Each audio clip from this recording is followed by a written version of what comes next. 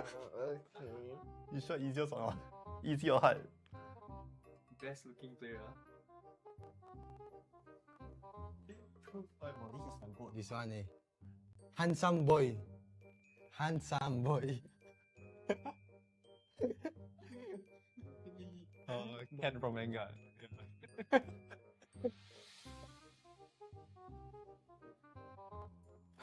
think we're getting some. Yeah. 3, 2, 1. Okay. 3, 2, 1. 2, 1.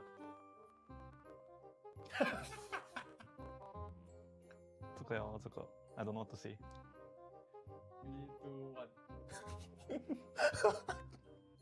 Must. Didn't he have a different name? You write the current name. Okay. Oh, easy game, bro. Huh? Oh. Like you say the old name or the new one? The answers? Huh? Okay. So easy ah. Wow. What's the old name? Dante. Thought Dracula. 3, 2, 1. Technically both correct. Oh, okay. What the heck? Wow, this one I know. Wait. Huh? Oh. 2, 1. Eudora is correct. Yeah. That time her skin color, the basic one was red, bro. I forget ah. Eudora. Huh? Wait, bro. Okay.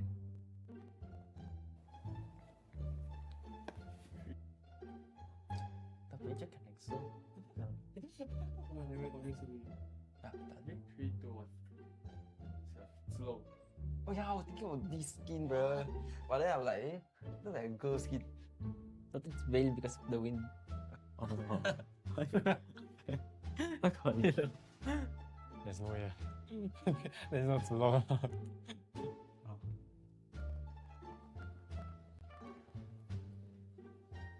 Yeah, mage. Oh wait. Oh, I know. Should be this one. I hate this hero, bro. I got my answer. Okay. Ah. Okay. Huh? Wait. Like a universe ah. Who's that familiar? eh? Oh, okay. Let's see whether it's correct. This one is, you can't even guess it. It's near impossible. Oh. You know the light bulb? Yeah. They super zoom into it, bro. I'm done. Okay. Can we read answers? Okay, Correct. correct. Look at the correct answer. Wow, I forgot about that hero, bro. Supposed to be your main, your main.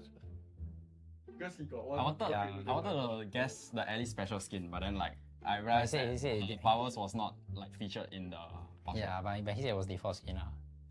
Yeah, that's not to be a default skin. Universe ah.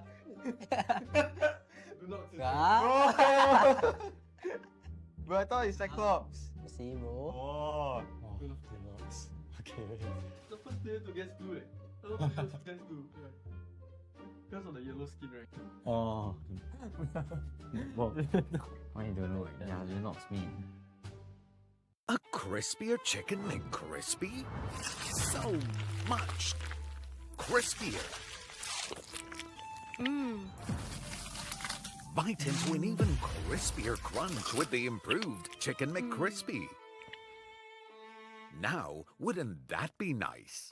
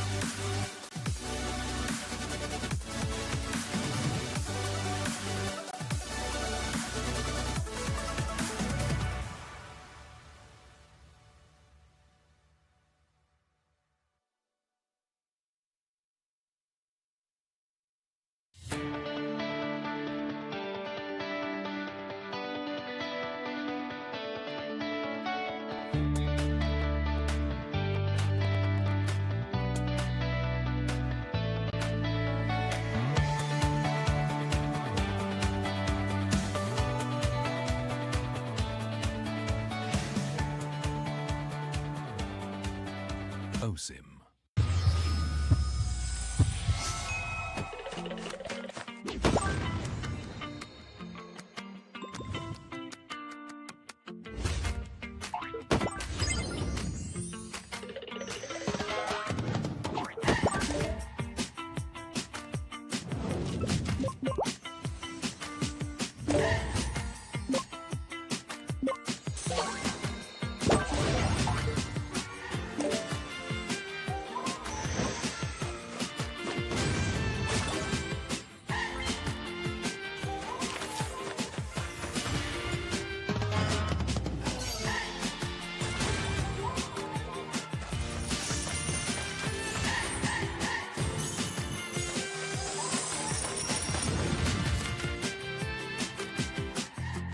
Or get arrested.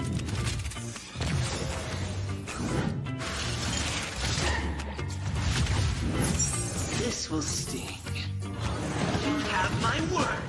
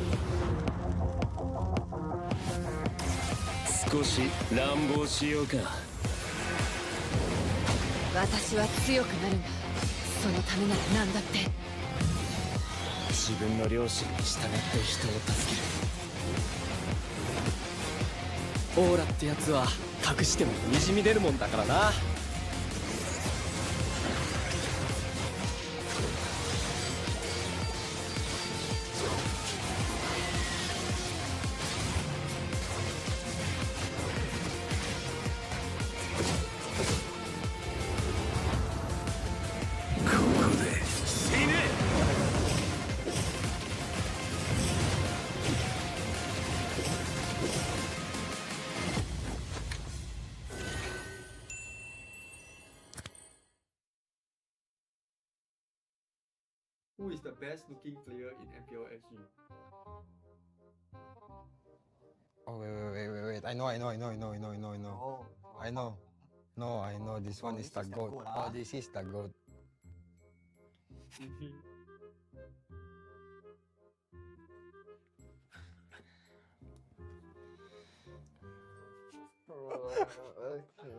You sure easiest or not? Easy or hard? Best looking player. This one eh. Handsome boy. Handsome boy. Ken from Vanguard. I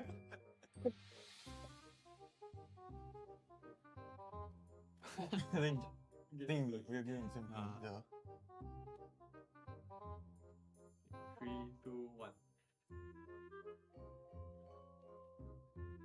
Okay. 3, 2, 1. 2, 1. 这个哟，这个 I don't know what to say. 3, 2, 1. Didn't he have a different name? We write the current name.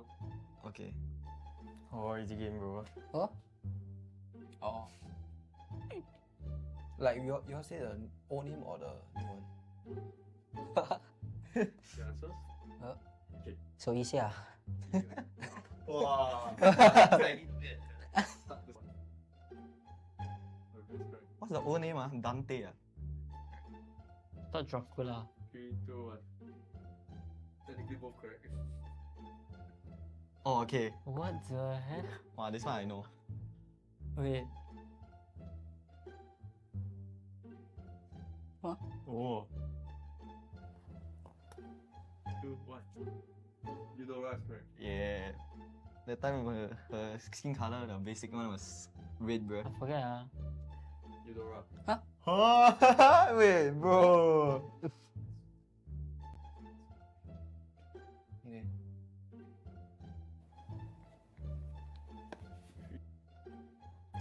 Tapi je kan EXO. Tak, tak ada. 3, 2, 1. Slow. Oh yeah, I was thinking of this skin, bro. But then I'm like, looks like a girl skin. Thought it's veiled because of the wind.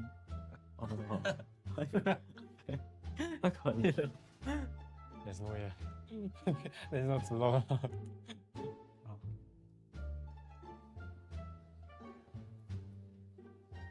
Yeah, mage. Oh wait. Oh, I know. Should be this one. I hate this hero, bro. I got my answer. Okay. Ah. Okay.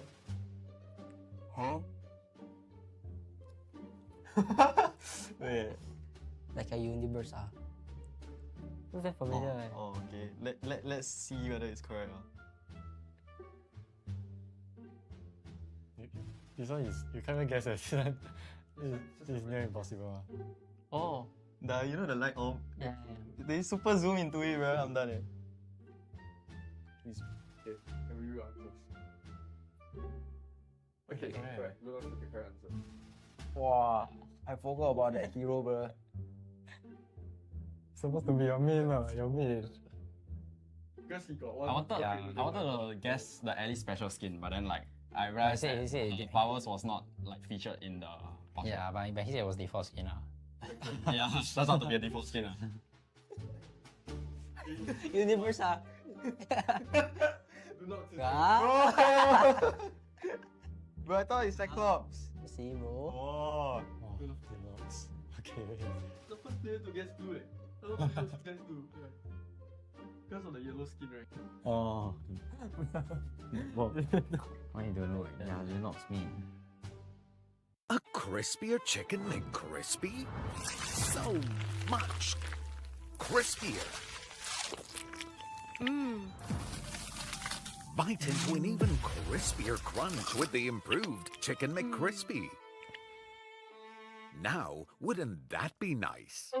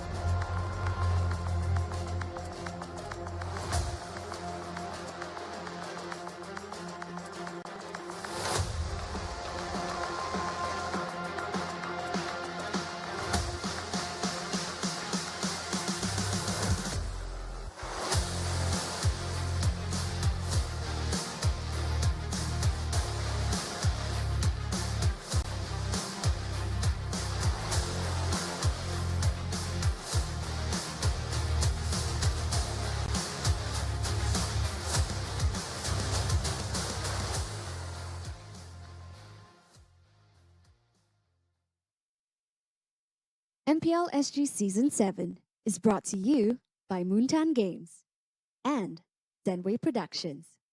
Presenting partner, McDonald's. The road to glory has never been tastier with McDonald's. Catch all of the MPL SG Season 7 action and complete the experience with a crispier crunch with the new and improved Chicken McCrispy with Mac Delivery. Youth partner, Scape. Partner in esports, OSIM. Level up your performance with OSIM's patented V-hand massage technology and ergonomic features designed with the player's comfort in mind.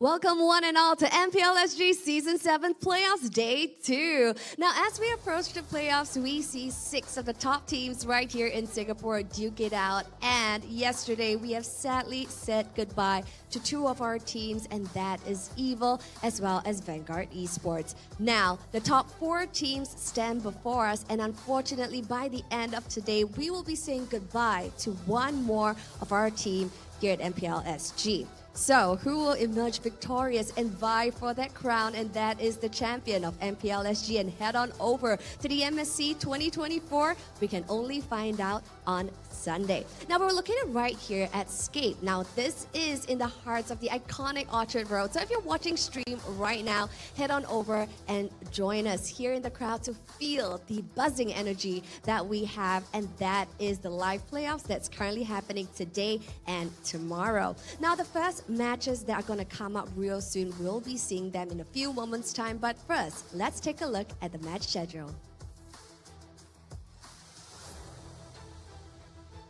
So now, on your respective screens, we can see starting off the show, and this is the upper bracket finals. We will see MIP Flash going up against RSGSG. A little bit of a replay as to grand finals in MPL SG Season 6.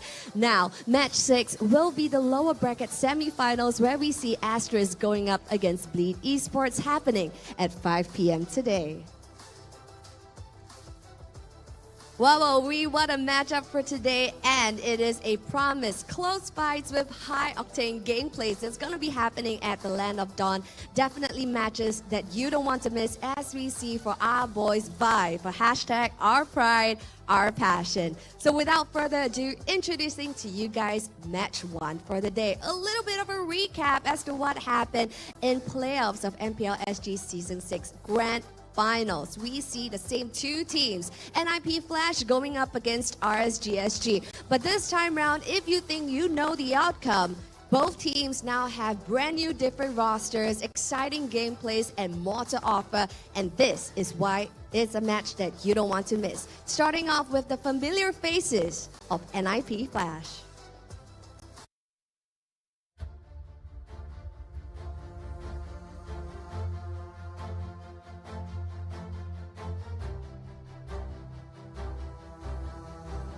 Now, NIP Flash stands before us confident as ever. Will they be bringing out surprise picks right here for this draft? We can only find out here today. Going up against our defending champions, NIP Flash, presenting to you RSGSG.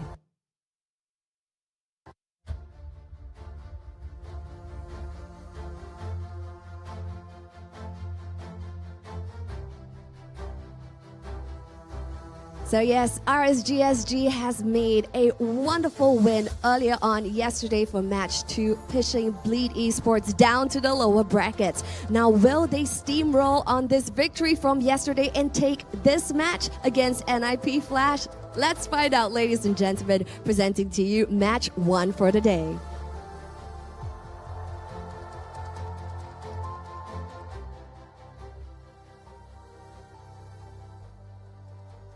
Now, the boys are getting ready to head on over to their respective battle stations and logging into the Land of Dawn real soon. Now, once again, this is a promised high-octane game that we can be anticipating perhaps a rematch of what happened earlier at MPL SG Season 6 Grand Finals.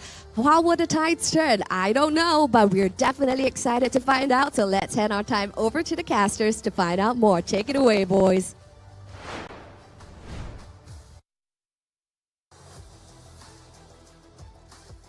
Guys, playoff day 2. I'm Kwasong. This is Abstract. This is Holler. Guys, how are we feeling? Well, coming into day number 2, after a pretty hectic day 1, I think that looking at 2 BO5s is gonna be, well, kind of like a bittersweet feeling, I guess. More games, but it's also kind of more tiring for the players. That's true, but look, I am super excited, right? This is the Season 6 Finals, but we get to see it one day earlier? We are where we're supposed to be, right? We're going into this season, we knew what the top 4 was going to be. I called Asteris. I feel great about that. I need to brag and I need to show that to the world, right? Because of the fact that they're in. But now that we have all of the top 4 teams into this one, I think this is going to be super exciting to see what happens at the end of the day. That's true. That's true. You know, I'm a little curious about how the storyline is going to turn out, right? I mean, last year we had Flash, of course, managing to win the whole thing. RG being this close to winning it. You know, so I'm pretty sure this time around we're not going to see any misplays like that. But I'm really excited to see whether RG this time around will be able to take over Flash. But speaking of Flash, bring us through the lineup, Abstract. A very different Flash as compared to the previous season. We have Diablo, Hades, Katizi, Lolzy, and Vanix. All 5 of them together, as well as Puski and JPL are vying for the crown. And it's very obvious that they have went through quite a lot of practice, a lot of training to get them to where they are now, your fan favorites. Yeah, fan favorites. I mean, they've shown us a stellar performance during the regular season where they weren't even really taking things seriously. But on the other side of the field, we have RSGSG. Holler, floor is yours. Okay, RSGSG, this is a team that was the only team that beat NIP Flash in the regular season. So let's introduce, of course, Closer, Bray, Godzilla, Derry, and CS. This is the team that we have huge expectations for. In the beginning, we didn't really understand where they were going to be, but seeing them now and starting to kind of hit that peak, this could be a monumental game. Yeah, not to mention, you know, this team has grown exponentially, right? I mean, when they first fielded the first week, they were looking as if they were a little bit shaky. Wonky, a little bit wonky, a little bit shaky. But as the weeks went by, they grew stronger, and now they're finally here. Upper bracket finals, right? So, honestly speaking, my expectations, pretty dang high.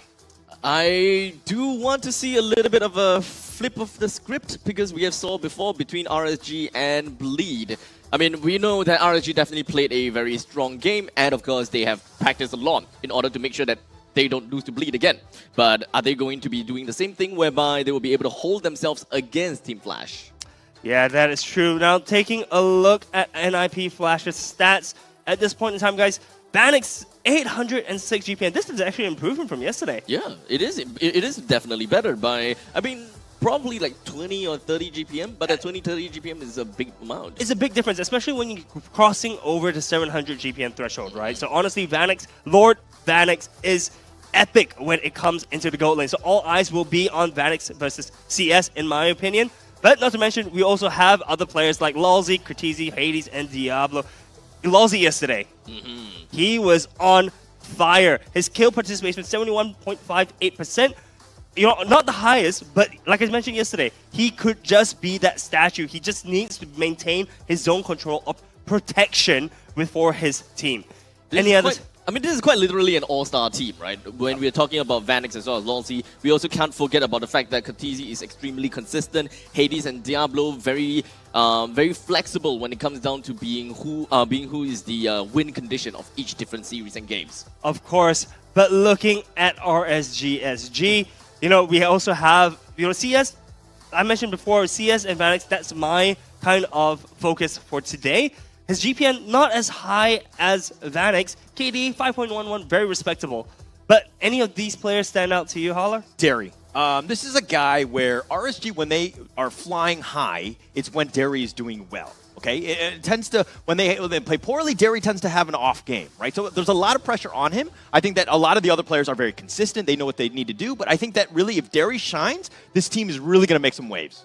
That's true. And, you know, Derry has been adapting as well to what his team needs, right? Previously, he was only really good at playing aggressive style supports like your Grok, like your Edith.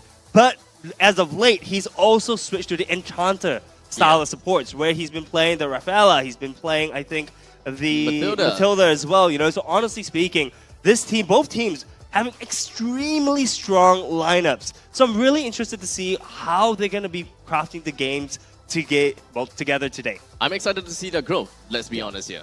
They have quite a long road ahead of them, I gotta have to say, especially if they do not win this game against NIP Flash. They're gonna have to slug it all the way from the bottom to the top. That is very, very true. You know, RSG has gone through a lot this time around. The question is, when these two titans meet, we're going to have a bloodbath today, right? So enough from us, though. Let's see what the audiences have to say about this. And wow, it is closer than I thought, guys. Yeah, it's definitely closer. I mean, I think that these are teams that are going in, and this is the upper bracket finals. Even if you lose, you're going to continue on. Yeah, you have a little bit more of a more difficult route ahead of you. You might have to play 2 matches going into tomorrow, which is very difficult and tiring.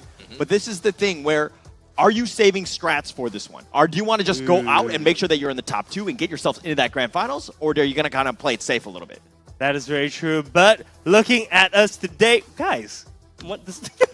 3. Okay, so all of us agree that NIP Flash should be taking it, but you guys really think it's going to be a 3-0? I would want to believe that could happen, right? Because when it comes down to regular seasons, we've talked about it before. NIP Flash, they are just kind of fooling around. We have Lord Vanix that's quite literally playing every unique marksman that he could possibly play. We don't know what kind of ace they have within their sleeves, and I think that today, this is where they start to show some of their cards. In fact, I believe that this series, is not exactly a game of who is the better team, but it's more about the game of foresight and the game of attrition. Do they want to show everything in the cards again? Because there could be a very high chance that they will face again one another in the grand finals. I also want to say something on my prediction. The reason why I predicted 3-0 is because NIP Flash has only lost 2 games, and that was to RSG Singapore. They have not lost a single game throughout, right? And seeing as that they're on this like mad train, they're going to be undefeated throughout, unless they lose 1 game, and then who knows when the wheels might come off. Yeah, which is why I predicted a 3-1, right? Because to me, RSG SG has taken games off, you know, Team Flash, NIP Flash before, and I believe that they will be able to do the same yet again. We just saw briefly on the screen the head-to-head between Vanix and CS. That is also my featured lane matchup for today. And honestly, yes, Vanix is looking a lot better when it comes to pure stats, but CS, man, this guy, when he gets going, he really will be able to carry the team on his back. I mean, this is a team game after all. We did see Bleed versus RSG. We've got Seiji being ranked number 1 when it comes down to GPM, and he performed flawlessly throughout the entire regular season. But when you put it closer, when we put CS versus Seiji, somehow we got RSG that managed to get himself the win because of teamwork. Wait, you're calling this a team game? How come in my ranked games they're never like a team game? What is going on? It depends on who you're playing with. Let's not talk about the time where we played together. Yeah, okay? You were definitely not listening to me. I'm just saying. Hey, let's just be honest here. You know, sometimes it's kind of hard to listen to you. Shots fired, my friend. Shots fired. Yes. But looking into the drafting phase, going into it, we have from RSG's side, bans Valentina and Roger. And for the side of NIP Flash, once again, we actually have the respect ban of the Kadita for Godzilla, as well as the blanket ban of Harith on NIP Flash's side of things. Rounding up the bans from RSG, we have the Loi ban. Honestly, pretty standard picks and bans so far as of now. I am curious to see what NIP Flash's final ban is going to be. At this point in time, I would say that they are just trying to finalize a bit more of, pretty much more of blanket bans, because when it comes down to both RSG as well as NIP Flash, both teams, they are pretty flexible and they do have a very wide hero pool. When it comes down to who they really want to eliminate, these are the heroes. At least for Valentina, Roger, as well as Loi. It doesn't necessarily give us a very strong idea as to what is the weakness within their composition or the weakness within their lineup. Because normally when it comes down to the banning phase, we have a very strong idea as to, is it because they are backline divers, is it because they are tanky, or is it because they create range, they have large range, etc. This will be an easy game for us, says Bray. Wow, that is one spicy comment. But, you know, they say actions speak louder than words, so I am looking forward to this game even more. But going into the picks, Moskov has been rising in popularity, especially during the latter half of MPL SG Season 7. Moskov has been a premier pick and actually was originally identified as the counter, so to say, against Roger. But on the other side of things, NIP Flash picking up the Farsa and the Tigreal. And of course, on the other side, we do have the Terizla that's going to be picked up by RSG as well, hinting more on the side that closer than the EXP, as well as a Bray onto the Xbox. So understandably, whenever we see an Xbox, we are just assuming that it's more of a soft ban onto tanky heroes on the opposite side, and we can pretty much expect more of a backline dive coming in from the jungler, because for now, we haven't seen the jungler being picked up from the side of NIP Flash just yet. We still need some time for NIP Flash to kind of show their cards, perhaps later on. Sorry, the player comment, Diablo with the call out. Bray, remember to wake up early for your lower bracket game tomorrow. I love it. Ex-teammates going at it. Spice, baby, right? I mean, look, these two teams have a lot of history with one another, right? They've often, even previous seasons, they've often been looked at as team number 1 and team number 2.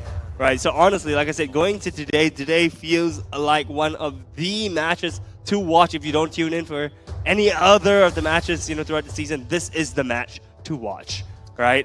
Speaking of which, Natan being rounded up as the first batch of picks and bans. Honestly, NIP Flash, the first 3 bans, the core 3 trio, looking really solid right now. Yeah, I mean, at this point in time, it really boils down, what we are looking out for is that all these 3 are very solid picks, and you can't possibly go wrong. But what is going to be the X factor when it comes down to these 3 players, or rather these 3 heroes? What are we going to be adding in to further improve this lineup in fighting against RSG? So at least for now, what they might be afraid of is going to be the dive. When it comes down to Terizla as well as Moskov, the possibility of being able to jump over to the back lines. Terizla is able to disrupt Farsa, so they need someone that can really hold down the lines pretty effectively. Yes, they got Tigreal, but Tigreal, he will mostly be away from Farsa because you will want to look for these setup opportunities. So we will still need a rather tanky anchor coming in from Diablo, which is going to be playing on the EXP, and preferably someone that can work with some crowd control. Yuzhong with a Petrify, that could work too. Yeah, honestly, I was going to say Yuzhong with Petrify is going to be one of my top, I think, predictions coming in for the side of NIP Flash. If you've seen Diablo on it, it is one of his premier heroes that he plays, and he's shown us time and time again that he is proficient with the Yuzhong. But we'll see whether RSG agrees with us and decides to throw a ban to the side of Yuzhong. We do see a Benedetta ban, which is actually honestly interesting. Could actually reveal some of what RSG is trying to do by preventing some sort of split push strat. Keep in mind, Paquito is also still available. And right as you said it. No more Paquito, no more Benedetta, and we can pretty much tell that RSG is really focusing quite a lot of their bans onto Diablo, assuming that he's going to be the one that really holds a very strong position in the team. As for Lapu Lapu, I can accept that, right? Because same thing, we just need an EXP lane that is sustainable, or the fact that he's able to be the anchor of the team while also having a good amount of crowd control. And Lapu Lapu fits the bill. Yeah, not to mention the Lapu Lapu matchup against the Terizla is actually, in my opinion, slightly favored to Lapu Lapu. So Diablo is going to have a little bit of field day on his laning phase.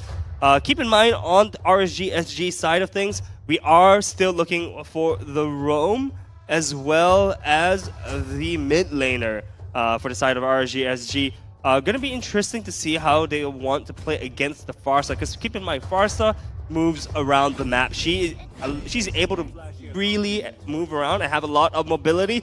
But we have Braze Ling coming out for the first match of this upper bracket finals, as well as the Florin, which we teased a little bit when we talked about Dairy picking Enchanter type supports. And I think this, honestly, this lineup coming up from RSG looking really good. Okay, not exactly what I was expecting. They went full flex down onto the X-Borg pick. So now we are looking at Terizla that is going on to the middle lane, by the way. So the Terizla will be played by Godzilla, and this is very reminiscent to Jay playing the Terizla in the middle lane. So they're not necessarily going to be doing the typical stuff that we should be able to see, whereby they get themselves the lane priority, etc. But to close things out, we are also going to be looking at a Nolan that's being picked from the side of Hades, and we have seen the superior slippery menace that Hades have brought upon the Land of Dawn before.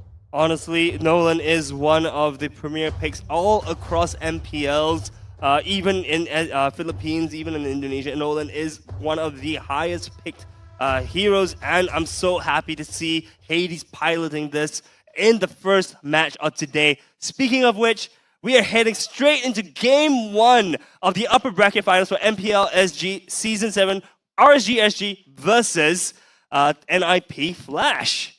All right, going into this one, we know the drafts. We know you talked a lot about the intricacies of the different drafts. But if you had to just choose, which one has a somewhat easier time or easier composition to work with, who would you say? Personally, I would say NIP Flash. Yeah, I ditto that exact sentiment, because honestly, NIP Flash, they have range that they can deal with. Honestly, RSG is looking really short range, so they have to approach NIP Flash. But keep in mind, they've got the Tigreal. NIP Flash has the Tigreal that can just shove them back and use its ultimate to keep them together. And we have skirmishes starting off. Back. Godzilla already getting low. He flickers back. He's trying to get back to safety. Diablo, Hades, I don't think they're going to commit, and they've gone too far. Hades is the first to fall. Diablo's next on that list. Lalzi will just kind of walk back and just be like, hey, what happened, guys? Very efficient movements coming in from the side of RSG, immediately responding to the call of duty whenever they saw someone that is in danger. In fact, NIP Flash started up with a pretty good initiation on the Lalzi. The Blaze chops in. He gets stunned under tower. Doesn't even be careful, and Lalzi somehow survives. Woo! Oh, that was so close. Bray hit level 4, by the way, in that first team fight. So he used the ultimate to try to get an early kill onto Lalzi, but unfortunately was not able to get anything more than that. And wow, RSG off to a very strong start. It is. In fact, this start is not exactly what I'm expecting, because when it comes down to NIP Flash's lineup, they do have the very conventional start, whereby they have a mage in the middle lane, and understandably, when it comes down to mage, once they hit level 2, they already got the biggest power spike as compared to any other roles that is in the game. First skill and second skill are always going to be damage abilities, and it will always help them to work out with the early game engagements. Which is why when I see NIP Flash started in the team fight, solo, Hades is going to take that one out, and touches the blades. He goes in, and it looks like closer. He's going to be focused here. The spear's a little off the mark, and now RSG are going to back off. What a steal coming in from the side of Hades. Bray decided that, look, I have the level advantage, so I should be able to win the retry fight. But Hades hits level 4 right as the turtle was down to half HP, so Hades decides to scoot on over and manages to steal it with his retribution. And guys, Brave Smite on Dairy, Lauren? Brave Smite on Florin. Well, it pretty much just assume, for me, I would just assume that he would want to have probably a better time when it comes down to laning together with the Moskov. Or perhaps it's just more of a better survivability throughout the entire game, just so that he has more time that is always going to be around. But the problem is, does need to be careful. He's going to back off. He's going to be fine. It's fine. But the problem when it comes down to Florin is that whenever I look at Florin, I will always assume that the best way to use a Florin is when your team actually utilizes healing capabilities, regen, spell vamps. But unfortunately, RSG doesn't really quite have that. So the only thing I can expect is only when CS picks up a Heart's Claws for himself, and that is probably the only time where the anti-regen debuff will be shredded off. Yeah, in the bottom lane, looks like they're going to go. Lousy gets the nice stun. He's been charged, but he's going to go down. Bray will get credit. Derry trying to walk into it, and Hades actually cuts him off, and Bray gets over the wall. He's going to be fine. Lots of mini skirmishes happening all across the map. There is no room for us to take a breather, man. These teams are bashing heads on against each other, and we are seeing just so much death on the field. But even then, only 300 gold lead to RSG so far. Honestly, we'll probably see a next fight in about 2 seconds or so when the turtle spawns. Right now, we got Hades going in. Feathered airstrike right on. Hit does connect onto Derry. And Hades now, he's going to be jumped on from the backside. Godzilla running after him. And Hades does gets away. Not a lot of HP to work with, but we do have the turtle that is currently available at the northern side. So it really depends on whether Hades will be able to get enough HP back in order to really take onto this turtle fight. But EXP-wise, we gotta have to look out for this because Bray is currently at level 7 and Hades just... Okay, no, both of them are level 7, so it's not too bad of a deal. Lousy gets him, lines him up with Bray. Diablo going in for this one as well. Closer trying to back off the feathered airstrike. He's trying to connect onto this one, but Lousy's so low. Closer going down to the ends of the earth to get him, but he might have gone too far. He's gonna fall, and it looks like that's gonna be it. It's gonna be a 2-for-1. 2-for-1 trade is not what RSG is looking for. Now we have a 500 gold lead, which is going to expand 800 gold lead to the side of NIP Flash. NIP Flash taking that second turtle of the game. Honestly speaking, things are starting to look like the tables are turning for the side of NIP Flash.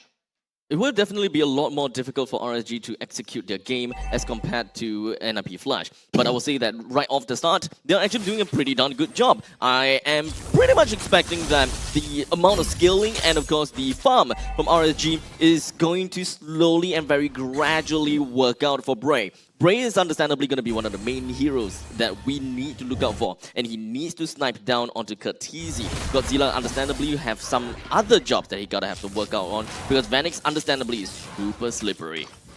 Yeah, look, Vanix is going to be really hard, but once he does use the ultimate, he is also going to be a very prime target, I think, for RSG to pounce on. Honestly, really liking the composition that RSG has brought to the first game today. Honestly, who would have expected Godzilla to play Terizla, right? Yep. But that's not really what I expected. Yeah, no, for sure. Like Xbox, yeah, sure, you can be a little bit more flexible about that, but to see them pull kind of like a J move, that's not what I expected.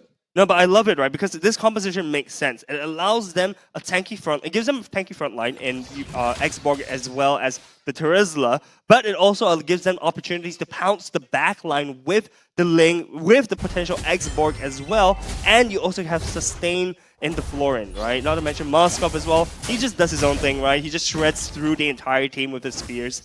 So honestly speaking, love how RSG has brought this lineup together. And as you mentioned, the later they go in the game, the better they're going to be. On the other hand, NIP Flash, their lineup spikes probably mid to late game as well. But I'm always afraid of damage output, right? When we look at the fact that a mage has been substituted by a fighter, which is going to be an initiating fighter such as a Terizla, you might actually lose out quite a bit of damage, because look at this, the entire cost of Godzilla's damage pretty much just tickles Longzi only. That's true, but we did see the damage graph earlier with Feather Airstrike.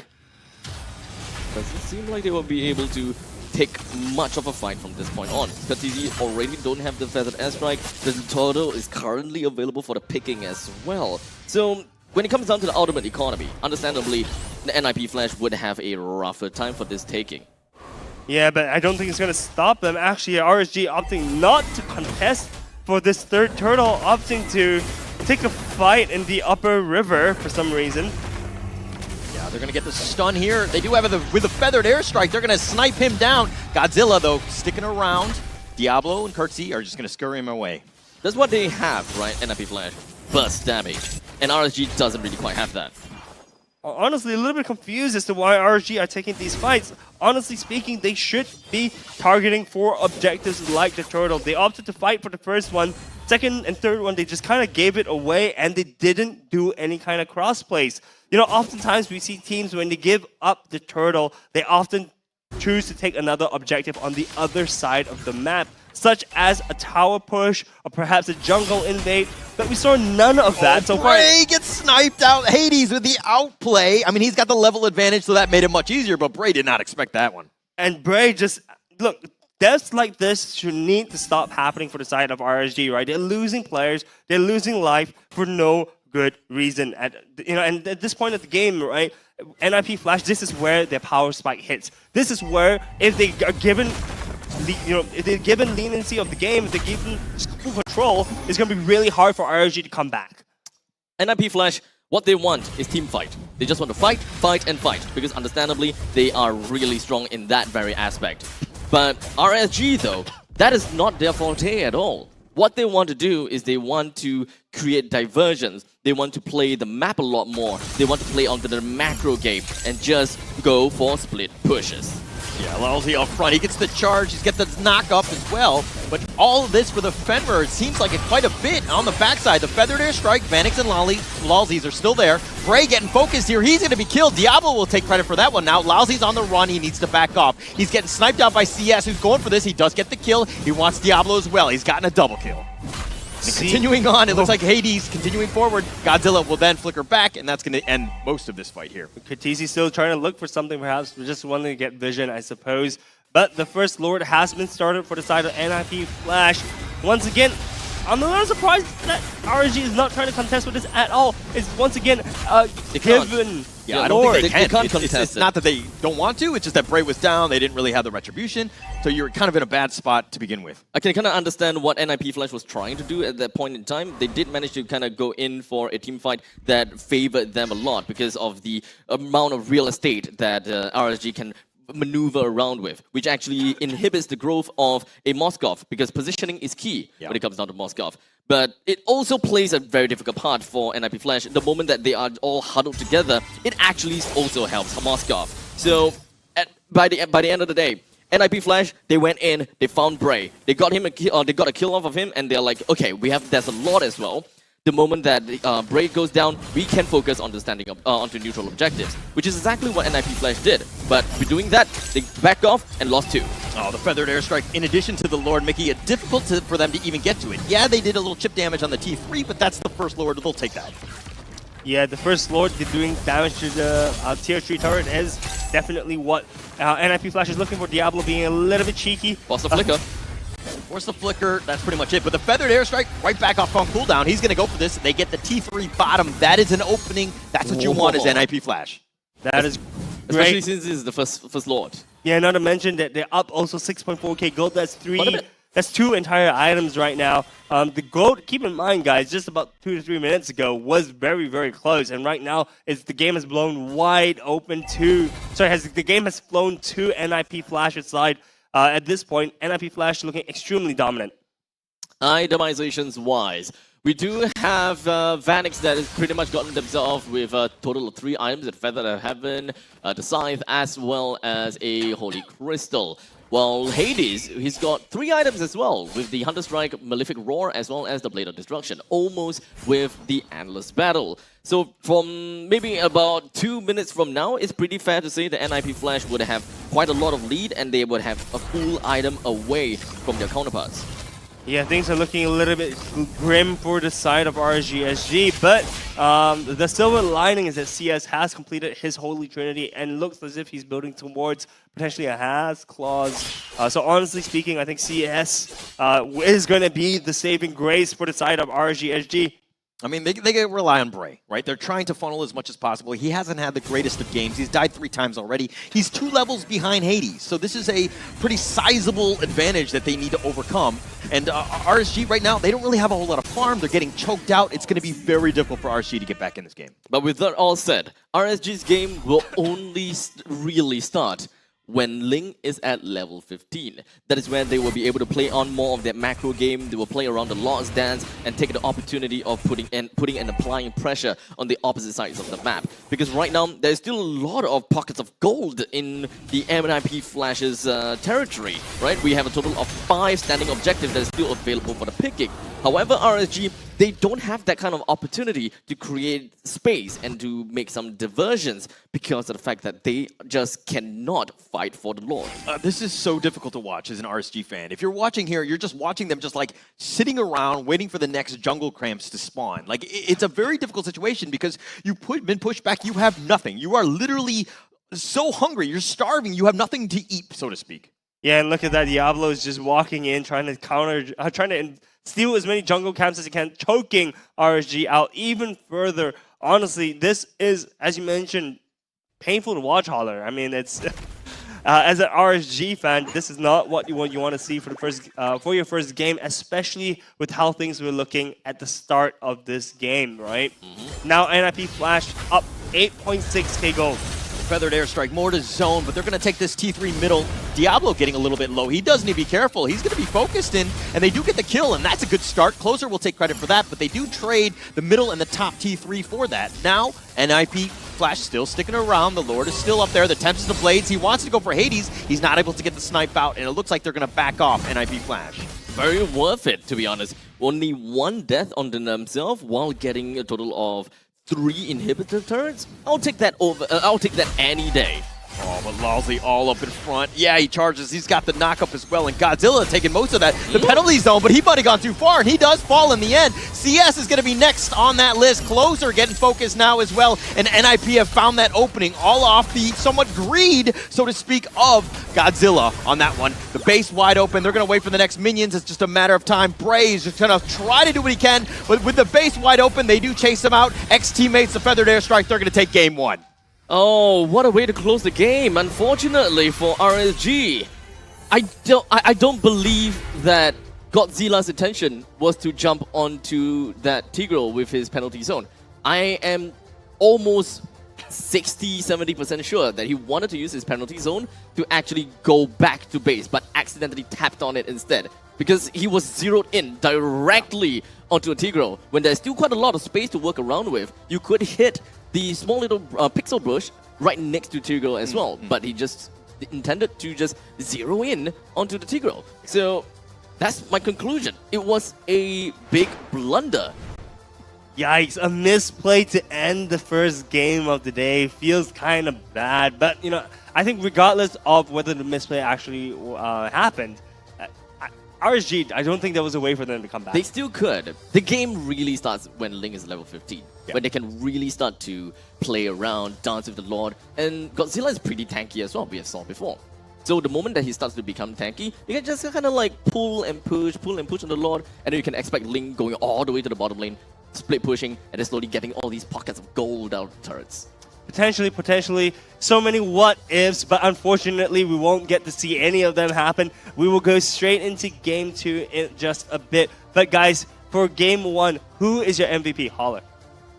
You're putting me on the spot. To be honest, I felt like everybody was really playing as a team. But let's see what the studio thought about this one. And they think it was Curtizi. Okay. I thought, you know, 404. Okay, look, he wasn't making like the flashy plays. His feathered airstrikes were more for zoning and to kind of clear things out. He wasn't like getting all the kills. But 404, 72% kill participation. That's exactly what you want from your mid laner. So Curtizi really stepping up in this game. Consistency is what we're talking about, right? And Curtizi is always that one guy that is able to bring us the consistency. In fact, whenever the team is going down or the team is not doing well, it's always Curtizi that will always be that neutral standpoint. And the team will know how do they level themselves back up to where Curtizi is.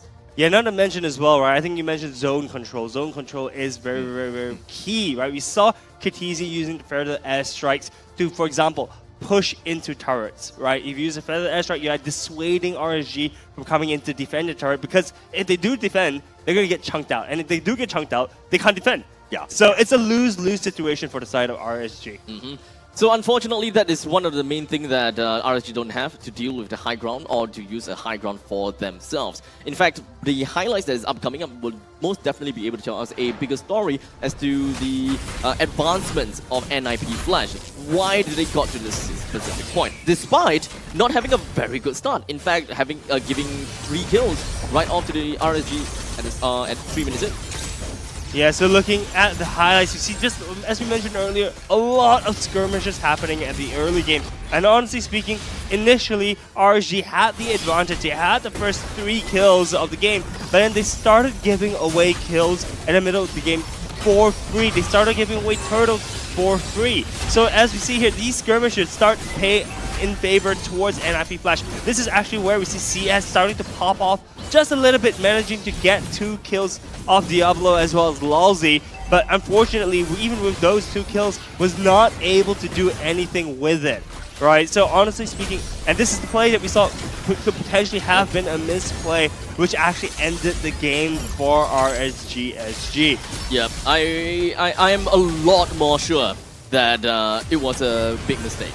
Wanted to get in, but accidentally tapped on the button or maybe accidentally released his finger, and in the end, zeroed down onto the Tigro. I find it really gut-wrenching to see that kind of thing happen, especially having that outside of a base, knowing that NIP Flash don't have a lot of resource or don't have any reason to really push into the base and end the game, but Godzilla's mistake ended up being the catalyst for NIP Flash to be like, you know what, we got this, let's go. I don't want to put too much blame on Godzilla on that one. It might have been a misclick. Blunder, you know, it might have been one of those things where he wanted to go in. Again, we don't really 100% know. I think we all have our own theories on what happened. But I think that this is something that I'm happy to see this in game 1 as opposed to like a game 7 in the Grand Finals. Right? Get it out of the way. I mean, shake it off. Let's go back to the draft. Let's, again, let's pretend like a 0 set. Yeah, like reset this thing. All right, so let's go on to game 2, guys. For game 2, what do we want to see actually RSG do differently? Honestly, when it comes down to RSG, I think that they did pretty well in the early game. I don't really fault them for anything. In fact, they have more or less been playing according to what their lineup allows them to. They are executing exactly how I would believe that they would be able to do. The only thing that I am not a big fan of is just the Florin pick, right? The Florin is the only one that feels a little bit iffy, a little bit off to me, because out of this entire lineup, there's only 2 technically right now, right, at the game ends, there's only 1 person that really makes full use of the what was that again? The anti-heal debuff, you know? Because Florin, whenever you go when you pop your ultimate, you immediately shred the debuff of Dominance Eyes or NOD or perhaps even the Sea Halberd, and that is the beauty about Florin's ultimate. But right now, it's only Brave that has the House Claws that can really make full use of it. Godzilla that's playing as a Teresa doesn't really make use of that, and the other thing for Florin is global presence. We don't really need that kind of global presence here, do we? But technically speaking, they wanted to play split push, and they couldn't get there, because the game only starts when Ling is level 15. So they needed a lot more of that early game advancements, which is why they decided to have a Godzilla to play as a Terizla, because it will hold down the fort in the early and the mid stages of the game, just so that they can be a tank. They have a tankier front lines for the Lord's Dance, or perhaps to even open up the map. I think the biggest takeaway from that game was the Bray Hades like jungle diff, right? If we're looking at 12K net worth lead versus like a 7K, right? You have a huge sizable gap there. That's something that they really need to figure out, how to get Bray some of that farm. Then the second piece is, if we're going to go back to the highlights, it was pretty much highlights for NIP Flash because of the fact that every single team fight they were taking, RSG was like down a man, right? They would go like 2 versus 5 or 3 versus 4, and they were making it very difficult to win any of those team fights. Yes, they have a team fight comp, but it just seems like they were not really on the same page. Yeah, the team did look slightly disjointed, right? As well as, like I mentioned before, they were kind of giving objectives over to the side of NIP Flash, and we see here, right, on the stats on the screen right now, every single major objective was given over to the side of NIP Flash, and I would argue almost none of them were contested, except for maybe the first one, which was a good steal from the side of Hades. Okay, well, you can, in MLBB, you cannot give anything for free. That is the biggest thing, right? If you're going to give up the turtle, fine. And Kwasong, you said this, right? You got to take the tower elsewhere. You got to split push. You got to take something. But just stick it around and be like, we can't fight, we don't have smite, or whatever it is, that is unacceptable. Correct. You will definitely need to find a trade one way or another. Agreed. You know that there are a lot more people that's going to be congregating around the turtle, so why not bring our resources somewhere else? I would say that the mid stages of the game when we have Florin as well as CS just kind of like working around together, they didn't really manage to do too much things that is fruitful, unfortunately. So I guess they just needed to nip that in the bud. How do they find trades outside of playing for turtles? If they can't find that kind of stuff, and if they can't find an answer to that, might as well go for other conventional picks that actually contest for turtle instead. Yeah, fair enough. Well, moving on to the side of emblems, I'm actually really questioning Davies' emblem choice of the Brave Smite. I would have much preferred to see the Focusing Mark instead, right? I mean, typically when you see Enchanter-style supports, you choose a Focusing Mark to amplify the damage that your teammates can do to your opponents, right? Honestly, Brave Smite, I don't know. Help me see a reasoning why. The only other thing that I can think of is just, I mean, understandably, Brave Smite helps you to survive longer, right? And surviving longer might actually be the key to a proper team fight. Because if you are playing a split push composition from the side of RSG, you don't really have a lot of people that is within the main bodies. And the only main body that we can expect to see is the Terizla, the Axeborg, and very potentially the Florin. Sometimes the Moskov may be away, or sometimes the Ling may be away. So you gotta need someone that can really hold onto the fort and to throw out more of these crowd control, which is something that they lack. They don't have a lot of crowd control that they can just casually throw out. It's only the Florin that has that. Otherwise, they can only rely on Godzilla's penalty zone, and that's pretty much all. Well, that is fair. Now moving on to the post-game stats, guys. Honestly, I don't see anything super outstanding. We see 100% kill participation by Davey, which is great. But I mean, with only 7 kills, 100% is not super hard to reach. But honestly speaking, guys, I want to talk in the next game, right? NIP Flash, I think they don't need to change anything. I think whatever they're doing is working for them. RGS, you talked a little bit about what they can do, who they can focus on.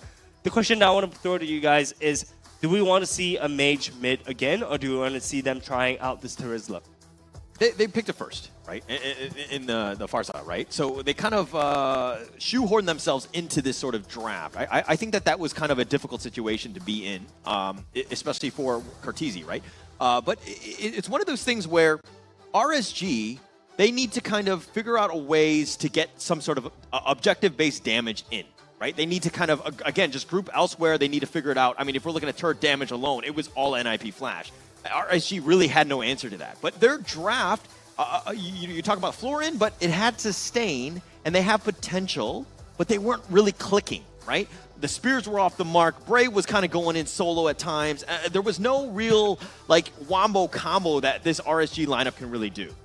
Wombo combo is not exactly what we want to see from RSG, but it's also one of the main ideas and the main thing that doesn't help them during the laning setup, whereby they can't exactly push NIP Flash away because they want this turret. They don't have one thing that is the most important, which is zone, range. Yeah. We are looking at a good 3 heroes, 3 damage dealers that are close ranged, and when it comes down to far range, or not really far range per se, Moskov isn't all that far range. Yeah. So the range coming in from RSG is extremely small. And in the meantime, they are countered by this one hero, Farsa.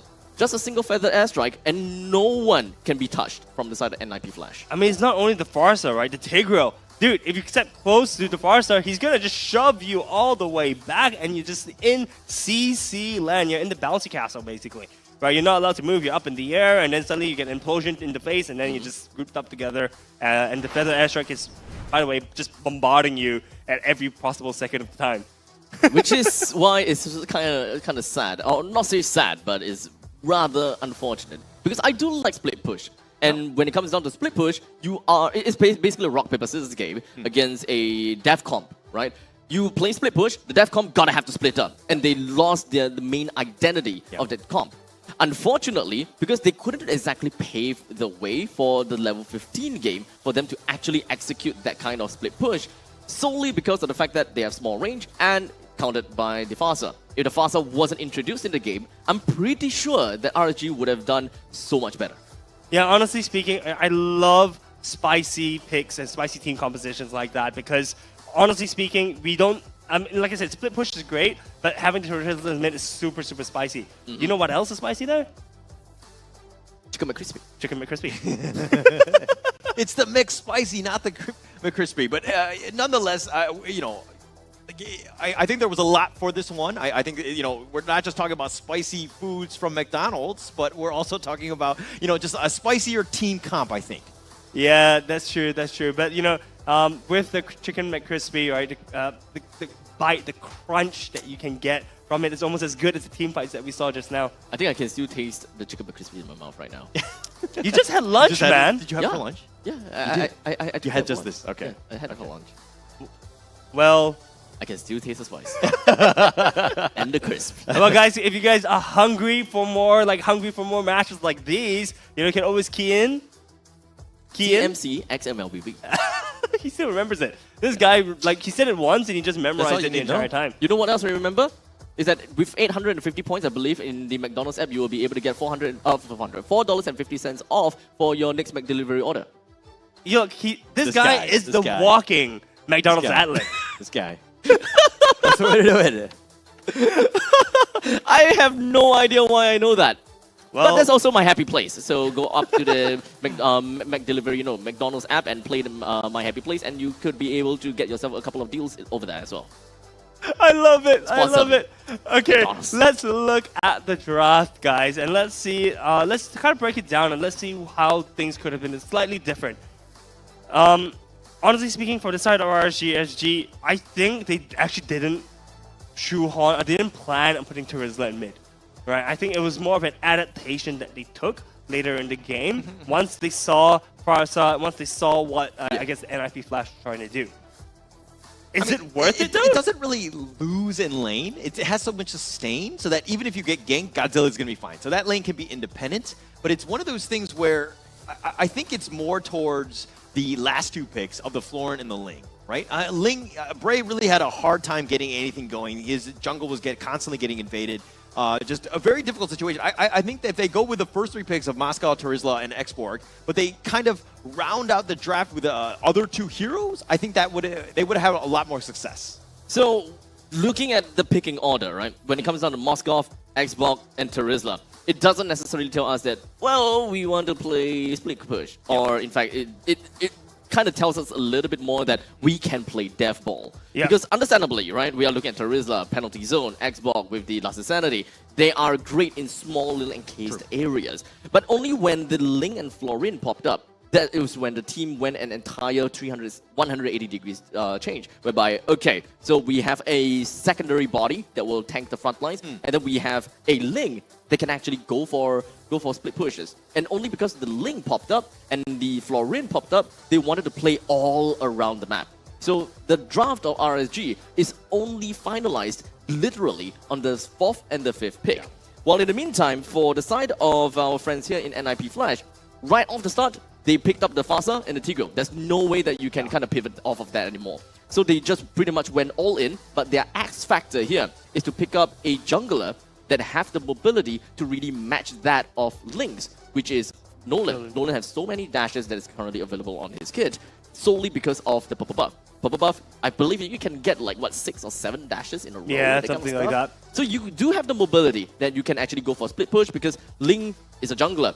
Nolan is a jungler. If Ling is not in the turtle's pit, then as a jungler myself, I don't exactly need to be too anxious about it. I can go after him. So there's a lot of nuances that NIP Flash tries to do in their composition. They still stuck to their main core game plan, but they have these small little ideas as to how each hero will be able to tackle the opponent's composition. Okay. That is very, very true. Honestly speaking, I'm just trying to rack my head, right, guys? If you guys were in the shoes of Pacifist, right, what hero would you swap out for the Florin? Because I think we all agree now, right? Florin seemed a little bit sus. But going into this drafting phase right now, who would you swap out for Florin if you would go for the same team composition? If they really want to play the Terizla in mid and Xbox in the EXP, having a Florin is basically the global. It is basically just for the global. What's that called again? The global heal, right? Yeah. Global heal, global presence. But there is definitely some other ones, such as I'm not too sure. Is Matilda banned previously? No, Matilda was available. Matilda was available. That actually helps them with more mobility and get closer, which is something that they have a lot of issues with. So I personally would say that Matilda would have been a better help for them, not necessarily for the healing, because they don't have healing for Matilda all that much, but it would aid them in the mid stages of the game, whereby it helps them get themselves to level 15 earlier to get their main game plan rolling. That is very true, but let's check in on the picks and bans right now. For the side of RSG, we've got the Lloyd, the Roger, the Moscow ban coming from the side of RSG, and for the side of NIP Flash, we've got the Valentina, the Kadira, as well as the Harith being banned out, and immediately we see NIP Flash kind of coming in with the same kind of team composition, with a Farsight and Claude picked up for them for the first two picks. And for the side of RSG, we see them first picking a Natan. Honestly, first pick Natan, and probably a denial kind of idea coming out from the side of RSG for NIP. Pretty early for the Natan pick, but I think it's still okay. But we have the Grok being picked up from RSG as well as the Terizla. So very standard pick that doesn't really quite pivot anywhere just yet. Their jungler is still unshown, and we have seen how Terizla was flexed over to middle, so we can't be too quick to believe that Terizla is gonna be the ESP lane. So we still have a couple of X Factor there, and Pacifist did manage to make NIP Flash believe that this Terizla is flex. I really like the Grok pick here. I think it's more to Derry's style. He's had a lot of success on this hero. Picking it early, making sure that he has the hero that he really wants, you know, in the draft going into the game is going to be super helpful for him. So I really like it how they're kind of changing things up with RSG, making sure that they've got themselves in a much better position going into the late stages of this draft. Talking about better position, we see NIP Flash on picking up the Fanny for Hades. This is one of Hades' main heroes. This is, you know, arguably why, arguably why Hades is so darn good. Oh, why he rose to fame. His Fanny gets chosen, and this spells doom for RSG. Wow. Okay, this is kind of tough to absorb, because now for NIP Flash, the last two pick gotta have to be someone tanky, for sure. We need someone tanky, we need someone that can really anchor the team down. Lapu Lapu can technically still be played by Diablo, and we have seen Diablo play quite a bit of Masha in the yesterday, but that is quite literally not gonna be possible anymore, unless they kind of want to go for like this all-strike combo, this all-strike composition, whereby every single one of the heroes from the side of NIP Flash is have some kind of threat to the enemy. But I doubt that is what Adamir would want to have for their team. Yeah, honestly, I was going to say Minotaur is going to be a very solid pick for the side of NIP Flash, but Minotaur gets removed off the board from the side of RSG. We also do see a Paquito being banned out from the side of NIP Flash, as well as the Barats to round up the phase of picks and bans. Honestly, for RSG, probably want to ban out another tanky hero, someone like the Lapu Lapu perhaps that we saw the Diablo play, or maybe even the Yuzhong actually. Yuzhong would be pretty darn good on the side of NIP Flash under Diablo. I think Yuzhong is picking a Yuzhong kind of fulfills two conditions, which is being able to be relatively sustainable while also having a lot of kill potential. And I think that that's something that NIP Flash may actually still want to pivot themselves into. Every single one of these heroes can kill people, and that is scary. That is scary to think of. But for now, we have Cho that's actually been taken away. As much as I want to see Matilda being picked up from the side of NIP Flash to further incorporate that very aggressive, high-octane, super mobility team, I highly doubt so, solely because they don't have that anchor of the team. They can move around a lot, but with no one that can really play around the Lord's dance and really just hold the Lord, I find that very difficult to have. Why the Cho ban though? Do you have any insights into that? Generally just a hard lockdown, I guess, because NIP Flash, they got zero form of lockdowns. No point-click ability stuns, no AoE stuns. It's only Faza stun, which I would say is completely unreliable. You gotta have to hit twice in order to really get the stun in. As such, having the Tigro being introduced into NIP Flash lineup is perfect for what I want. You've got the tankiness, you also have got a setup, you have the crowd control that I am just specifically looking for. Yeah, the implosion for the side of NIP Flash is looking incredibly tasty, right? I mean, look, there's so many small combinations that you can do, right? You have Tigro that can go in and use implosion, group everyone together, and then Farza can Farza can use a feather airstrike to just delete people off the mat. If not, you also have Claude to use his ultimate to just wipe, well, more people. Just wipe out everyone. As long as anyone's just being caught by the implosion, well, everyone's doomed. To a certain extent, I mean, if they don't have Purified, that is. So, RSG is going to be moving on forward with a Novaria pick and a Fredrin. So, the Terizla, in fact, it is not Flags. It is going to be going over to the side of Closer, and for Novaria, it's going to be played by Godzilla and Bray onto the Fredrin. So, crowd control-wise, yeah, they never got it, because Fredrin himself is is chock full of crowd control. I'm not particularly too afraid of that. When it comes to the wave clear, they've got that. When it comes down to high ground, they have that for Novaria as well. In fact, a very good answer to the pick of Faza from the side of NIP Flash. Yeah, because Farsa is going to be stationary when she uses Feather Airstrike, right? So I think the Novaria's comments is going to be able to hit her mark pretty darn easily. But now question is, how is NIP Flash going to round up their lineup? There we go. And true enough, as mentioned before, Lapu rounding it up. Honestly speaking, their lineup looking very similar to how Game 1 went, with the exception of the Natan going over to RSG SG, as well as the Fanny instead of the Nolan. If it ain't broke, why fix it? Exactly, and honestly speaking, I would argue that this lineup is almost better, right? I mean, with Fanny has just so much more mobility than Nolan, and she's able to just go across the map and invade and get out of there faster than what Nolan can do. Honestly speaking, terrifying lineup to play against. Now, the only other thing that kind of gets me is the fact that NIP Flash did pick up the Fanny on top of the Grok. So I'm not too sure whether how are they going to be playing around the Guardian's barrier that will be erected by the Grok. But I'm of course super stoked to see how our friend here, Hades, is going to be piloting this Fanny. Upper bracket finals, game 2. RSG down 1-0-1 going into this one. We're going to have NIP Flash going into this. Do you like which draft do you like better? I kind of still like Team Flash's lineup still. Okay. I still kind of like Team Flash's lineup. It's pretty simple, pretty easy to work around with.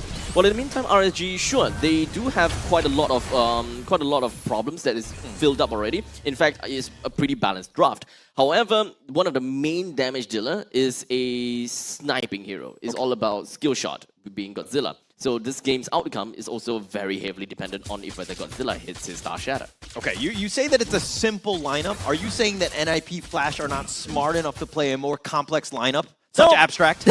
Nope. They can find you online at Such Abstract. Well, I mean, technically, yeah. I think they're simple-minded. Come at it. I think they're simple-minded, all right? If anyone finds anything wrong with me, look at me at Holler TV. At Holler TV, remember that if you want to pick a fight together with Abstract or Holler, I guess, in that instance. But going into the game, guys, Hades already hitting level 4, trying to get assassination on the closer, heals half of his HP. Nothing to scoff at, really, to be honest. Bray also hitting level 4, so this first total fight is going to be pretty balanced, I think, for the sides of both teams. They are, both teams, I would say that they're definitely going to be on a stalemate. I don't see how RSG may have too much difficulty dealing in the mid stages of the game. They have a tanky frontline coming from Dairy and Bray, and even perhaps even closer, they have the damage coming from CS and Godzilla. The only time that they actually would have a problem is that Godzilla's not hitting his shots. And it's kind of difficult for Godzilla to not hit his shot, because we have Lolzy on the opposite side, a very slow hero. We have Faza, whenever he pops with the Feathered Airstrike, is quite literally stationary. And Hades, yeah, you dream on. Dream on landing a shot onto Hades. So Closer have got a very big play. Oh, He's the gonna charge have to with the land. feathered air strike right onto Brain. He's going to give up first blood, and Diablo will take that, and he'll be like, thank you, ex-teammate. I will take that. Honestly speaking, like, this was not a fight that RSG SG should have taken. Like, the team was not together, if you notice, right? Like, actually, Davey was at the opponent's side of the jungle, was nowhere near there to contest for the turtle. And honestly, like, Terizla, Closer and Godzilla weren't also super close. It was just Bray against the world, and it just feels like kills are once again being handed over to the side of NIP Flash. On hindsight, yeah, that wasn't a very good challenge. However, I still applaud them for trying it out because this composition actually allows them to do so. But in the meantime, in the middle lane, Godzilla finds himself completely picked off by both Longzi as well as Katizi. Lalzi's been on point, and look at this, how much damage Derry's taken. Hades doing most of it, but it looks like they're going to back off. But Lalzi on this Tigreal has just been on point. Do you actually have to ban this against NIP Flash? I don't think that I don't think the Tigreal is the problem though. It's just the way the NIP Flash is playing. And of course, with RSG's lineup is it will definitely take some time for them to really go online to put some pressure onto Longzi as well. Yeah, not to mention, right, Lalzi is 1 times beefy boy, right? So honestly speaking, even look, they've got 4 or 5 people on him, and he's still like walking away. Yes, he finally falls, but it took a while. Yeah, it took a while before he died. It took 3 of their teammates to get him, RSG that is. But now Diablo continuing to fight. He does have it. He's doing a lot of damage on a Bray, who Brave assaults back to safety. It all boils down to the wet noodle fight when it comes down to all of these heroes combined. If Hades is not in the fight or Katizi is not in the fight, yeah, it's all wet noodle. Wet noodle fight, I love that. But you know, Lapu Lapu was not really slapping up a wet noodle, right? He can use his bravest... Okay, pool noodle. That's a pool noodle from Lapu Lapu. You can't convince me otherwise. I'll give it to you. I'll give it to you. I'll give it to you. Honestly speaking, this game is looking like NIP Flash is in the driver's seat once again. 1.8k gold lead up towards the side of NIP Flash. Gold is pretty evenly spread across across the whole team. Rather nothing, no significant advantage over their counterparts in RSG SG. We do see Natan building up his first item though. I do believe that there is still a lot of opportunity for RSG to come into this game, but I will always keep my eye on to Closer. He gotta have to land the right penalty zone, because at this point, you kinda have to consider, do you want to go for the penalty zone onto Katizi, or do you want to ground this bird? Because Fanny is pretty darn annoying, but do you have anyone that can really deal with Fanny aside from yourself? Ooh. We have a kill happening at the top side. I think Katizi as well as Vanix is just duo killed CS there. So the gold that's evenly spread is not going to be so even after all. Oh, the charge forward, the knock up onto Derry, who's taking a lot of damage, but they're going to back off here. Now, okay, one thing I like about RSG is that they're focusing more on that turtle. Obviously, you left CS wide open in the top lane, and he was vulnerable to getting ganked, and he did. But it's a situation where RSG have made some changes in their playbook, so to speak. Yeah, made some changes, but the thing is that they're still not grouping up fast enough. They do feathered airstrike right on top. The charge back pushes Bray away, and they're doing a lot of damage. The 2-man knockup, Lalzi, Closer first to fall. Kurtizi will take credit for this. Lalzi will fall in return, but Derry now a little bit low. Hades gonna back off. He's gonna recharge that energy. Hades wasn't exactly very present in that previous team fight. Maybe had a little bit of a mishaps here and there, but NIP Flash could use a lot more of his damage. To be fair, his items probably not quite there just yet. The only thing that he has is a single blade of the Haptoses, so we would expect a lot more assassination attempts rather than proper team fights coming from NIP Flash. It will still take some time, especially also we are looking at Vanix that's playing as a Claude. We gotta have to wait a long time before Vanix is coming in with proper damage. Kurtizi, understandably, will be the main damage dealer here. So RSG, all they gotta have to look out for is to go for the penalty zone on the Kurtizi and really ground this other bird. Oh, Derry being focused. He's been within 5. Hades will take credit for this. Bray now is going to be energy erupting the Diablo, but the knockup onto Godzilla, the penalty zone now being committed, but it looks might be a little too late. Bray does get the Appraiser's Wrath, and he does get a double kill, but he does fall. Closer now on the run. Diablo's going to chase him out. Cortese, I don't think they're going to commit for this one, but 3 members still surviving from NIP Flash. This is hands down a pick-off comp coming in from the side of NIP Flash. They pick off one, and then Lolzy just like, you know what? I'm gonna flicker out this one random Godzilla. Why? Because I can. And they went for it. Diablo flicker back. Cortese will take the credit for the turtle, though, so that's a win. But Vanix now images back to safety. They do have the Echo if they want to go. The Wild Charge is going to be committed, but now Derry trying to find him, but it looks like Cortese and Vanix are going to back off. Honestly speaking, the previous fight was going to be absolutely disastrous for the side of RSG SG. Thankfully, Bray manages to pick up 2 with the Appraiser's Wrath, right? And if he didn't do that, oh wow. Last-ditch effort though, damn! Yeah, like really props to Bray for being able to pick those last 2 kills up. But once again, RSG SG looking completely disjointed. They were spread across the bottom half of the map. Yes, they were starting to group together, but they got picked on before they could group as 5, and that is the problem that they're facing right now. If they do not group up once again, and they take another fight like this game is close to unwinnable. They're going to slowly take their time to really settle into this game, right?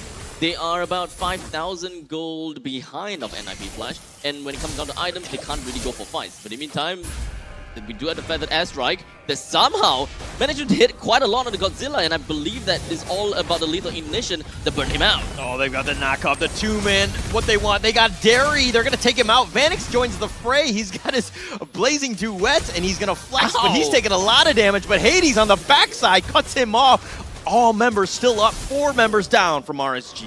There's no answer. There's no answer to Cortese at this point in time. I think the closer is not exactly actively going in and jumping onto Cortese. They're gonna have to find the right opportunity to do so. And maybe they just haven't seen that opportunity just yet. Look how much damage. Closer's already half life with that Feathered Airstrike. And only 2 hit, by the way, right? Yeah. So honestly speaking, like I said, this RSG is not grouping up. They keep getting picked off one by one. Godzilla had no business there, and he got instantly eliminated right from the fight. So realistically speaking, RSG right now, what do they have to do, boys, to survive to the later stage of this game? It's kind of tough to say this, but it's back again at the level 15 game. Because in the early stages, when it comes down to the early and the mid stages of the game, they can definitely still pick up a pretty darn good fight as long as they focus onto Cortese. They had the Terizla to really answer to this this dub, but now they don't really have an answer to that because Godzilla of the picked off Bloodwing. again. Guys, time again. I'm honestly speechless, right? Like we saw Lolzy, I'm not sure if you guys saw the interaction just now, but Lolzy was approaching the bottom tier 2 turret. Closer was near the turret, and Closer had no choice but to flicker out. Oh, they're going to go for this massive stun. Tigreal goes in for this one, but Bray taking a lot of damage. He gets back to safety. Vanix is going to somehow survive. Lolzy, he's so low. He's on the run, and I don't think they have a follow-up as Diablo has joined the fray. But this T3 now, they do have Echo. They do spot him out if they want to go, but I don't think this is going to be a full commitment. Hades gets the tower. Now we're going to focus on the T3. Bray trying to get something. The energy eruption onto Cortese. He's focusing him in. The Appraiser's Wrath shuts him down. That's one way of doing it. And CS does get Vanix as well. So that's a good win for RSG. Okay, the answer that we needed. At least for the side of RSG. They just need to do that 5 more times and they're good, man. They just need to defend. Time and time again. Just keep on defending. Y'all make it sound as if it's so easy, man. Y'all make it sound like it's so easy. I mean, they barely survived doing that. And by the way, right, they didn't have 5 members of NIP Flash there. They had like 4. Yeah. And they barely survived that fight. Yep. All right. I mean, look, I'm playing devil's advocate here, right? It's extremely hard for RSG SG to come back into this. Yes, if they hit level 15 where gold doesn't make that much of a difference, they may be able to pull something out of their pocket. But look at the HPs of the tier 3 turrets right now. It's very, very low. One more Lord should be able to shove the turret down. Oh, that was foresight coming in from Dairy. Expecting that there is going to be Cortese inside or someone that is inside the brush, but unfortunately doesn't have to flick up. If you have to flick up, that's probably going to be a dead Cortese anyway. Look at Hades. This being so annoying. Oh, but he's being focused. He actually might be killed. He's okay. Oh, he's Steel okay. Cables gets out of there. He's perfectly fine. Oh, Derry, though, not as lucky. Diablo takes him out. They've got the knock-up on a Bray as well. So, you know, 2 for nothing. I mean, they might have gotten Hades. They almost got Hades, but unfortunately they didn't. So we'll focus on what they managed to and what they didn't manage to. So we have got about 25 seconds left until the Lord eventually spawns. The middle lane is going to be crashing in soon. Bottom lane is going to be synced up as well. And for the Thunder RSG, they don't have Bray, they don't have Dairy. So they gotta have to force the issue here. Oh, Hades is now here, but Diablo's the first to fall. Hades gets sniped out as well. And, okay, I said there was, what, 5 more times? It looked like 4 more times now. There's only one person, my man. There's only 2 people, my man. I mean, it's not exactly a recap of what happened just now. Okay, but this is an opening. They technically have numbers. They have the 2-man advantage, plus the fact that the Lord is here. But Derry getting a little bit low. They do need to be careful where Cortese and Vanix are at all times. Bray gets in, the energy eruption, the wild charge, the feathered airstrike, but Bray's the first to fall. Lalzi's at half-life. CS getting so low. Oh, the pullback by Lalzi. He's got him charged, but he charges him the wrong way. Lalzi trying to get the snipe onto the CS, not able to do the damage. That's the roaming life, but Vanix a little bit low. He's been echoed, so he doesn't need to be careful here. At this point in time, I kind of feel like there must be some kind of negotiations between Closer's inner thoughts, right? Do I reserve my penalty zone for Cortese, or do I actually try to reserve my penalty zone for Hades? Is this an either or? What's the right answer here? I do not want to go in the mind of Closer right now. I think that it's too dark, it's too scary. I can't do that right now. You forgot to bring a flashlight with you. But Diablo will take credit for the Lord here. Derry just spots it out. He's going to run back, but he's going to get focused in by Vanix, who images back. Lets Derry live. Honestly speaking, I think he just didn't want to push that far forward. He doesn't. There's no reason for him to kill Derry at this point in time. And honestly speaking, if Claude is doing that much damage to your tank, I'm terrified of what he can do to the rest of his teammates. I mean, look, Brave just got insta-gift just now, right at the Lord. So things aren't looking too hot for the side of RSG. Look at Lalzi and Derry. They're like running around hand in hand. This is Romeo and Juliet. Are they going to be lovers? I don't know. But Hades is going to be killed. He was trying to go all the way deep. The base is wide open. The feathered airstrike is right on top of him. They do end up killing Bray as well as Closer. The base is being wide open. They do take game 2. NIP Flash with another victory. NIP Flash with a 2-0 start, guys. Hey, look. You know, the reverse sweep can still happen, right? I mean, it's still possible. It is definitely still possible. But RSG, their draft and composition needs to answer this one question. How to deal with the Farsa? Because after this game, after the game number 2, we can if we are going to show the MVP screen, we know who is going to be up there, without a doubt, right? So we look into game number 3. Spoilers, man. Spoilers. What must be the answer for the Farsa? They picked up a Terizla, right? They picked up a Terizla, and that is understandably a very good answer to the Farsa already. But I haven't exactly seen that presence from Closer just yet. It's either I don't see presence Closer, or I don't see the penalty zone that is used on Closer. In fact, it feels a lot more as though the penalty zone is used as a counter-initiative tool, rather than to react based on what the main damage dealer is doing. Sorry, not to interrupt right here, but I think the Farsa, Cortese is doing such a great job because he has so much space. Lalzi's just he's like that ultimate best friend, big dude who's just going to protect, you know, his milady, so to speak, on this one. But he's keeping him almost, you know, scot-free, so to speak. Maybe at this point in time, we need someone that can dive to the backline and apply actual threat.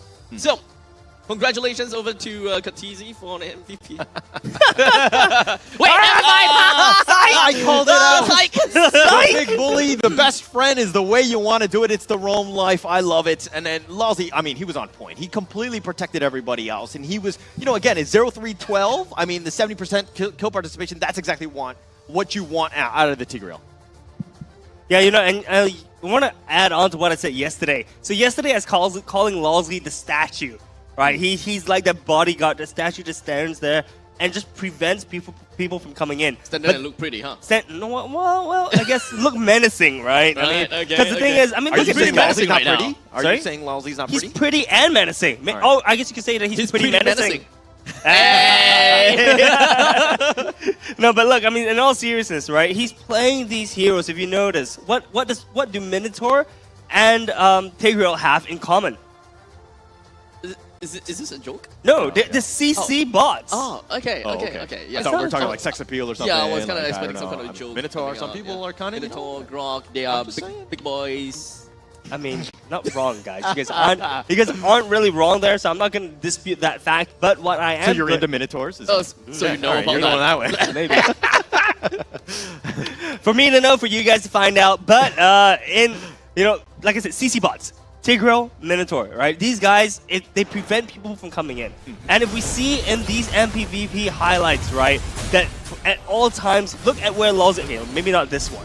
But at all other times, How about this one? Look at where Lawsy is. Wait, where is Lawsy?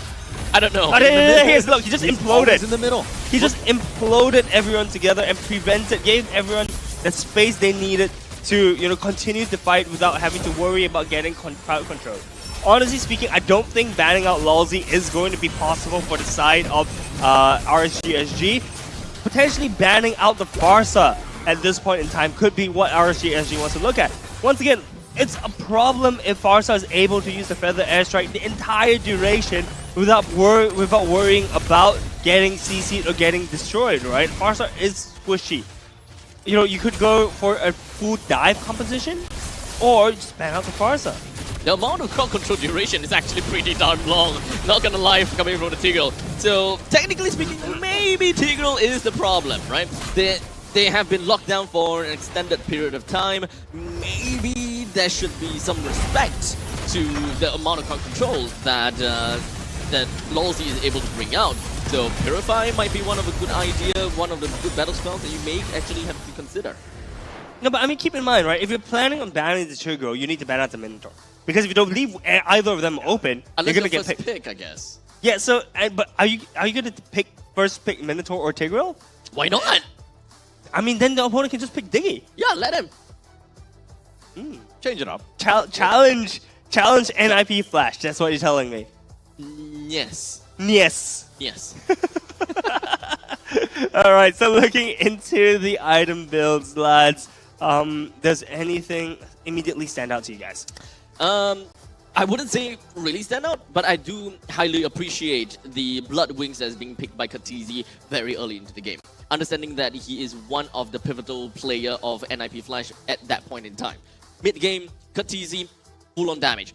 You gotta have to respect how much zoning potential this Farsa is able to put in and how much just pure damage he can do to the front lines of RSG. Because even if, let's say, Closer do land the penalty zone on the Kha'Zix, he's not gonna die solely because of the massive amount of shields that he has got for himself. Okay, my biggest worry here is, again, and I'm sounding like a, broken record. A broken record here, but Bray, the 7K net worth versus the Hades 11K, I mean, it's a slightly better advantage than the last game, but this is Bray on Fredrin, which is his, I would say, comfort hero, and not being able to really shine is putting themselves in an awkward position. Where do you go from here, especially with Game 3 coming on? This is, your backs are on the wall, what are you going to do? Have Bray play his assassin. Okay. Again. Yes, we have saw Bray actually going in to play Ling in the previous game. Yeah. But with this current composition, I thought that the backlines require more threats. Because Kha'Zix is the one that managed to bring the game from the start to the end very convincingly. And there was an answer to Kha'Zix. Yes, like I said before, Closer, jump, the rest collapses, etc., and the rest is history. But I still pretty much like the fact that whenever Bray plays an assassin, he feels more at home. Yeah. And understandably, Bray started more as an assassin jungler to begin with, and he started to play more utility jungle to accommodate for his team, because they want to have a stronger EXP laner, for example, to play damage EXP, so on and so forth. So in this situation, where the EXP laner is utility and the jungle is utility, the damage is absent. Yeah. And in this game, having Bray playing an assassin might have probably been better. Yeah, actually, I wanted to bring up before the screen changed that I realized that Athena's shields were actually built much later, and they actually prioritized the anti-cuirass before they built the Athena shield, showing that they were actually more afraid of getting bursted down by Hades instead of Cortese. And boy, oh boy, I think they got punished for that decision, right? They're not really respecting the damage output that Cortese is dishing out with the Farsa, and that's potentially something that they need to address for this third and potential final game of the series. That's kind of the problem, don't you think? It's kind of like a damned if you do, damned if you don't situation.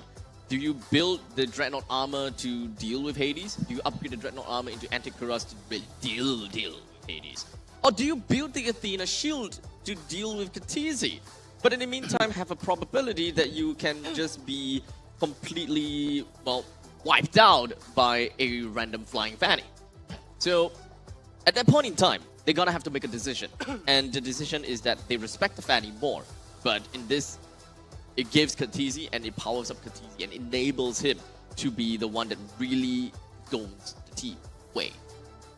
That is very, very true. Damned if you do, damned if you don't. But looking at the post-game stats, honestly, damage taken by Bray, said the sandbag, nothing surprising there. Vanix, by the way, 2 times in a row being both the rich guy as well as the carry. So Vanix really showcasing why he is one of the premier marksmen, one of the premier gold laners in MPL SG. Lolzy as well, finally the best wingman, 12 assists. He was pivotal. He was the MVP of the previous game on his Tigreal. Honestly speaking, like I mentioned before, shouldn't ban out, I think, both the Tigreal as well as the Minotaur. Very hard to target ban Lolzy as his pool is so wide. Yeah, the more you see NIP Flash, the more you see how the team is really starting to gel well. Like, everyone has that specific role. They know exactly what they need to do, and they play really well with each other, right? Obviously, they've gotten a lot of reps throughout the regular season, and they're in this moment where they're in the playoffs and they're really starting to shine. But it's difficult for an opposing team and to kind of like, oh, how do we do we shut down Cortese? But then Hades kind of pops off. Diablo really steps up. Like, how do we deal with Lolzy always in our face? Like, there's so many different questions you have to answer, and it's kind of a difficult situation for, any team that's going up against NIP Flash. So with that all said and done, we've got 2 games that is won by NIP Flash, and at this point in time, RSG is still trying to figure out what is going to be the answer for Team Flash. Or do they really want to find out the answer right now? Because, like I said before, it's a game of attrition. Are you saying they have like a cheat sheet? They know how to beat them, but they're like, no, we're going to save this for the final exam. This is not now. It's too early. That could be a probability. All right, that could be. Well, look, guys, if they have a cheat sheet or not, I'm interested to see what our analyst Kindofu has to say about the first 2 matches. So, my man, take it away. Welcome back. It is your favorite kind of tofu, Kindofu here. Now, first and foremost, I think, RSG is the pacifist might. Right, so I'm going to cover both Game 1 and Game 1 fell swoop. And I'm just going to start off by saying that it's kind of difficult for RSG to execute. Right, so let me just show you what's happening at this point. Right, hang on. I'm going to have to throw it back to the casters for a little bit. We have some more information that they have to relay. Thank you for that little sneak preview of the analyst section, guys. Unfortunately, we haven't heard too much from Kin today, but we will hear more from him in just a bit. But boys, what are we looking for RSG side of things for next game? I think it's more of like the draft. Right? Going back to this, like, they have no answers on how to get to Cortese, how to get to the Farsa, like how to get anywhere, right? It's very difficult. But hey, what are we seeing here right now? 23,000 viewers? 23 currently? Okay, we have 23,000 current PCU, so I'm pretty sure by tomorrow we'll hit 100,000. Guys, look, if you guys want to redeem your skins, right? If you key in that code, the higher the peak current viewership is, the higher rarity of skins you get. So, get your friends, get your family, get your partners, get your kids, Goldfish get and everyone. pets and dogs and cats and parrots. Sorry. Tune in to MPL SG Season 7. I mean, look, this is where all the action is happening. And if you want more skins, or rather better quality skins, Do make sure to tune in for, I think, the rest of today and tomorrow as well. Yeah, so we've got a full day of games for you guys here. In fact, even after this entire series is done, we still have one very scary game to stream, and that is Asteris versus Bleed, which I'm pretty sure that the Custer's desk may actually have some very interesting opinions. Ooh, I can't wait for that. I am excited for that. But we already know his answer, so we don't really have to ask him. Wait, what's his answer? Asteris. Is it? Yeah. No, Spoiler, Bleed. dude. We're gonna get to that. It's coming up. Dude, there's no spoiler. You said it at the start of the show. I know. Did I? Shoot. I feel like I'm seated in the wrong spot. You guys should be like next to each other. That's perfect. We can kind of like have a quick little boxing match tonight. Well, it's time for us to throw it over to our favorite kind of tofu, Kindofu.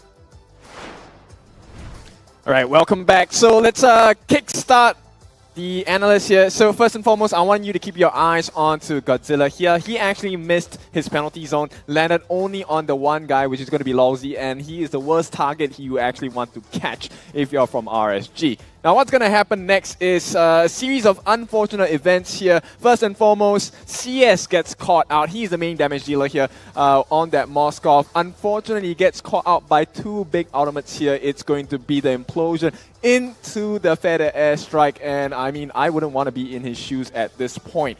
And, you know, this is kind of where things started to go awry, because end of the day, you're supposed to have the heals coming out. But what happens when your healer gets taken out? There is not much options for you to explore, and that's exactly what Vanix had in mind. Once he set his sights on it, it was Dairy no more, and, you know, the rest was history, because at this point, Bray has nothing to offer, because Tempest of Blades has been used already earlier in the first part of the fight itself. And from there on, it was just flashes of victory. All they had to do was to make sure they created enough space so that Bray didn't have an entry point back into the base to try and clear the creep wave. I mean, end of the day, it's really just about the backdoor protection, right? So Bray, no options left. Game 1, it was quite a smash coming out from an IP Flash. Now let's move on to the second game as well. Now, second game, I think at this point, we're going to see a very big issue here, right?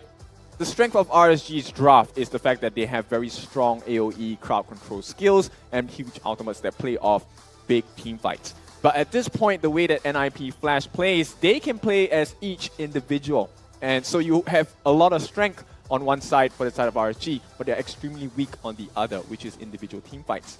And for those of you that don't know, this is kind of like a reference towards a stroke itself. So RSG itself couldn't handle the pressure, and this is how it all went down. Now, this was unfortunate, but I think this was kind of a planned move, actually. Hades obviously didn't want to die at this point, but he had to be unalived from the side of RSG with the help of Bray as well as Godzilla. Gets the kill, but more importantly, this actually sets the stage for the Lord to come in. At this point, this is what I'm talking about. This is about individual efforts combining into one, right? You will see that Lawsy is actually pulling Dairy away, and Vanix does have the option to choose, right? Does he want to go for the base, or does he want to help out and kill Dairy? And of course, you will see he has made the smarter decision here to actually go and attack the Crystal instead. And if you take a look at the composition on the side of Team Flash, you'll notice they're never together, because that is the win condition for RSG. We want that epic Guardian's Barrier wild charge, and NIP Flash never gave that away, and this is the result of it all. Vanix gets to have a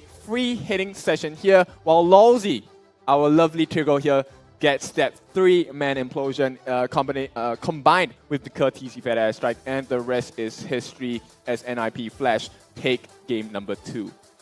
Now, big question is this going to be a 3-0? I hope not, because RSG, I know they have more in tank. It is now the time to rise up again and hopefully bring this to a 2-2. Now, boys, it's back to you. This is all my time for the time being.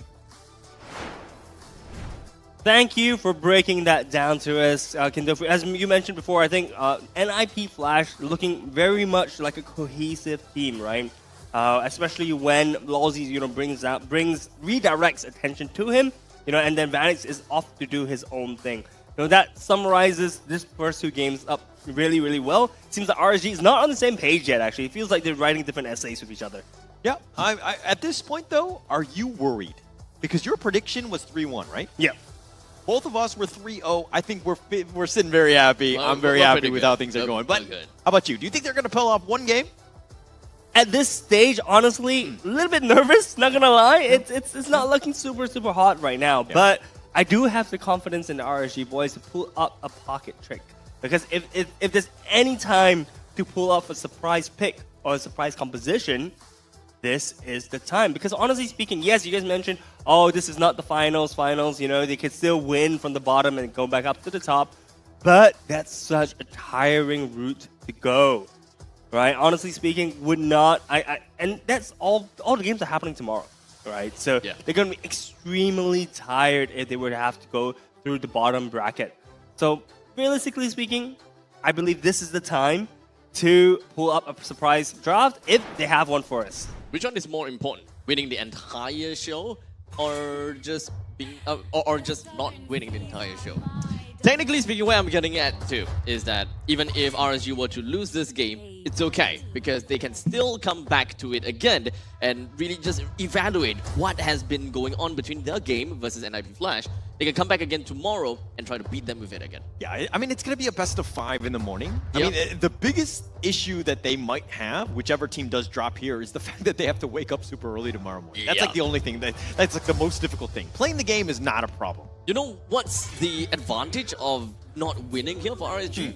Is that they get to wrap up early, go back to their office and immediately start their VOD review. And then, just when they start their VOD review early, they end the day early, they get to sleep early, and wake up early. Okay, you just said early a lot, and I kind of lost track of where we were going with this. But I assume that it's all... No, but I do agree that getting the rest and making sure that they're ready and then having that study, I totally agree with you. I think that that is the right way to go. But, I mean, going into this Game 3, they've kind of changed things up a bit. RSG had not let Roger through. They're going to actually ban out the Farza here and pick up the Roger themselves. Your thoughts on that one? Good. I actually pretty like that because they haven't had the answer for Farza for quite a bit. So might as well just take that out of the equation and have NIP Flash play something else. This way, they will also be able to take a look at what other kind of composition NIP Flash is able to play without the Farza. Because Game 1 and Game 2 consists of Farza, and they are largely very similar in terms of strategy or tactic. So now, without that high ground advantage that Farza is able to provide for NIP Flash, what's going to be the next case, or next best scenario? Okay, yeah. I mean, we're going to have to find out what they kind of choose, but it looks like it's going to be the Valentina as the sub in. I mean, you just steal whoever, you know, whatever spell that you want, the ultimates that is.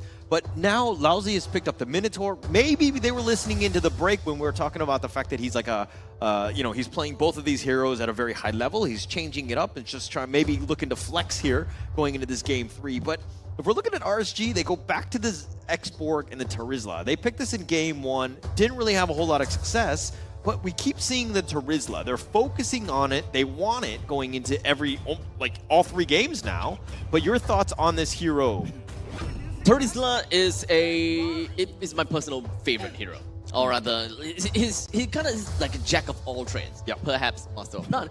But still, he's a very beefy unit. The lower HP you have, the more physical and magical defense you get. So there's a lot of outplay potential that you are able to bring out for your team. You can soak in heal for your team. You have the crowd control that you need. You pack a lot of punch in the early stages of the game. That is one of the most important things, is that you have lane priority. Allows you as a Terizla being able to move around quite often, and once you're at level 4, you immediately have a lot of impact in the game. Yeah, but the thing is... Okay. No, I do agree with that. I see that. But now if we're looking at the Claw, that's been picked back up. Aiden is still very, very open. But it's one of those moments where I kind of like what NIP Flash have done, in the sense of you have a somewhat balanced lineup. Everybody's playing the same heroes or the same style of hero that they've played in previous games, and this system works. So NIP Flash, again, not changing things up if it ain't broken.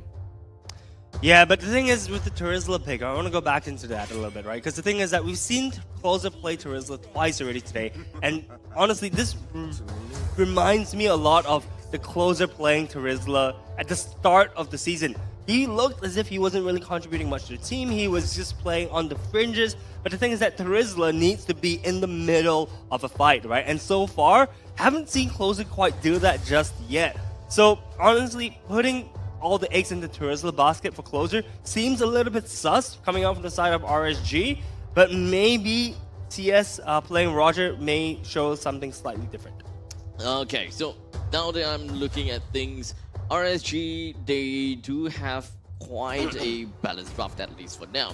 So whatever that they are left missing is, generally speaking, a little bit of a high ground. They do have Terizla and Xbox that can sort of deal with wave clear. Crowd control is definitely going to be a tad bit of an issue, but of course, the Roma should be able to close that out pretty darn effectively. But Minotaur's out, Tigreal, maybe they can still kind of go for a Tigreal if they really want to play it that way. But if Dairy wants to go for the Grog, I don't see why not, especially since they're going to be looking at a Valentina. You wouldn't want to give the Implosion for free over to Valentina. In fact, Wild Charge may not be as bad as an Implosion. Once again, we see the Lapu Lapu coming out from the side of NIP Flash. Diablo very proficient on that. But I do want to talk about the last two bans coming out from the side of RSG SG. We see the Benedetta as well as the Paquito, which makes sense if they're going for a split push combination. So this is telling me that RSG SG has something in store for us this game. We have the mid laner open as well as the roam. I do like the Grok pick for Davey, but I also don't mind an Edith. I don't think... Okay, Edith is okay. I think that for the side of Edith, if they want to play that, is still pretty good because of the fact that he's still got a lot of crowd control. But for now, we have a Mathilda and an Esmeralda? Wait, hold on a second. Terizla is still going to be played by Godzilla, huh? Yes, it seems like Terizla is going to be played by Godzilla, but we do have the Matilda this time to round out that composition. So it seems like they are foregoing a mage yet again, but they do have some early game damage coming out from the side of Roger, right? So Roger is going to be able to apply some pressure early on and hopefully snowball the game from there. So this is showing me actually RSG is putting their confidence into CS and Bray for this game. Is damage lacking from RSG? There we go. Julian. Oh dear. We called this at the back today. We were saying that Julian is going to be played by Hades, and I am so happy to see Julian being played in Game 3 of this upper bracket finals. Julian is just, especially the recent buffs, has been outputting so much damage, and this is a hero that Hades can pilot really well as well. It's a moment of just waiting for that to happen. I can't particularly say when it's gonna happen, but we've got it earlier than I expected. I was thinking probably like the grand finals match, he would just pull out the Julian because he haven't really quite shown that quite yet. But regardless, I do like the overall lineup coming from the side of NIP Flash. They do have quite a lot of things that they have filled out. They do have the burst properties coming in from Julian. They do have the team fight potential coming in from Claude, Minotaur, Valentina, Julian, Lapu Lapu. In fact, the entire team can play exactly that way. Yeah, for sure. So as we are going into Game 3, potentially SG's final match of today. This is the upper bracket finals, Game 3, NIP Flash versus RSG SG. Lads, I'm going to steal this question from Holler. Who has the easier lineup to play this time? To be honest, I really like NIP Flash, just because they have the damage. Yeah, you have a ton of sustain from RSG, but if you could just burst them down, it doesn't really matter, right? I think target prioritization is going to be key, but as I say this, Curtizi flickers back. He's going to get back to safety. He's going to be fine. It's all about lane priorities here for the side of RSG. And that is one thing that I like because they will be able chased? to help the Roger. He is going to be chased, but the question is, do they secure it? They do! Godzilla with the first blood does not let Curtizi out easily. And I was going to ask, earlier during the pick and ban phase, if we were going to see the Megumi skin coming out from Julian. We do actually see that from the side of Hades. So I'm glad to see some of those special effects happen in game. So early right now, we see Julian, we see Hades try to gank top, try to gank closer at this point in time. Nothing too much is happening. It's pretty much in a stalemate. Curtizi being pushed away from mid, and we actually see Dairy babysitting. Hades going for the gank in the top lane. Oh, okay. Is back off. It's an Esmeralda, man. I mean, she's gonna be fine. Still, you know, Hades committing. It's one thing to go for it, but you're pushing it back. You're creating space for Diablo, right? The turtle's gonna be up. As I say this, the Faraga armor, keeping him alive. It's gonna be bursted there, but Lousy and Curtsizi hold the half-life. Yeah, that's a lot of early game damage coming out from the last Insanity from Bray. Bray not having the Faraga armor for the turtle fight may be a problem, but I reckon he's going to be able to recover that before the turtle is spawned. And as we do see it, the Faraga armor is back for Bray. So at this point in time, 2 minutes into the game with the turtle currently available. RSG with the lane priority from everywhere else. Oh wait, hold a second, middle lane. Yeah, Curtsizi's back off. I mean, Godzilla just kind of, he can threaten, but I don't think, it's more of like a zoning thing more than anything else. And Bray will take that free turtle, they'll take that happily. Yeah, so that is all about lane priority, right? Once again, they can just keep pushing the goal away. He's being chased. They want to go for this one. And the Faraga, oh, it blows up, but not enough. And Lousy hides in the bushes. Oh, the knockup. Hades gonna make Bray pay. Okay, yeah, he's not gonna commit for this. Oh, that feels so bad living with just a pixel of his HP. Lousy manages to get away from the attack from Bray. Oh, but Godzilla, he's gonna be fine. Okay. Remember, Godzilla's one beefy boy. He's gonna be fine. You know, it's one of those things where I saw Godzilla in person. He lost a lot of weight. I didn't think he was as beefy as he once was. I'm just saying. Well, but the Charizla on the other hand is beefy. Yeah. Oh, we're talking about talking about a game. Yeah. For sure. That's being said, right? I think the turtle fight was really well timed. We actually noticed that RSG, SG, for the first two games were always, I think, the first one to the first turtle, but they lost every single time. So this is finally the first time that they managed to secure the first turtle. Good call, I think, for the rest of the team this time around to actually push out all the lanes before going to the turtle. That's the key difference, right? Curtsizi was not allowed close to the turtle, so he was not. They were not able to kind of push off RSG, SG, or contest for that first turtle. Well, the penalty zone is going to be committed. Diablo taking a lot of damage here. He's got the shields, though. He's going to back off. He's being chased. Is he able to stay alive? Somehow still is. No, he does fall. Bray will take credit for that. Curtsizi now on the run. He's been cut off. No really way to get out of this one. And Hades still up from it. Curtsizi down for the count. And now they've got the stakes. They're trying to pull in. They're going to dive for the tower, but Hades sticking around. Derry taking the tower. Hades will survive. I'm kind of surprised that Hades has been using the enhanced scythe for throughout the entire duration. I haven't really enhanced chain. It's always the enhanced chain. We haven't really quite seen the point in time where he's just going for the enhanced scythe to do that burst damage that we have always seen before.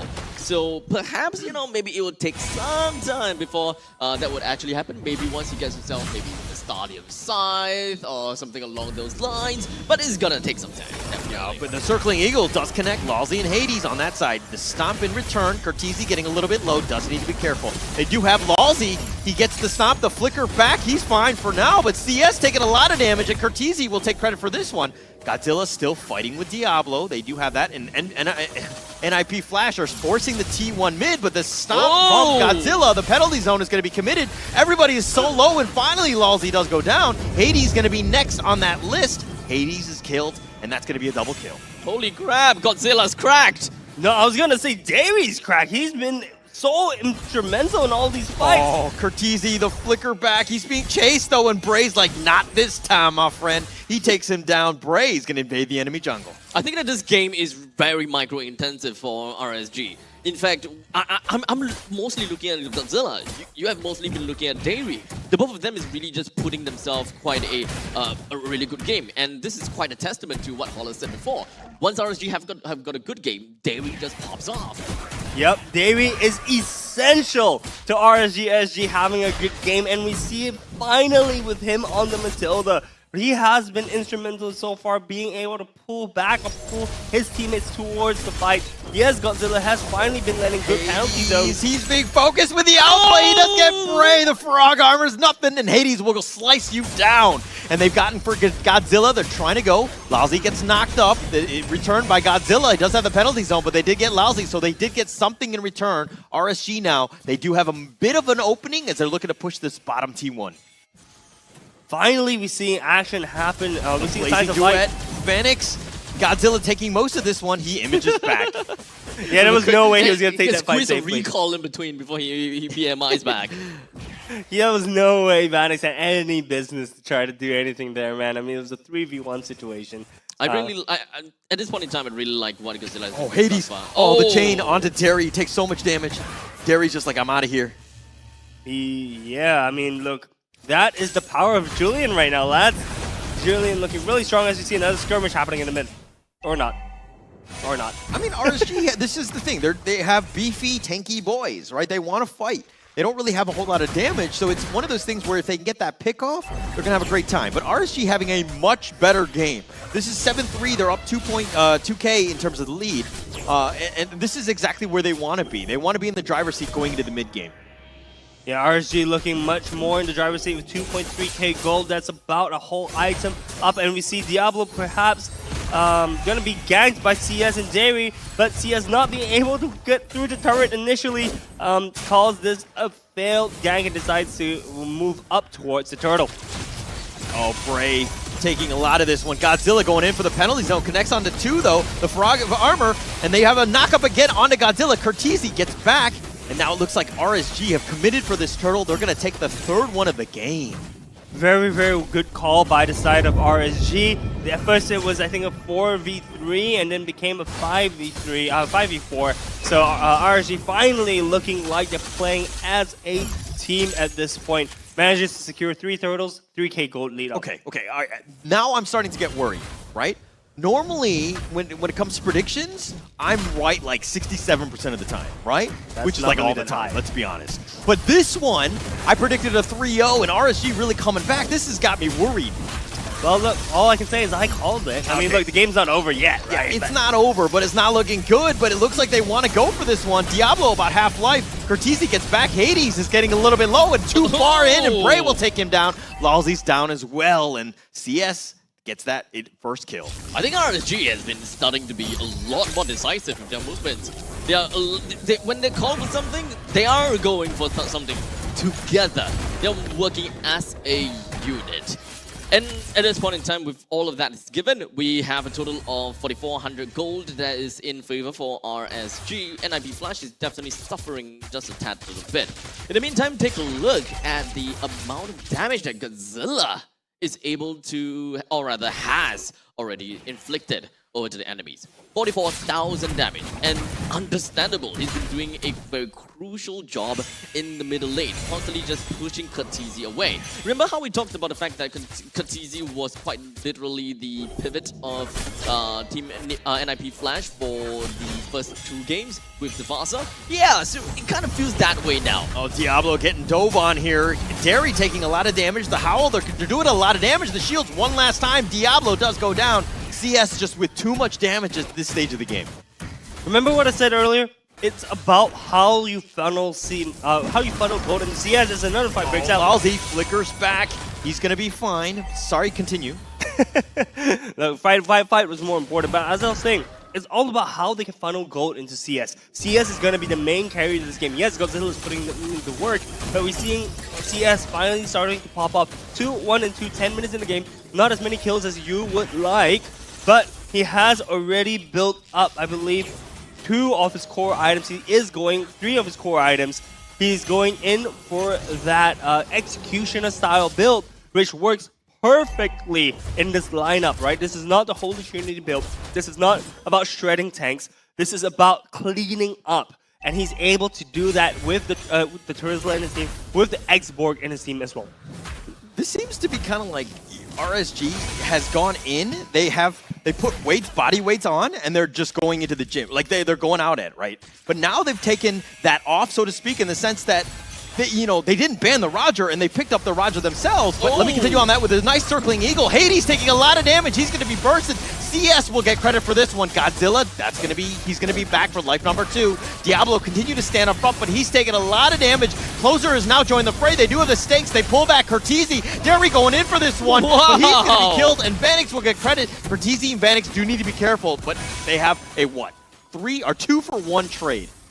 2-for-1 trade, and the Lord is knocking on NIP Flash's door. Lord, this is the first Lord, by the way. Manages to get down to tier 3 turret, a tier 2 turret as well. By the way, they're going for the last tier 2 turret, standing on the side of NIP Flash. But are they asking for too much? Are they going for too much? The answer Closer. is maybe. Oh, he goes right back in with a falling Star Moon. Cortese, he gets rid of the Firaga armor as it bursts, but now CS and Godzilla need to run back. Closer needs to be careful, but they've kind of stayed it away, all just to take the Fenrir. Worth it. Honestly speaking, I mean, look, you brought Cortese. Yes, they weren't able to get the kill from Cortese, but this is the second time he's spawned back, gone out, gone back to base, and then got back out, and then got back into base. I mean, man is not able to leave the base at this point, you know. The base is his home, and he's not leaving from the safe corner. This game is super smooth for RSG thus far. Like, that push in from the middle lane, plus the Lord just pushing into the top lane as well, is very, what's the word? Is aggressive.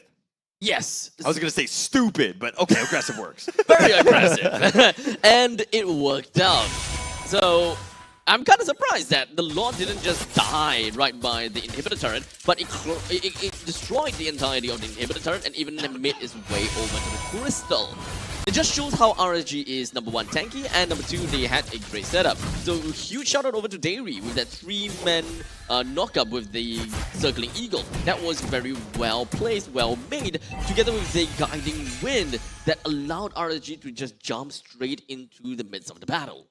I mean, what can I say, right? Dairy is the man, the centerpiece of RSG SG for this game. In my opinion, you may argue Godzilla. I think, honestly, it goes both ways. Both of them finally pulling their weight so far.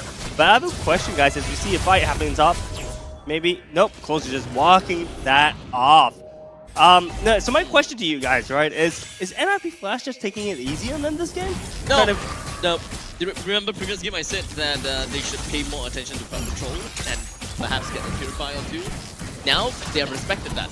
They've got 3 purifiers on their side, and to be fair, is not because of, you know, they have learned something, but it's also based on the fact that there is a Minotaur on the opposite side. So once they are able to purify themselves out of those that hellhole, then they should be able to mount a perfect comeback against NIP Flash. Yeah, well, it's definitely, look, this is a 9k gold lead right now, and honestly, this is probably one of the biggest gold leads that we've seen from this series as of now.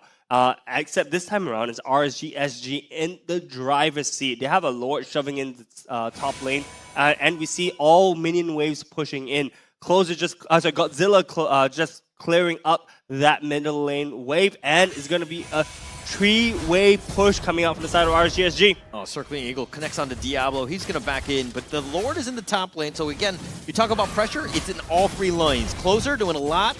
Bray, that is, he's going to back off, taking a decent amount of damage, but that T3 still alive in the mid lane. They do need to focus with that, but they don't really have the minions to deal with it. Cortese, Lulzy, Vanix all up in front trying to go in. Godzilla with a nice penalty zone on the Lulzy, but CS does end up getting it. And they knock up again onto Godzilla. That's going to be the Firaga armor. Bray taking a lot of damage. He's going to get bursted by the stolen one. Cortese will take credit. Godzilla might go down to Diablo in the end, but still, CS though getting low. Hades trying to do it, but in the outplay. Closer does get the kill on this one. They've got Cortese as well. The Circling Eagles now going to be committed. They got onto Diablo. They got Lulzy. They got Vanix running into the hills, and it looks like they've got it, but they don't have minions. Minions are now going to come in, and they'll just slowly parade themselves in as it looks like Game 3 is going to go the way of I RSG. was right, boys. Even a blind squirrel finds a nut sometimes. What a roller coaster of emotions during the final minute of the game. It was a very solid back and forth fight that we don't really have a very solid idea who is it really gonna win. Because at one point in time, RSG is pushing in pretty nice and dandy. And then afterwards, we've got the Blazing Duet that is just pushing the Roger away. And then the next second in, we've got Julian that died to the hands of someone else. I can't exactly quite remember. And only after that, then Roger be like, okay, time for me to shine. And then it went back in again. Butts were clenched during the entire fight, man. And honestly speaking, what a showcase that we got from RSG SG, showing why they are also in the upper bracket finals, right? I mean, the teams worked hard to get here, and it's showing finally. It's not a push over 3-0 that you guys expected. Yeah, RSG still in the entire Season 7 of MPL Singapore, they're the only team to take off a single game off of Team Flash, right? And the fact that they're able to do it now, hopefully they can build off it. I want to see the entire series go the game, the entire distance, so to speak. To be honest, I would love to be proven wrong. To a certain extent, not all the time. Not me. You speak for yourself. Go on. I don't mind. I don't mind seeing RSG being able to pull on a full-on reverse sweep. That makes such a much better show. Oh, if it's a reverse sweep, man, I'm glad to be proven wrong as well. But guys, I want to talk a little bit about MVPs. For me, it's Dairy. Dairy and the Matilda It's look Godzilla so, for me. so good. Godzilla. It's got to be I Godzilla. gotta Really? see Godzilla. Yeah. We got 2 Godzillas, 1 Dairy. We'll see who's right and who's wrong. Guys. Oh On my the God, disc, he's I- right twice? Hey? Guys, What come is on. going on? Hear out my reasoning why. Okay, so Davey was instrumental because the thing is that without the guiding winds, without his repositioning, without his knockups, RSG will not have had such a quote-unquote stomp of a game, right? 0, 1, and 16 is a phenomenal scoreline. Speaking of which, he also has a 94% kill participation rate in a game which had heaps and heaps of kills. Matilda is really, really good, but only in the right hands. And in this case, Dairy is the right hands for RSG. So congratulations over to Dairy. He have earned himself the MVP of the game. When it comes down to game number 3, they have definitely managed to find themselves in an amazing spot. And perhaps the next game, Team NIP Flash would have another idea or another thing that they would want to work on. Again, perhaps. I don't know. Yeah, well, look, I mean, we're going to take a look at the highlights real quick to showcase why RSG SG won these games so far. And you can see already, this is, I believe, the 3rd or 2nd turtle. Fights are happening on to contest for the turtle, but NIP Flash actually started winning this fight, but was pushed away, and in the end, Bray manages to secure it. But I want you to keep an eye out on Dairy during this entire time. Okay, look. Okay, I'm okay. Maybe not that fight. Okay. But when he appears, right, just take a look at where Dairy is and look at how he repositions his team. He's coming in from the top, and he is always at the fringe, right? And once he sees an opportunity, he will hop out and hop back in to knock up on. Ooh, good job, Godzilla. Oh yeah, that's right, Godzilla. Trying to channel something like Godzilla. You know, I'm just kind of like taking this MVP moment away from Dairy. Just like, yeah, Godzilla's still my MVP. Yeah, it's this guy. Yeah, no, it's but this guy. But look, I mean, I have to give credit to Godzilla as well, right? Godzilla and Dairy worked very well as a pair. Because if you think about it, even back to the first turtle fight, right? Godzilla was forever getting babysit by Dairy. Dairy was with him at all times, ensuring that the mid lane was getting pushed in so that Bray could start off the turtle without stressing out too much about getting countered or getting invaded, right? So honestly, yes, I think Godzilla would have been my 2nd choice for MVP. But I think Dairy, once again, kudos to him for almost carrying the team on his back. At this point in time, I kind of like the Dairy Godzilla duo. Yeah. The both of them seems to be really solid with one another, and it really seems as though that they did manage to take control in the middle lane pretty effectively. They've got each other. They have got each other's backs very effectively, and time again, I've seen that Godzilla could play exactly the way that he's playing because he knows what kind of value Dairy is able to bring for him with all those guiding winds and such. Yeah, exactly. So when Godzilla does hop in, he's able to get pulled out by Dairy. And honestly speaking, I think finally, we see that Godzilla can play the Terizla, right? And Terizla is actually a pretty decent pick if you are supported with the right teammates.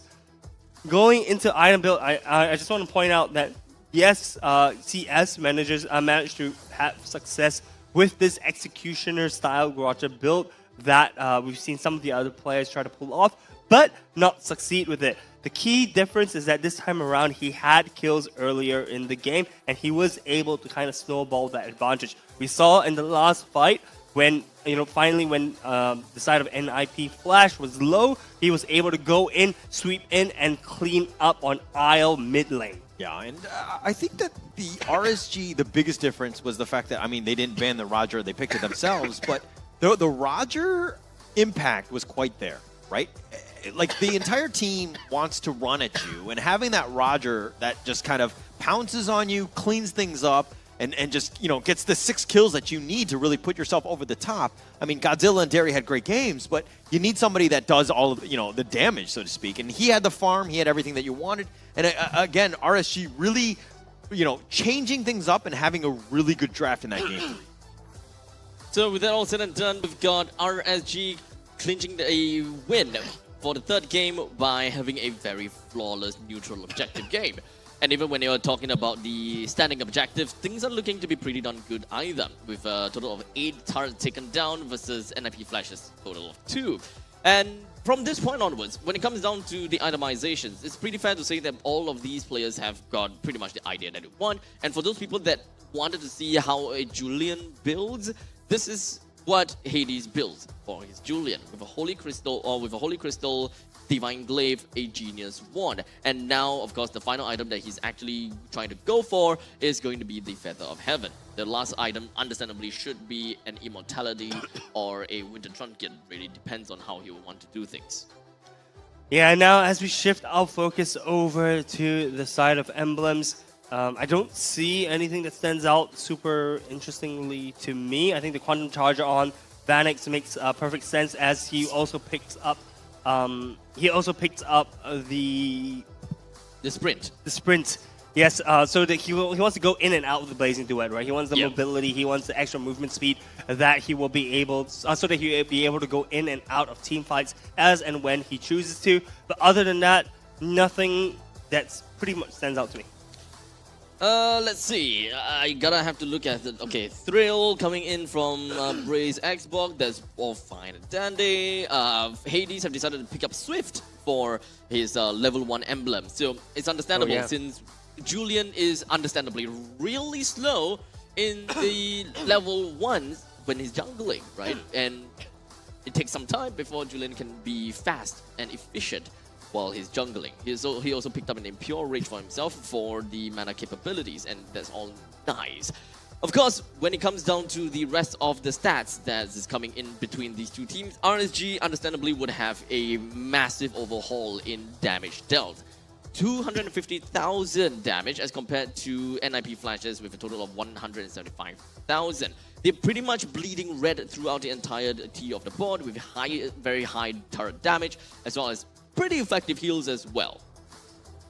Yes, that's for sure. But I want to talk a little bit about the Julian pick, by the way. Yeah. Why did it not work for Hades in this game? I wouldn't exactly say that it didn't work per se, but we gotta have to understand why is Julian good and why is Julian back to a certain extent, right? Julian is good because at level 3, you are able to start ganking around. What's the difference between a conventional jungler versus Julian? Is that a conventional jungler starts to rotate and starts to apply more pressure at level 4, while Julian's at level 3. And we gotta have to understand the jungling rotation. How does a Julian get himself to level 3 without going in an extra mile? Not too much difference, to be honest. Purple, orange, and then take the beetle, and then you go straight on to the gold lane. Or if it's the flip side, purple, orange. Wait, that's the beetle as well. Flip side is the orange, purple, and then that very annoying range creep that has defense, right?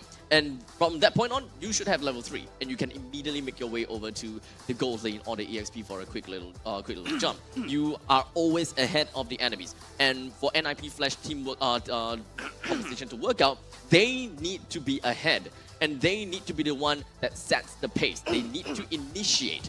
But the main problem that really worked out, that didn't work out for them, is not because of Hades, but it's because of the fact that Kha'Zix was stuck behind the first tier defense turret because of the oppression that Godzilla constantly puts out. He is painful, he has massive lane priority, Kha'Zix needs to go in close in order to clear the wave, but Godzilla does the same thing, except tankier and more painful. Okay, I think I do agree with you. I also think that Hades on the Julian, you're going to have to watch the replay to see some of the extra rotations that didn't really accomplish anything, right? There was the time where he was level 4, he tried to go up in the top lane, they were going to try to attempt to go for a gank, and the Esmeralda was like, there's like no potential, right? So why waste your time, right? It's one of those things where these minor things of, you know, wasting time in the jungle, you have to be super efficient as the jungler, and he wasn't really able to do that. He wasn't really able to shine because, again, those the extra steps, so to speak. Yeah. Not to mention as well, I think that most of RSG's side are really, really tanky and slippery because of the Matilda, right? So Julian is not able to go in and put in that kind of early pressure or the early kill pressure on the side of RSG, because RSG can just soak up the damage and walk away. Now, of course, when we are looking at squishy targets, we only have 2 heroes that is relatively squishy, being the Roger as well as the Matilda.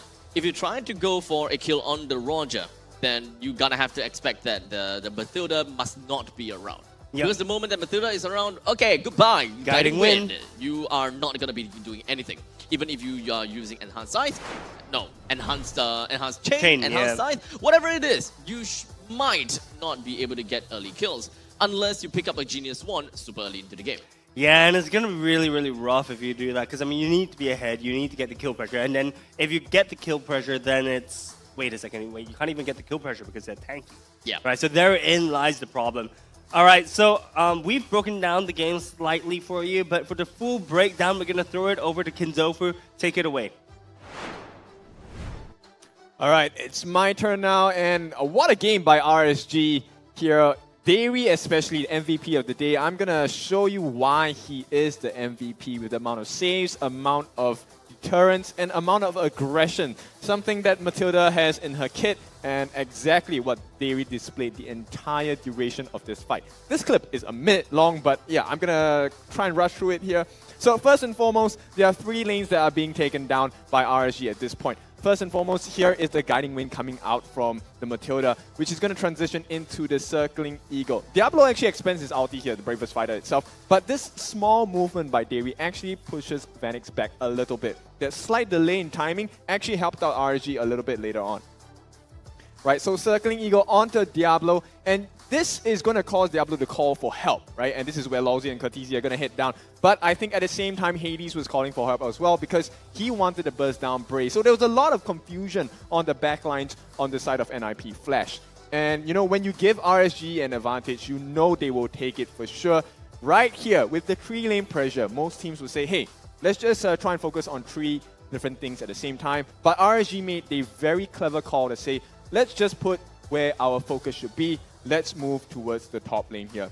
Transition, since the pressure's already on the bot lane, let's go and try and chunk down this mid lane structural damage onto the mid tower itself. They got the tier 3 on the top as well. And this is where Dairy makes money's worth in a short amount of time. He's actually going to allow that penalty zone coming in from Godzilla itself, but that's not the only play, right? Lawsy recognized that, hey, something's going wrong, we need to get the counterplay itself. And this, honestly, Lawsy, very big Minoan Fury, but Dairy actually counters that straight away with a nice move here. He's going to use his Circling Eagle, once again, gets a 2-man knockup. And 2 very important members, by the way. This is the tanks. It is going to be actually Lawsy as well as Diablo. Both of them knocked up, which allows the space for CS to come in, get the Lycan Pounce actually, and jump towards the backlines, as you will see very shortly as well. So CS jumps in, gets a very nice triangle. So 3-man hit on the Lycan Pounce. Bray's pulling away, if I'm not wrong, Cortese at this point, and Hades is caught in a pretty difficult situation with Closer and 2 other members of the RSG roster as well. And this is a very nice movement coming out from RSG again. Once again, take a look at what happens here. For CS, his life bar is probably at half now. He's going to get a tremendous amount of shielding thanks to the itemization by Dairy as well. And this allows him to continually fight and really just win the war of attrition with NIP Flash. And at this point, the killing blow once again going to come out. Dairy going to land another very beautiful Circling Eagle. And this is going to be complemented by Closer with the Falling Star Moon 3-man catcher. And, you know, with the kit that they have. It's shields on shields, a two-man knockup followed once again by Davey. It seems like he's flying, taking to the skies every single place around the map. And this is where RSG smelt blood. And like a shark underwater, when they smell blood, you are going to be taken out. RSG, what a game. I'm expecting this is going to be a tiebreaker very soon if this is the way they're going to continue playing. Now, boys, it's all my time right now. It is back to you to see if RSG can tie things up. RSG tying it up would be incredible to watch for our first series of today. Holler, what are your thoughts on going into this next match? Do you think RSG is going to be able to pull it off? I want to see RSG win, just so that your prediction is wrong. I mean, jokes aside, I do think that Team Flash, NIP Flash is the stronger team, right? I think that we all agree on that. Going into this one, I think that they need to face adversity. If they want it, if they end up being in the championship and they go to MSC and all the other things, they need that adversity to kind of grow as a team. If you stomp everybody and you haven't played to that level, that international level, and having that adversity, you're really not going to get better. So I want to see them go to the distance. I want to see them go to that Game 5. Just the fact, I mean, who knows who's going to win this? But I want them to get that experience. Yeah, fair enough. But you know what else they need in order to get that experience, to be able to get comfortable enough to reach the MSC level? Awesome chairs, man. Just right on in. I mean, it's true, right? I mean, bad. The chairs are so darn comfortable. I mean, we've been sitting on these chairs for what now? The past 2 days. 2 days? Well, I mean, if you include regular Yesterday. season. Okay. We've been here. We've been on these chairs for a good chunk of time. I mean, look at that. Abstract about to fall asleep on the desk. Nothing new here. Actually, the U-squeezed arm, I kind of want to try 2 at the same time while playing MLBB. I wonder what that would feel like. Man, that would be so weird because I feel like it's going to be pushing your blood pressure in a way that you won't be able to use your fingers, right? You just be like, Trust me, I can't get any worse than I already am. So at this point, I'll try whatever I can at this point. But the seats are extremely comfortable, and I'm so glad that we have them on the desk to cast together with. And we have also, I think, the U-Squeeze in the studios. So have you guys used it? Not yet. Not yet? Yeah. Well, I have, and it's pretty darn relaxing. I would love to get myself a quick little hand massage, to be honest. Massage my hand, please. No, I'm just kidding. But okay, the main thing is we are going to be taking a look at this draft now. And I am very surprised that NIP Flash did not ban the Mathilda again. And there could still be a chance that RSG would completely abuse that. Yeah, I am looking forward to Davey picking up the Matilda, but the question is, can the Matilda be countered by any other pick on the side of NIP Flash? Because if I'm NIP Flash and I'm letting the Matilda through, that means I am confident with either dealing with it or countering it. Right? So in your knowledge, Abstract, who do you think they could pick to kind of counter the Matilda? To be honest, when it comes down to counter, it's not exactly even like a hard counter per se. It really boils down to soft counters. You just need to ensure that your team have a lot more lockdowns and really just to clip the wings of this very annoying very annoying bird. And RSG, given that opportunity, they will pick up the Mathilda again. So with the final 2 picks with the last 2 picks for NIP Flash would probably give us a much better idea as to how they want to play things. RSG with the 3 first foundation pick allows them to play exactly as they have played in the previous game. But now, okay, not what I'm expecting. Benedetta is back in the hands of Diablo. This is the OG Benedetta player, right? We saw the likes of Bear picking it up, but we see Diablo, the original Benedetta guy. I can't wait to see him play Benedetta on the stage in the Land of Dawn. It's going to be a treat for us all as viewers. But that said, I do realize that Xborg is left open right now. Xborg is not perhaps seen as a priority pick for the side of RSG SG, but could potentially be left as a last ban coming out from the side of NIP Flash. Once again, another Cho that has been banned out. I mean, yeah, I know, Lolzy and his Cho is annoying. We have always seen Lolzy playing Cho. at one point in time. But right now, do we really want to see this kind of point-click ability stunts, such as Kanja or Cho or Franco? I highly doubt it. At this point in time, we don't need to focus on one person. We need to look at things in a more of a macro view. And speaking of macro view, it is the Benedetta that NIP Flash have picked up for themselves, but that also means that they would require their jungler to play more utility rather than damage, because Benedetta, it depends on how Diablo plays it, but Diablo has two styles of playing. To play more for teamfight, that means picking up the Petrify, or he plays for lanes. He needs to win lanes, and he will defeat the lanes and completely wreck the entire macro of RSG on a Havoc because of the execute that he picks. Yeah, look, I think lane pressure could be the aim of the game here, because we do see a Paquito being banned out for the side of NIP Flash. They do not want anyone to kind of match that. We do see a Tigreal getting picked up for Lolzy. I don't really need to touch much on that. Tigreal, Lolzy equals good plays coming out from the side of NIP Flash. The question is, who is RSG SG going to be picking? Xborg, of course. And the last question is, are they going to flex the Terizla onto Godzilla yet again? I have a feeling, yeah. I mean, Godzilla did a very good, had a very good time against the Valentina, and they can repeat that again. So putting the Terizla versus Valentina quite literally don't have an answer to what Terizla have done before. So Closer just requires to have more damage to his name. And the damage is going to be the Yuzhong, so that's great. That's fine and dandy. RSG have got a pretty solid lineup that they have here for now. The first three foundation picks will replay what they did in the first 5 minutes against NIP Flash.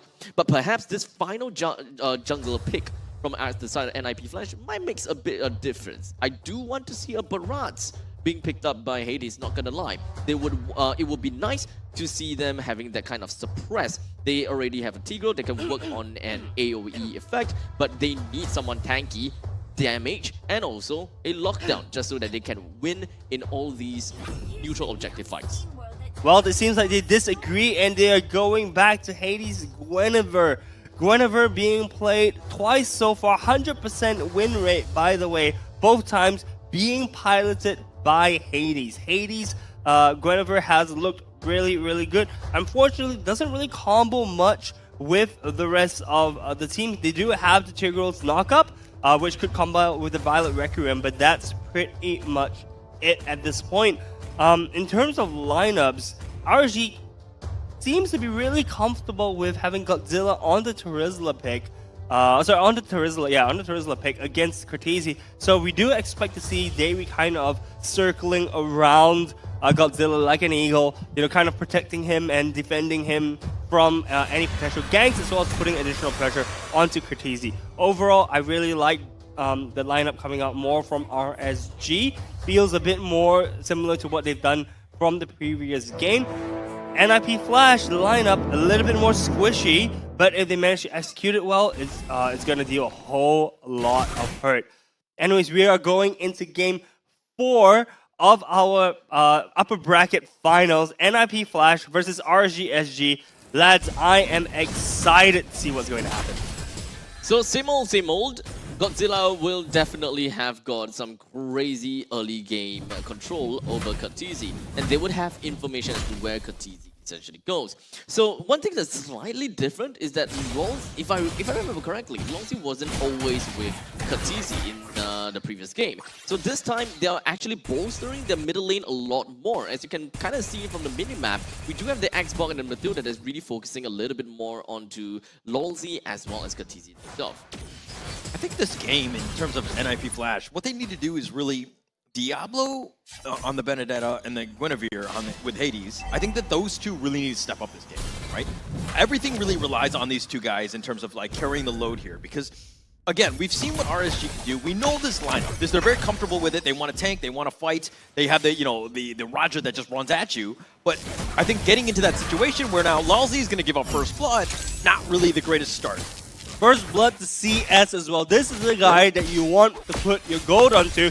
They're in a little bit of trouble. Hades focusing it in, and Diablo does get it. So, they'll take that trade, I think. Doesn't seem like too big of an issue. It's a 1-for-1 trade. Vanix getting jumped in from the backside. Vanix taking a lot of damage. He's not able to run away, and CS with yet another kill. Damn. Okay. 2 kills to the side of RSG. Damn. On the person that you want. Damn. I was expecting one more, man. Damn. Okay. We got a turtle that's going to be taken out by the hands of Hades. We've got 2-1 is the current score line for the kills at the very least. RSG have got a tad little bit of gold advantage, but not like it's going to be flying so high at least for now. Oh, knock up CS. Oh, Vanix focusing it in. I think he actually used... Oh, no, Luzzy. I mean, they tried to go for this one, but now they're the return. They do end up having Godzilla and Derry join the fray, but, NIP Flash are going to just avoid that. I'd like to mention that RSG SG have changed their play style a little bit more. We noticed a lot more movement coming out from the duo of Godzilla as well as Derry, and we did see Bray for the first time in this 4-game series not initiating on the first turtle, by the way. So it's going to be interesting to see what the plans are and how they have adapted to NIP Flash's play style. Honestly, for this game, I am just stoked and ready to see Kha'Zix stealing the Black Dragon form away from the hands of Closer. This game, so far, when we have been looking at NIP Flash, Kha'Zix plays a very important role in a lot of these games won. So I'm just waiting for that point in time, right? They need to have a little bit more damage. Oh, the Electro Final Blow cutting off the end of retreat. Bray loses the Faraga armor, but he's going to survive. He's just so tanky. That's actually a very tanky Xbox. Electro Final Blow plus the Violet Requiem. The only thing they can bring out was the entirety of the Faraga armor, and that's pretty much all. Pretty scary, if you ask me. Yeah, actually, it looked, I mean, it could be from the angle of the screen, but it looked as if the Electro Final Blow actually, barely whiffed. Barely missed Bray, but I would need a more close confirmation on that. But, I think the game so far is kind of gone back into the stalemate. We see the gold lead kind of dropping a little bit for the side of RSG. NIP Flash kind of evening that out through, I reckon, CS. Not CS the player, but through the creep scores, the kills. This game is a lot easier and a lot better for Kha'Zix. Probably because of the fact that Diablo has constantly been, Diablo and Hades has constantly been roaming around and really showing a lot of presence in the middle lane to ensure that Kha'Zix charge back, throws back Godzilla. Lalzi with a circling eagle connecting onto him. He flickers back to safety. He's going to be fine. The Black Dragon form doesn't really get much. So NIP Flash do have an opening. CS has used his howl. He's going to back off. The turtle's back in his cave. Diablo on the backside goes for Bray. Wasn't personal. Not really sure, but now he's being chased. Derry continuing on. The knockup by Hades. They do get something, and they get closer. So they do have an opening now. This is one member down and closer, but are they going to take the turtle? Derry's still sticking around. Godzilla as well. Things are a little precarious at this point, but it looks like Bray joins back into the fray. Hades, the circling eagles, keep him alive with the stolen Black Dragon form. Goes back in, but it looks like Hades is going to take the turtle. Kha'Zix continuing forward. They're going to look to do as much damage as possible. Lalzi barely gets away. RSG now disengaged. No one died? Yeah, that was like a Marvel movie, right? Yeah. Nobody fighting, nobody dies. Like, come on, man. What's the point? No one died. That's incredible. Honestly speaking, I thought the moment that Kha'Zix had the Black Dragon form and he was starting to crowd the members of RSG SG towards his team, I thought someone was definitely going to die, but wow, all that happened and no one dying is a little bit disappointing, not gonna lie. I thought so too. Do you watch UFC to watch people die? I mean, yeah. What are you watching UFC for? Well, I mean, just to submit each other, it's still a gentleman's game at the end of the day, even though they're trying to kill each other. No, definitely nothing. But I like how his first word was submit to each other. Get your mind out of the gutter, sir. Too bad. Already too deep in. But for now, okay. But 6 minutes into the game, 2-2 is the current scoreline between RSG as well as NIP Flash. NIP Flash definitely have got a way better game as compared to the previous game. Kha'Zix, he could get himself out of the grips of Godzilla this time, and they have been showing a way better time to fight. Hades being focused in. The backside gets a penalty zone, but Hades is somehow... Okay, he does go down. Godzilla's going to get credit for this. They do have it, and Godzilla taking a lot of damage, but I don't think they want to commit. They're going to let him go. I mean, Godzilla's just so tanky. Keep in mind that he has a passive that allows him to be more tanky the lower HP he is. I have to say... Nice two-man stun by Cortese, though, but nobody, again, dying on this one. Bray's going to back off. Yeah, he's got no armor, but they did protect the tower, and there were 3 members left, all at the cost of Hades, so not the worst thing in the world. This is looking like a very, very even game right now. We are only 7 minutes in. There's only a 500 gold lead to the side of NIP Flash, though RSG did have more kills. The gold difference is because of the 2 turtles that went over to the side of NIP Flash. I do expect contesting from the side of RSG for this 3rd turtle. So right now, NIP Flash is going to be putting themselves onto this turtle fight, and understandably, it will not be easy. Oh, the penalty zone has already been committed. Might have been a little too early. They're going to back off here. Derry going back in. Tried to go for Cortese. Black Dragon form. Nope. He's going to back off. Okay. Yeah, honestly, RSG should just be focusing on the turtle right now, but CS manages to get Cortese on the back line. Does a little bit of recall action, but it's going to get punished for that. I don't know if that was worth it. CS going down, especially when he had 3 kills at this point. It didn't seem like a smart move, but again, I'm not as smart as CS. And not to mention, I mean, the thing is, yes, they lost CS, but they got Cortese and they got a turtle as well. So overall, the trade, I think, was not too bad for the side of RSG SG. I think it feels as though for NIP Flash, the real game has yet to begun. I always like to say that, but it seems to be penalty zone on the Lalzi. He's taking a lot of damage. Oh, the last insanity is going to be committed. The Electro final blow. And then it looks like Diablo has come out of left field. He's going to get this. The Circling Eagle. Where does he land? He's not going to land on anybody with a stolen one. Oh, it's like Top Gun. It's like a dogfight. Dogfight, but no one dies because of that. Diablo really low. CS! Oh, he dashes away. He's going to be fine. Oh, Diablo playing not only with the enemy team, but also with my heart. Jace is coming for you. Oh, is he just jealous? Probably. The spatial migration. Oh, they're doing some work right onto Derry, and they burst him down. What and a Hades waste. with a nice kill. Yeah, that is even a Purify that has been used by Dairy. That's the difficulty about picking a Purify against a Guinevere, right? Because right after okay, wait, hold on a second. Middle lane. Electro final blow. Nice 3-man stun. Closer's going to be down for the count. Diablo will get credit. Lalzi taking a lot of damage. He's in the heart of the enemy team. He's going to go down as well. Cortese wants something in return. They did find CS, who is getting shot down. Hades goes back in, goes for this one. He's going to be fine, and Bray, everybody's so low. Diablo looking for something more, perhaps, as he enters the enemy jungle, but is he in too deep?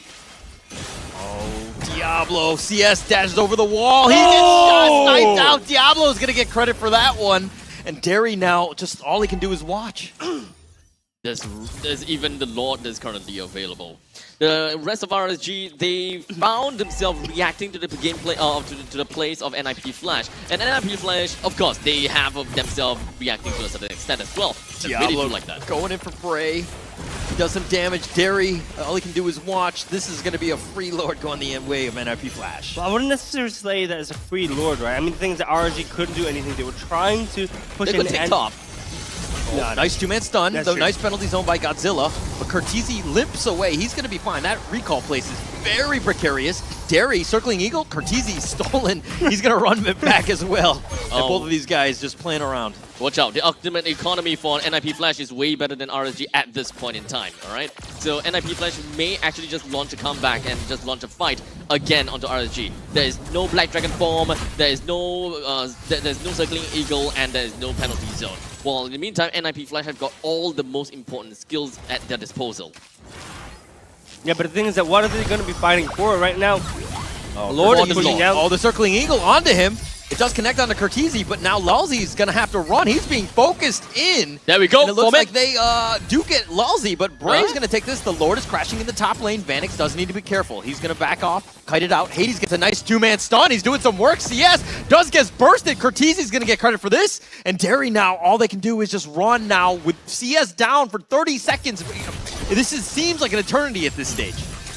Yeah, 30 seconds is all they need for NIP Flash to push down the 3rd turret of the game. They've taken the T3 top. That's going to be a big win. That's an opening that they want. Diablo's going to get credit for this one. And they're going to continue to push forward.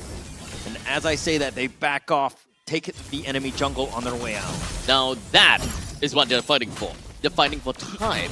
in order for the Lord to extend his timer, you gotta have to keep the Lord alive for as long as you can, and picking up a fight with the opponents while you have the ultimate economy way better than them is the perfect time. Yeah, the perfect time. Striking at the perfect time actually gave NIP Flash a 4.8k gold lead. That is 2 items, almost 1.5 items for the side of NIP Flash, and I'm pretty sure that the items have all gone to Diablo. This is someone that you do not want ahead. As ahead, he's just gonna be super aggressive. Lalzi! Oh, he played that one so smart. He let Hades bait out in the front, and they thought Godzilla was like, oh, I'll just one-on-one him, but then he gets charged out by Lalzi, gets sent in the wrong direction, and NIP Flash will happily take that free kill. RSG looking very much like your Game 1 and Game 2 forms. They actually started the game pretty well, but now that they're behind, it seems like they don't know how to come back from behind. Oh, Bray taking a lot of damage. The Fraga armor already exposed. And now with the T3 open. One thing I've noticed in this game versus the other games is that Diablo has found his recall button. He's able to spam it quite well. Hey, I mean, look, if you want to showcase the recalls, that's how you do it, right? And I mean, it is a nice recall. So Diablo, we're looking very confident as well. 3-0-3. I mean, if you were playing your main hero and you were up 5.3k gold, I'd be spamming recalls too all day. Look, I could be 0-16 in like 2, and I will be spamming recalls. That is my job. Quite a taunter, this Hauler. Well, that's what Hauler's good at, right? Always doing the same thing over and over again. Come and get me! my name is Abstract. Oh, okay. Godzilla running away. Derry and Bray, they're going to have to back off. Vanix goes in for this one. Bray, he's going to be exposed. He's going to be targeted. That's going to be life number 1, the Black Dragon form. Oh. What can he do? Looks like he's just going to make a U-turn. He's going to get on out of this one.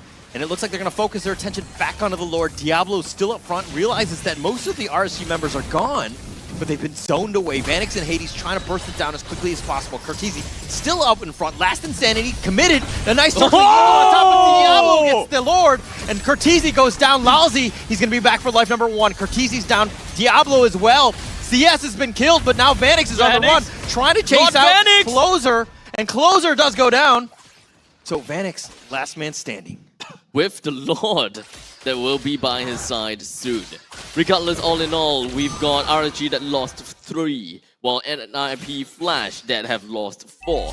But at least the Lord will be marching in from the top lane, and as much as I want to believe, the Lord will probably reach close to the opponent's base, or only when the rest of the team respawn. So that is still some time to play around with. Guys, this instant replay shows just how scrappy the fight is. CS going down there was not what RSG SG wanted to do.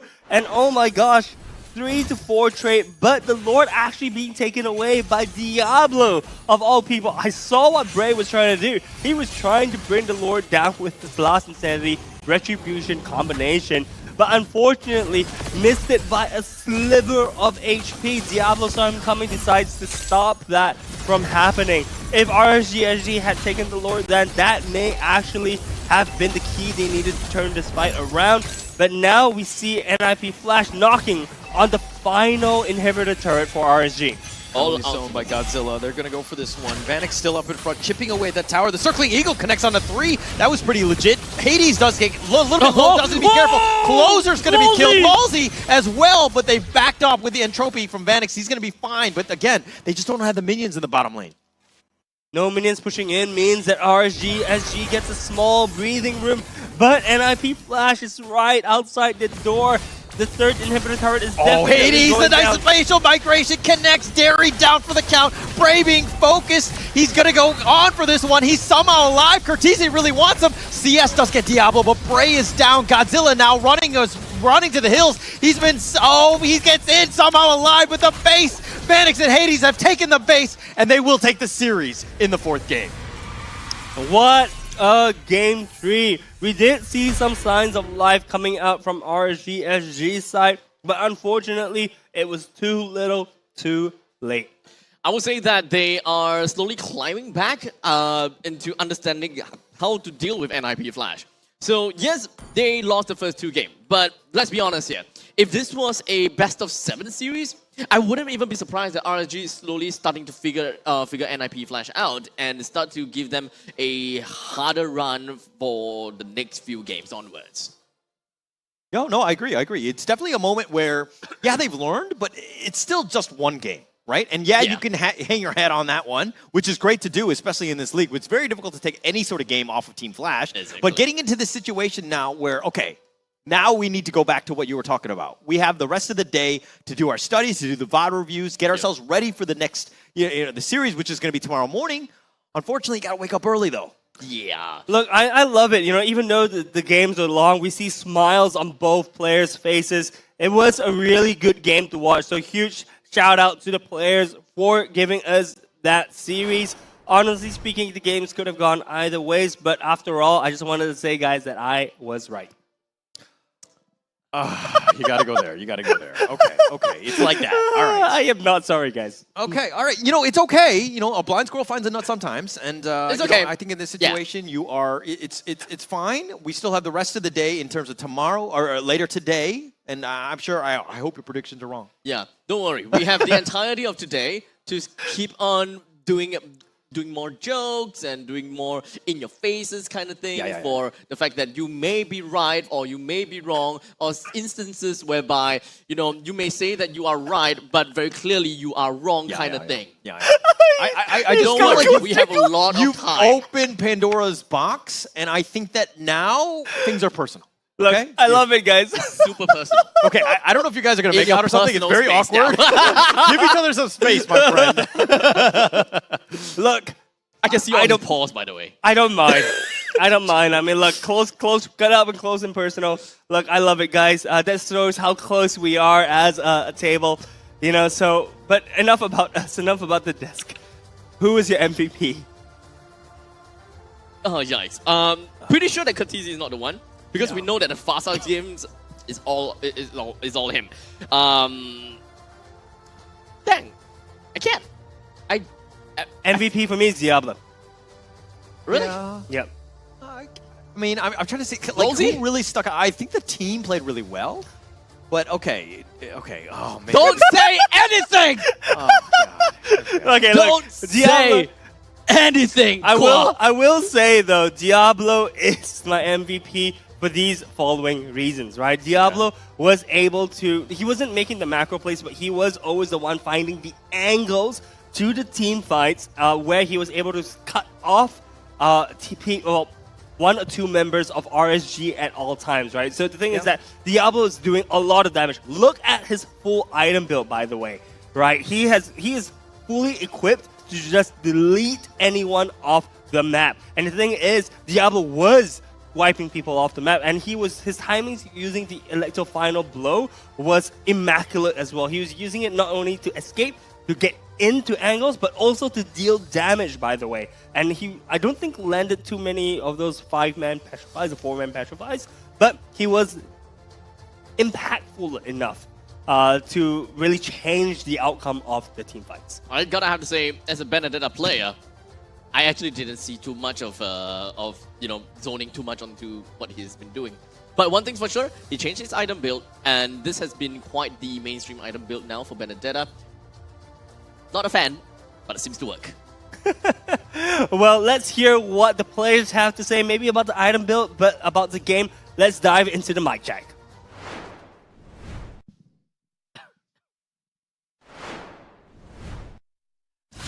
I picked it. Nice one. Lick. Mati! Okay, boom, Help me. Yeah, go. Nice Mati! We can, guys. Don't test. No. Pay first. Yeah. Nice one, guys. Nice one. I start. Mati! Yeah, nice. No pay. I can knock out. Nice try. It's okay. Guys. I'm taking. Tower lang. Okay, by Roger. Roger, no pay. Nice, Diablo.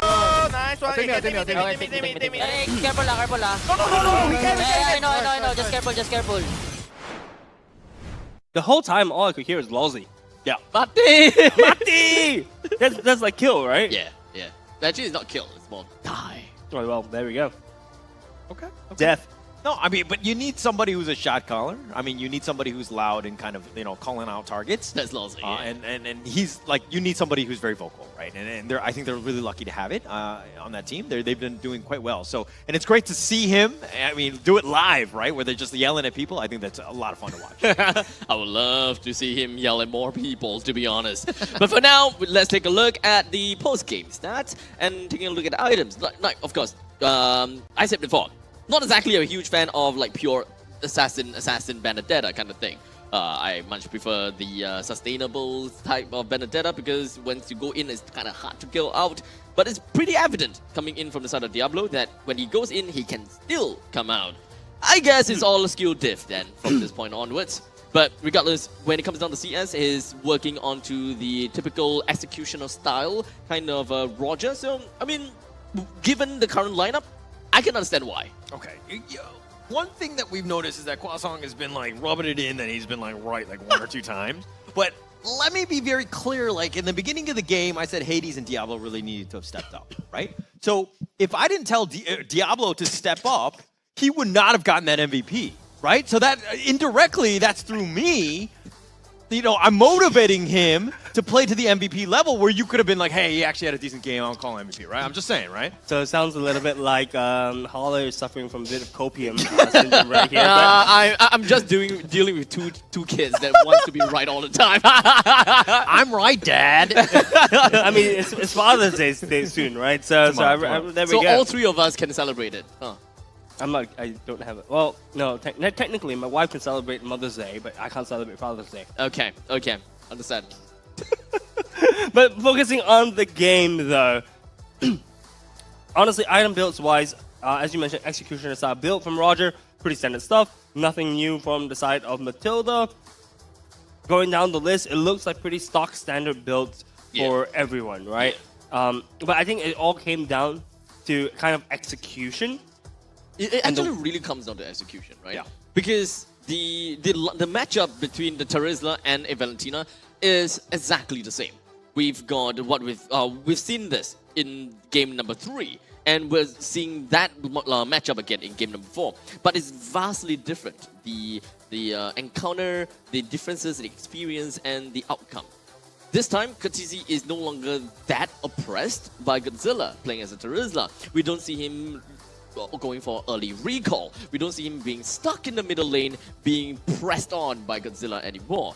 It's very likely because of the different kind of rotations and the macro game played by Hades as well as Diablo. Understandably, Lozzy being in the lane with Kha'Zix has helped a tremendous bit, but RSG wasn't able to take control of the game in the middle lane like they did in game number 3. Yeah, that's a key difference, I think. And you can also see, I think, in terms of the emblem builds, I don't actually see more of a sustained option for Kha'Zix. He kind of just went the same item build, so it was definitely the execution and the way that the team played around Kha'Zix to give him enough support and not leave him on an island, right? Because I mean, we saw earlier that when Kha'Zix was left on an island, it became a problem for the entire team at the late stage of the game. Emblems, I see a lot of quantum charges on the side of RSG. They wanted to go fast, they wanted to go vroom vroom. Okay. Yeah. Going into this one, both of these teams, none of them are eliminated from the league yet, or the playoffs, right? So if you had to give them one advice for each team, what are you going to tell them? Like, what are you going to tell RSG? What are you going to tell NIP Flash? Ooh, damn. I would tell RSG to be decisive, I guess. They in game number 3, it seems like they are very decisive. Like they knew exactly what they needed to do, and when they called things out, they're just gonna jump, jump whoever, and just kind of learn from the mistakes, right? Because clearly RSG definitely learned from quite a bit of mistakes. As for NIP Flash, all I can say is don't be complacent, because understandably they are the fan favorites, right? And everyone has seen what they are capable of. But the moment if they start to be a little bit complacent and be like, yeah, they can lose a little bit here and there, it could just snowball into something completely different. For me, I would tell RSG, look, give Davy Matilda. Give Davy playmaking heroes. Because the thing is that Davy is a very good centerpiece that you can play around, right? I think Godzilla is fine. He can play anything. Bray is looking good on his X-Borg. or his Link, both are okay. But give Davey what he wants to play and give something give Closer something that he's comfortable at playing. Because honestly, this U-Zone game looks a looked a little bit weird for the Closer. Like he wasn't really utilizing U-Zone's Black Dragon form to move around the map, or he wasn't using Black Dragon form to push away or gather Corel NIP flashes together, right?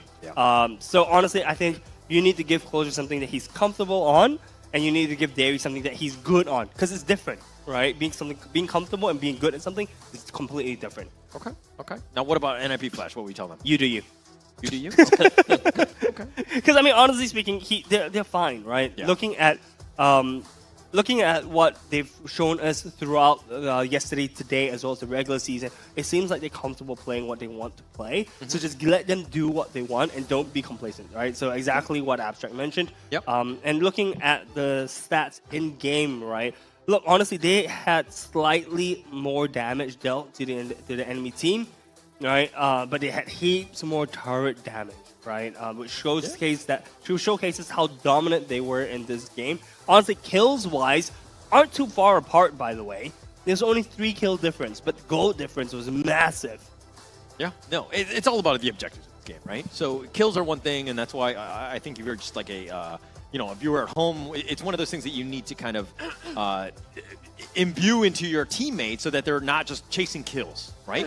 But to go back to the whole coaching thing in the one line, I think not to go Asian dad on people, but RSG, I would say just be better, right? I think that's the biggest thing. You can watch the replays and you kind of do that. But at the same time, I would also give advice to NIP Flash of just be better, right? So basically just say be better to everyone. Yeah, that's my default answer. That's what my like 2 words for the team to just It's play. never enough. You can be better. Yeah. 2 words, be better. Yeah, but Dad, I came home with an A-. It's like, no, Be that's better. not good. Be better. Yeah. What if it's an A+? Be better. Right? What if it's 30K on PCU peak? Then be better, right? We can. There's still like this is not even close. Like we need to be way better than this, right? We need to be closer to 100K at this point. We need 3,000 more views for an elite skin, lads. Look, I want the elite skin. I'm gonna be keying in this code right once the You can camera settle switches with your off. elite skin. I'll wait for my epic skin.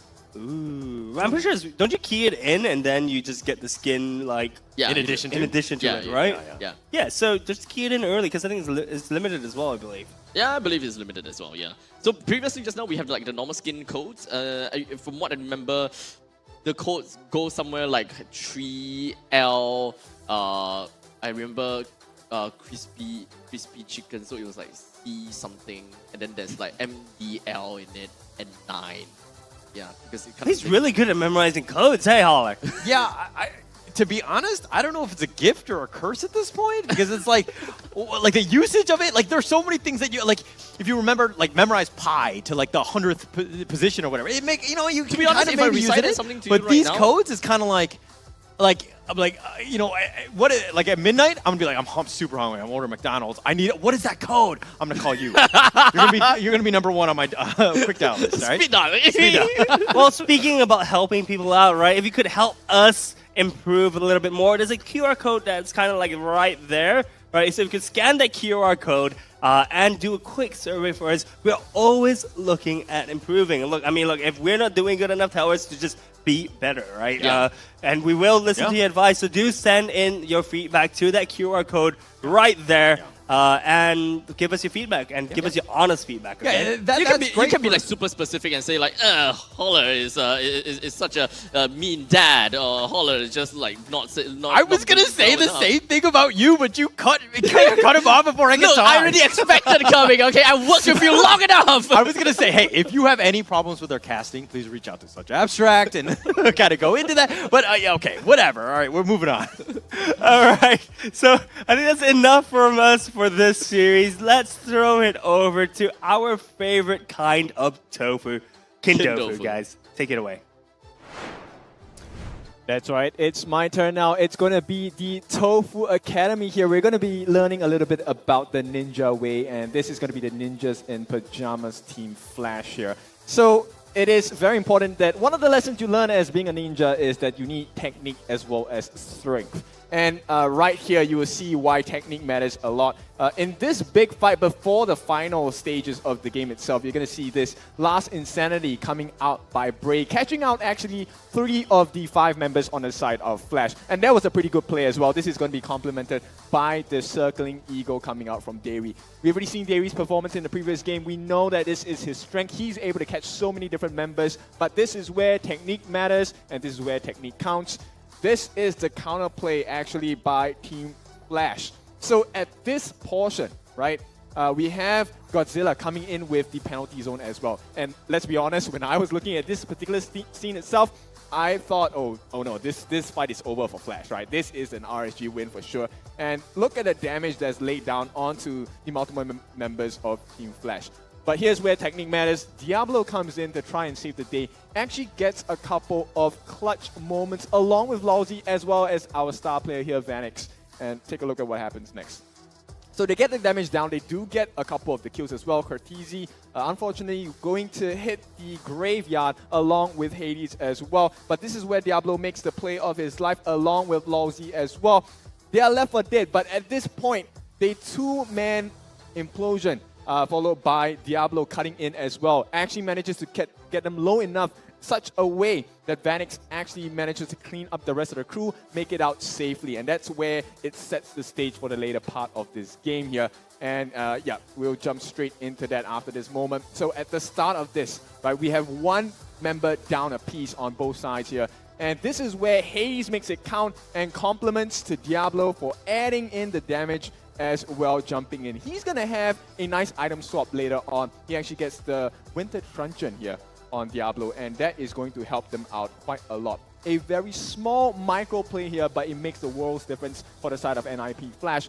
And that is actually getting CS into the midst of all the different players on the side of NIP Flash.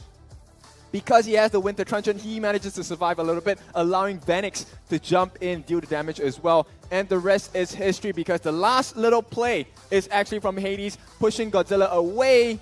And for Cortese to continue pushing Godzilla away, doesn't matter if he throws his life, because at this point, Lord God Vanix is going to end the game for you, and this is a win for NIP Flash. Now that's all the time I have. It is time for me to throw it over to Cheryl. Cheryl, it's your turn now. Thank you so much, Teacher Kid. Now, I have a very, very special person beside me. GM, team manager, coach, analyst, Joseph beside me. Hi, Joseph. Hello. Very rare face to really see right here on stage, so I'm very excited to ask him a few questions. So tell us more just generally, like how do you manage to form like this beast of a team that we see here today? I think as long as you treat the players right, you understand them, you have 1 or 2 key pieces, naturally the best players will want to come over to your team and join you. Right, so you were the one who actually got Hades on for the previous season. Yep, correct. And then how did the procurement of Cortese come about? Hades was really close to Cortese because they were teammates before in MPL PH, so he recommended.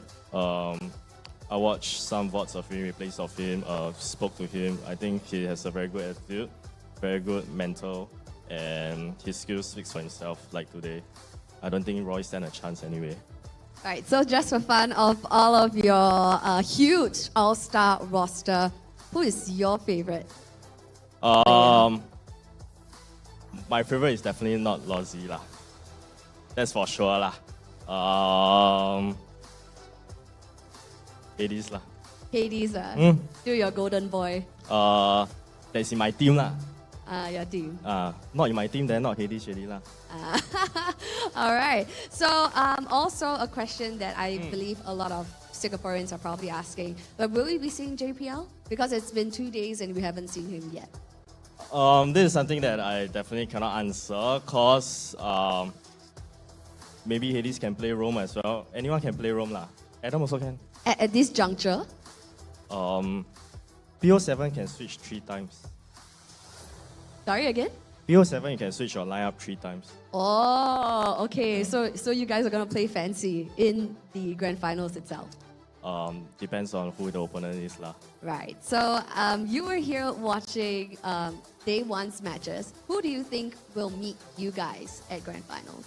Asteris. Asteris.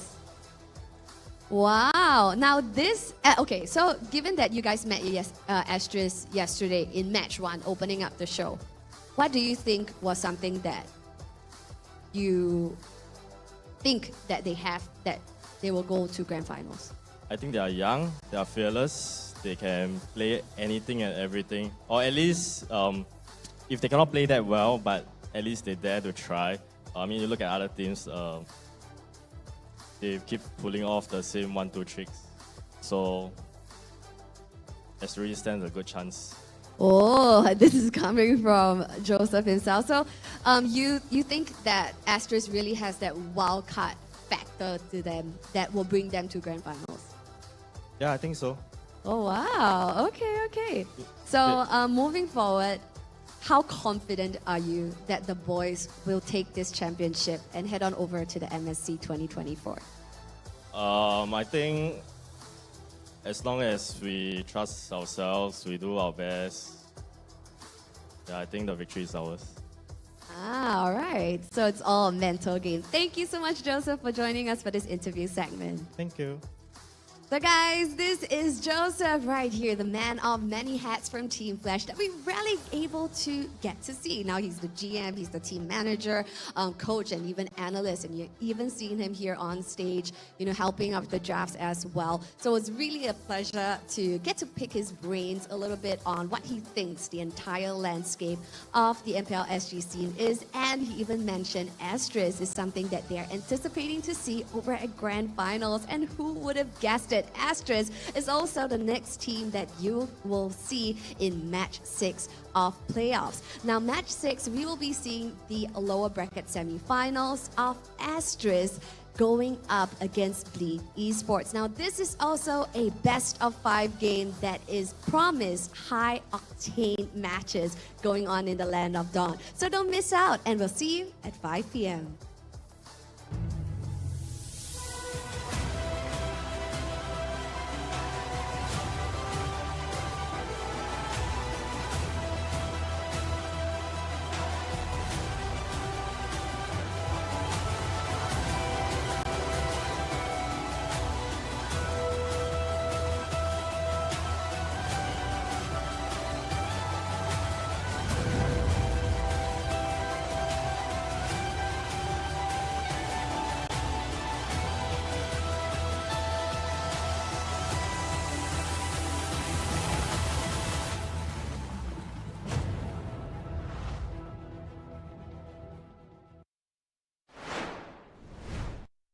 A crispier chicken McCrispy? So much crispier. Bite into an even crispier crunch with the improved Chicken McCrispy. Now, wouldn't that be nice?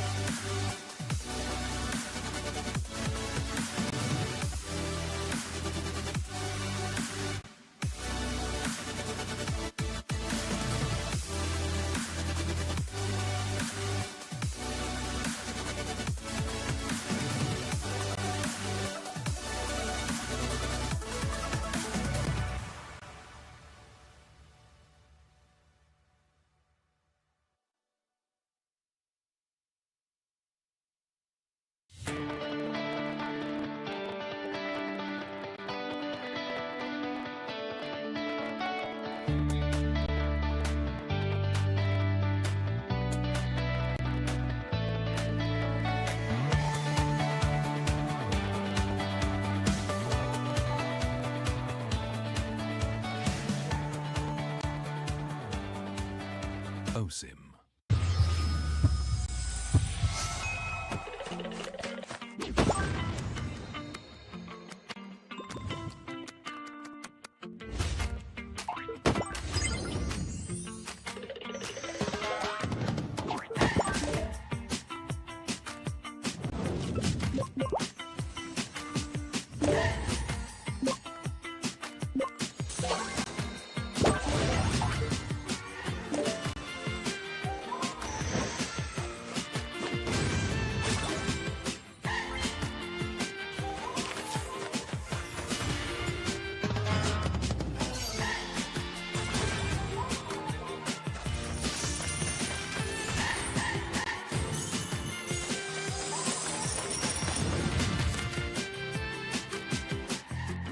Or get arrested.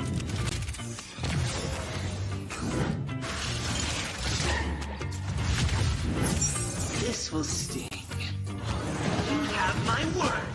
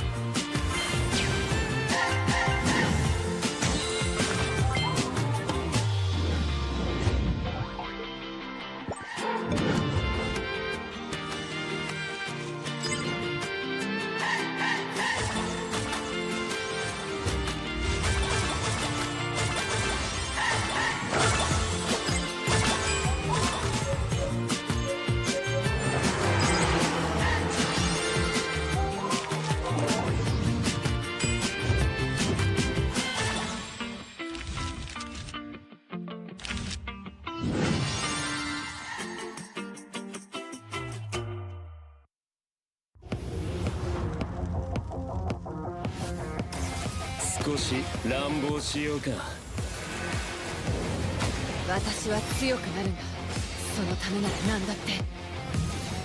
自分の良心に従って人を助ける。オーラってやつは隠してもにじみ出るもんだからな。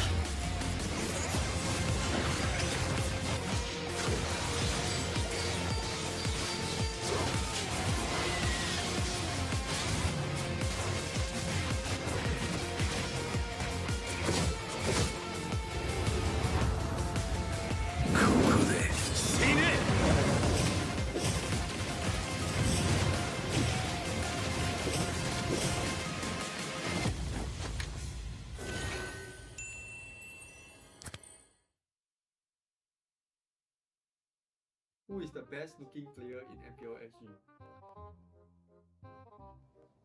Oh, wait. I know. I know. No, I know. This one is the GOAT. Oh, this is the GOAT.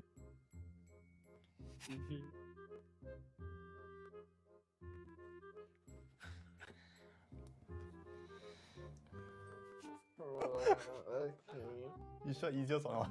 Easy or hard? Best looking player. This one eh. Handsome boy. Handsome boy. Ken from Vanguard. I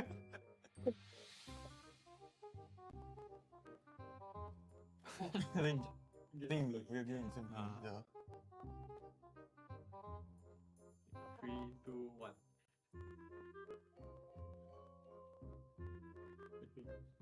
3, 2, 1.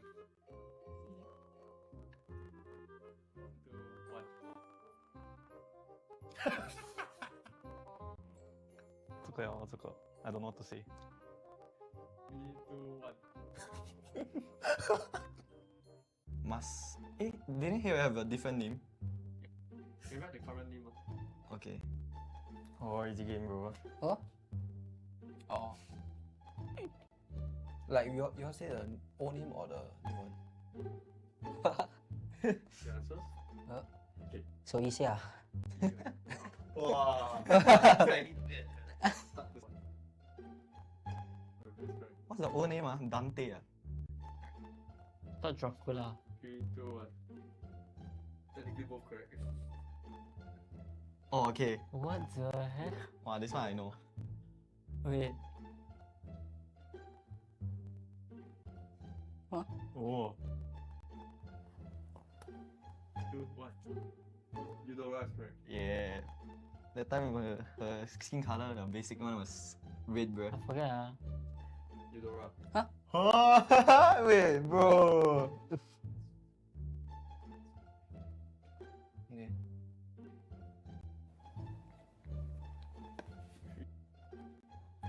Tapi aja kan exo. Tak, 3, 2, 1. Slow. Oh yeah, I was thinking of this skin, bro. But then I'm like, look like a girl skin. But it's veiled because of the wind. Oh no. I can't. There's no way. There's not too long.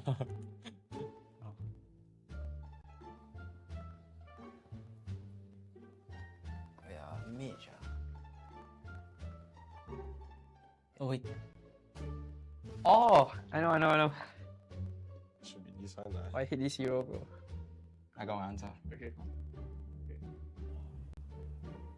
Huh? Okay. Huh? Wait. Like a universe Who's that familiar? Oh, okay. Let's see whether it's correct. This one is, you can't even guess it. This is near impossible. Oh. You know the light orb? Yeah. They super zoom into it, bro. I'm done. Please. Okay. Can we read answers? Okay, correct. Look at the correct answer. Wow, I forgot about that hero, bro. Supposed to be your main, your main. Because he got one. I wanted to guess the Ellie special skin, but then like I realized he said the powers was not like featured in the pocket. Yeah, but he said it was default skin. Yeah, that's not to be a default skin. Universe Do not Bro, I thought it's Cyclops. See, bro. Oh. Okay. The first player to guess two, Hello, people to guess two. Because of the yellow skin, right? Oh. Why you don't know? Yeah, you're not me. A crispier chicken McCrispy? So much crispier. Bite into an even crispier crunch with the improved Chicken McCrispy. Now, wouldn't that be nice?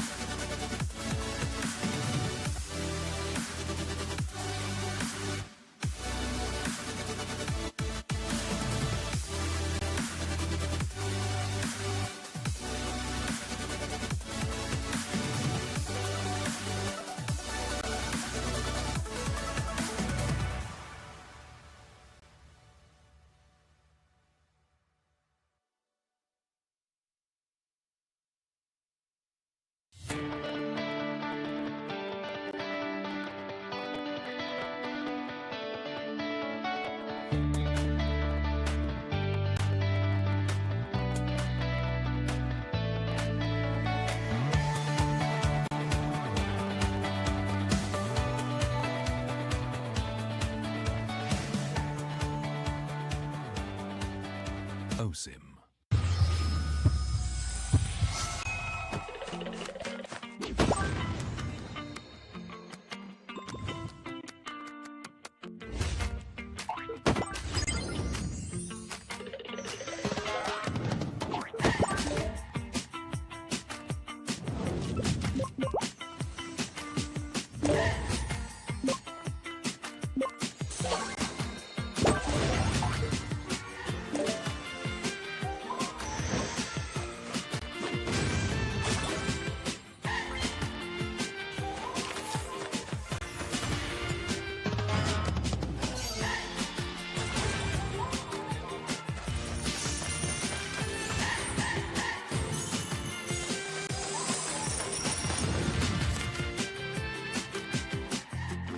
Or get arrested.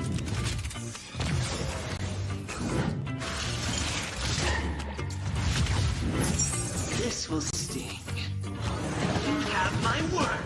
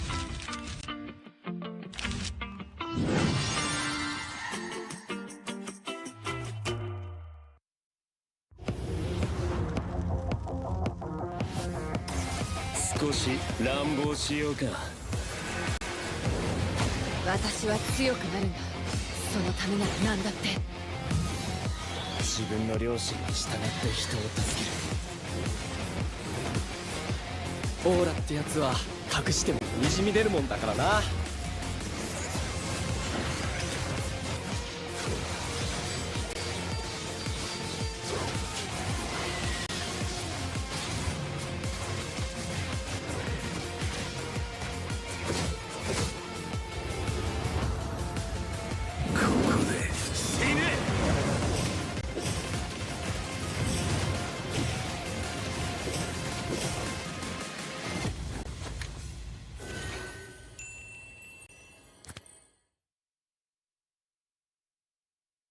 Who is the best looking player in MPL SG? Oh, wait. I know. I know. No, I know this one is the goat. Oh, this is the goat. Okay.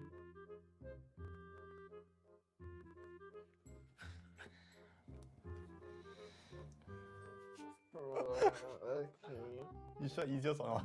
Easy or hard? Best looking player.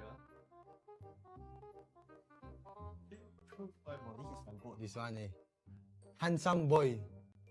Handsome boy. Ken from Vanguard. I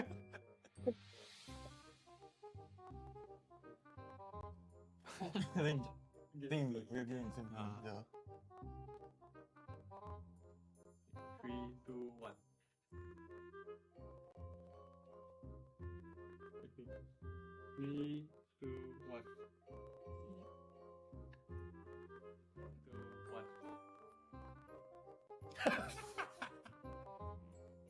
这个呀，这个 I don't know what to say.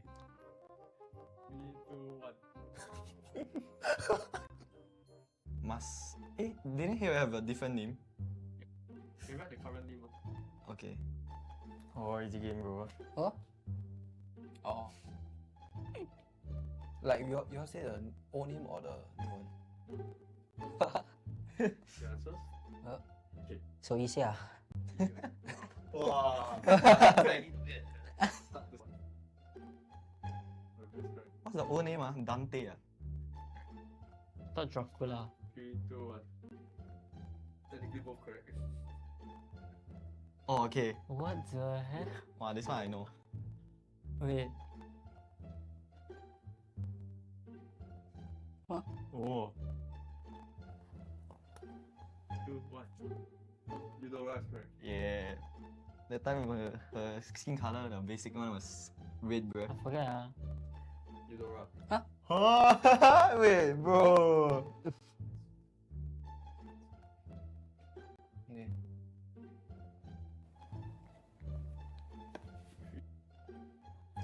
Tapi aja connect so. Three, two, one. Slow. Oh yeah, I was thinking of this skin, bro. But then I'm like, look like a girl skin. Thought it's veiled because of the wind.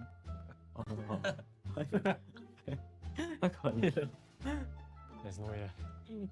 There's not too long.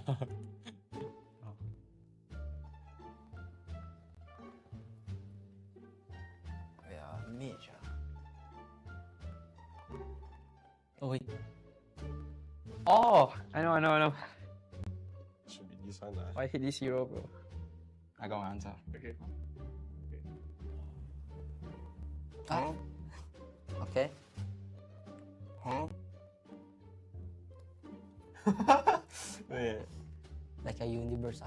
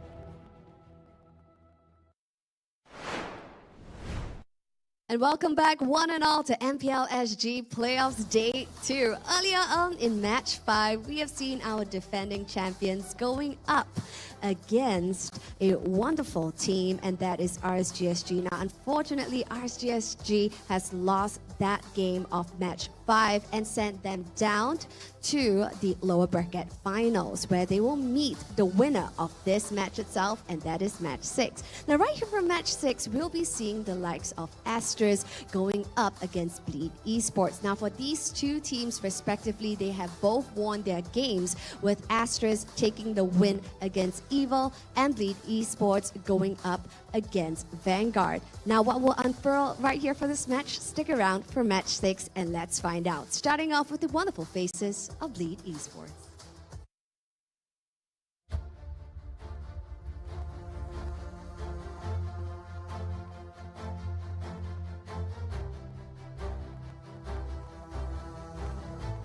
Now the boys are standing before you, proud and ready to take on this game, which is Match 6, to make them move forward one step closer to vying for the crown, and that is MPL SG. And going up against Bleed Esports, presenting to you our qualifier team, Asteris.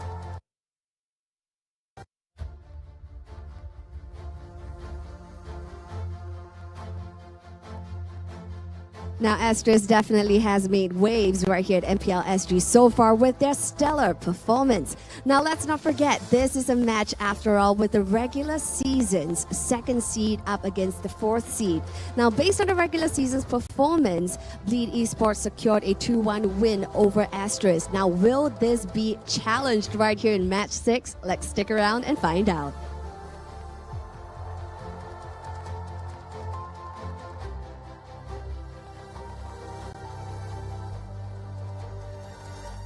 The boys are heading over to their battle stations respectively, and all hell is going to break loose over at the Land of Dawn in just a few moments' time. Now, all eyes on Asteris, really, because coming as a qualifier team into MPL SG, they definitely has made really remarkable results over at the Land of Dawn. Now, is that enough, ladies and gentlemen, to take down Bleed Esports? Let's hand our time over to the casters to find out more.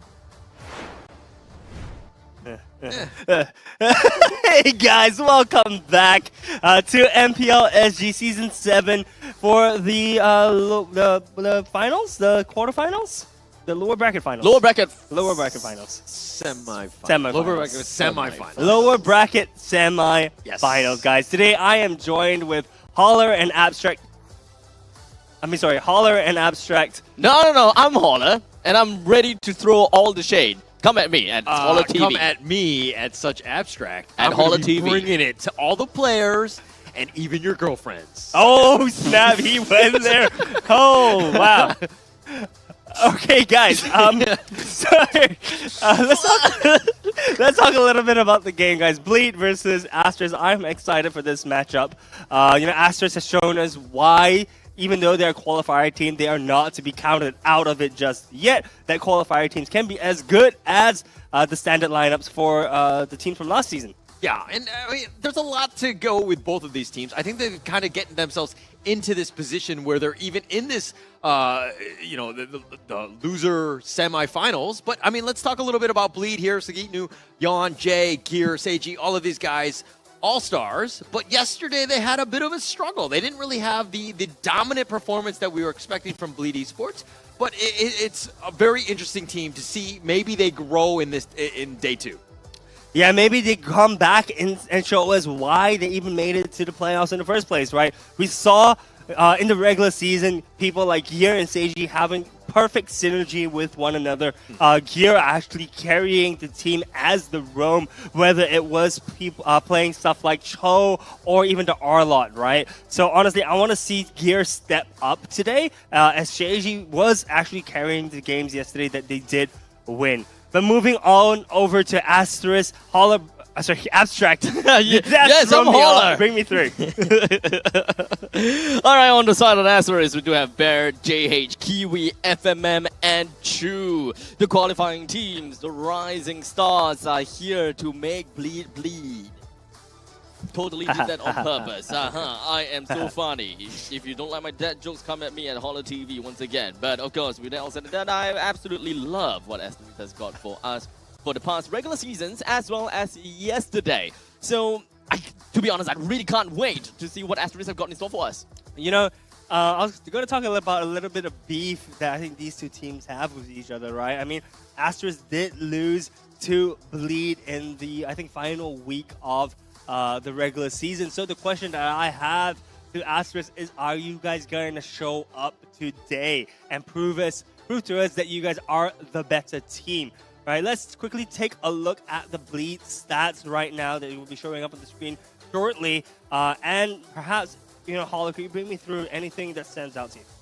I mean, if we're looking at some of the other teams, we were looking at Nip Flash in the earlier ones, and their KDAs were like, 10 and up or whatever. And this is kind of where the middle ground is in terms of Bleed Esports, RSG, and Asteris, where these are teams that are kind of fighting for it. They're still top teams, and there's a reason why they're top 4 in the league, but those numbers are, much lower, right? And so this is a team that needs to really play together. They've done that. But again, I think the biggest piece is that, the co-participations are also like less than 70% as well, so not the highest. Not the highest, but Jay has been instrumental in terms of making the plays. He is one of the key playmakers alongside with Gear. You see both of them having relatively average, I think, kill participations, but instrumental nonetheless. Yeah, but to answer your question, what sticks out is the J 69% kill participation. Nice. 69. Nice. All right, moving over to Asteris. Abstract, bring us through. All right, so unfortunately, we don't have any other 69% in here, but one thing's for sure is that we do have Kiwi that have 83% kill participation, which is definitely definitely more than what Jay had on his kill participation. And all across the board, of course, Kiwi, we have seen how he make very instrumental plays all across the board, being the mid laner and being the pivot of the team. Kiwi has always shined bright like a diamond, and it really helped the team to just rally together and just play together as an absolute unit.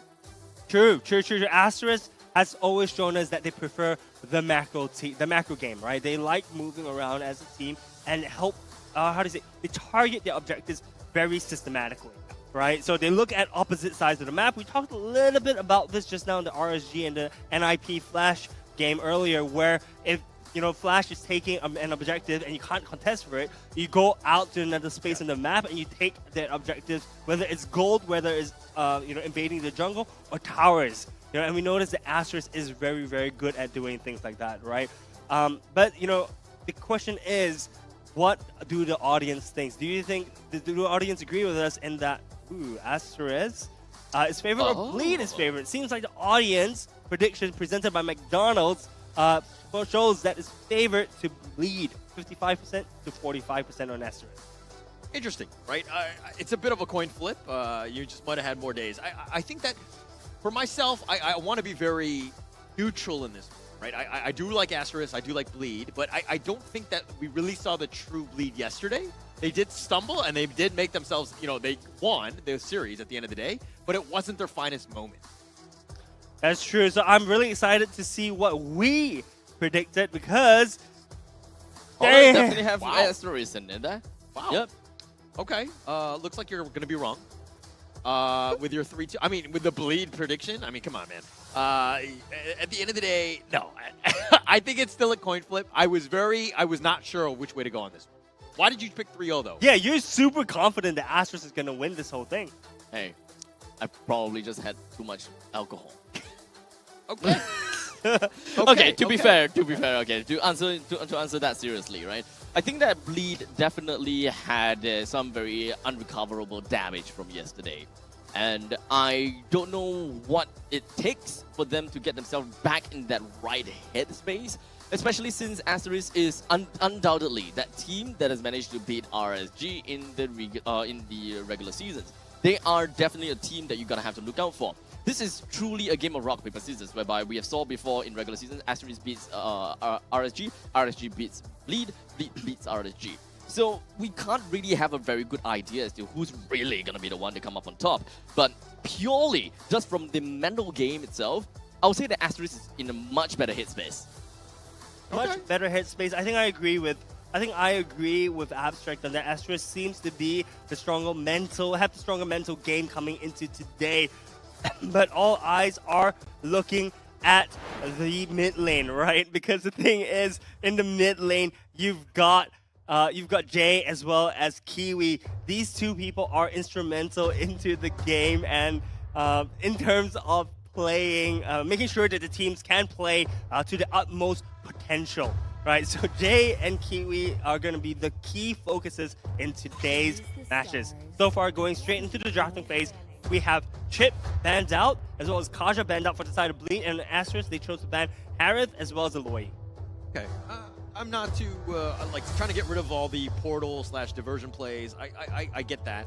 Definitely something that you want to kind of limit to what's coming at you, right? So those bans, nothing really like speaks out to me. I think that they're all kind of regular in that sense. The Novaria ban here, very high pick, 16th most in terms of Singapore, 64% win rate. Definitely something that you want to take away from Asteris, who are quite good with it, especially with Kiwi, right?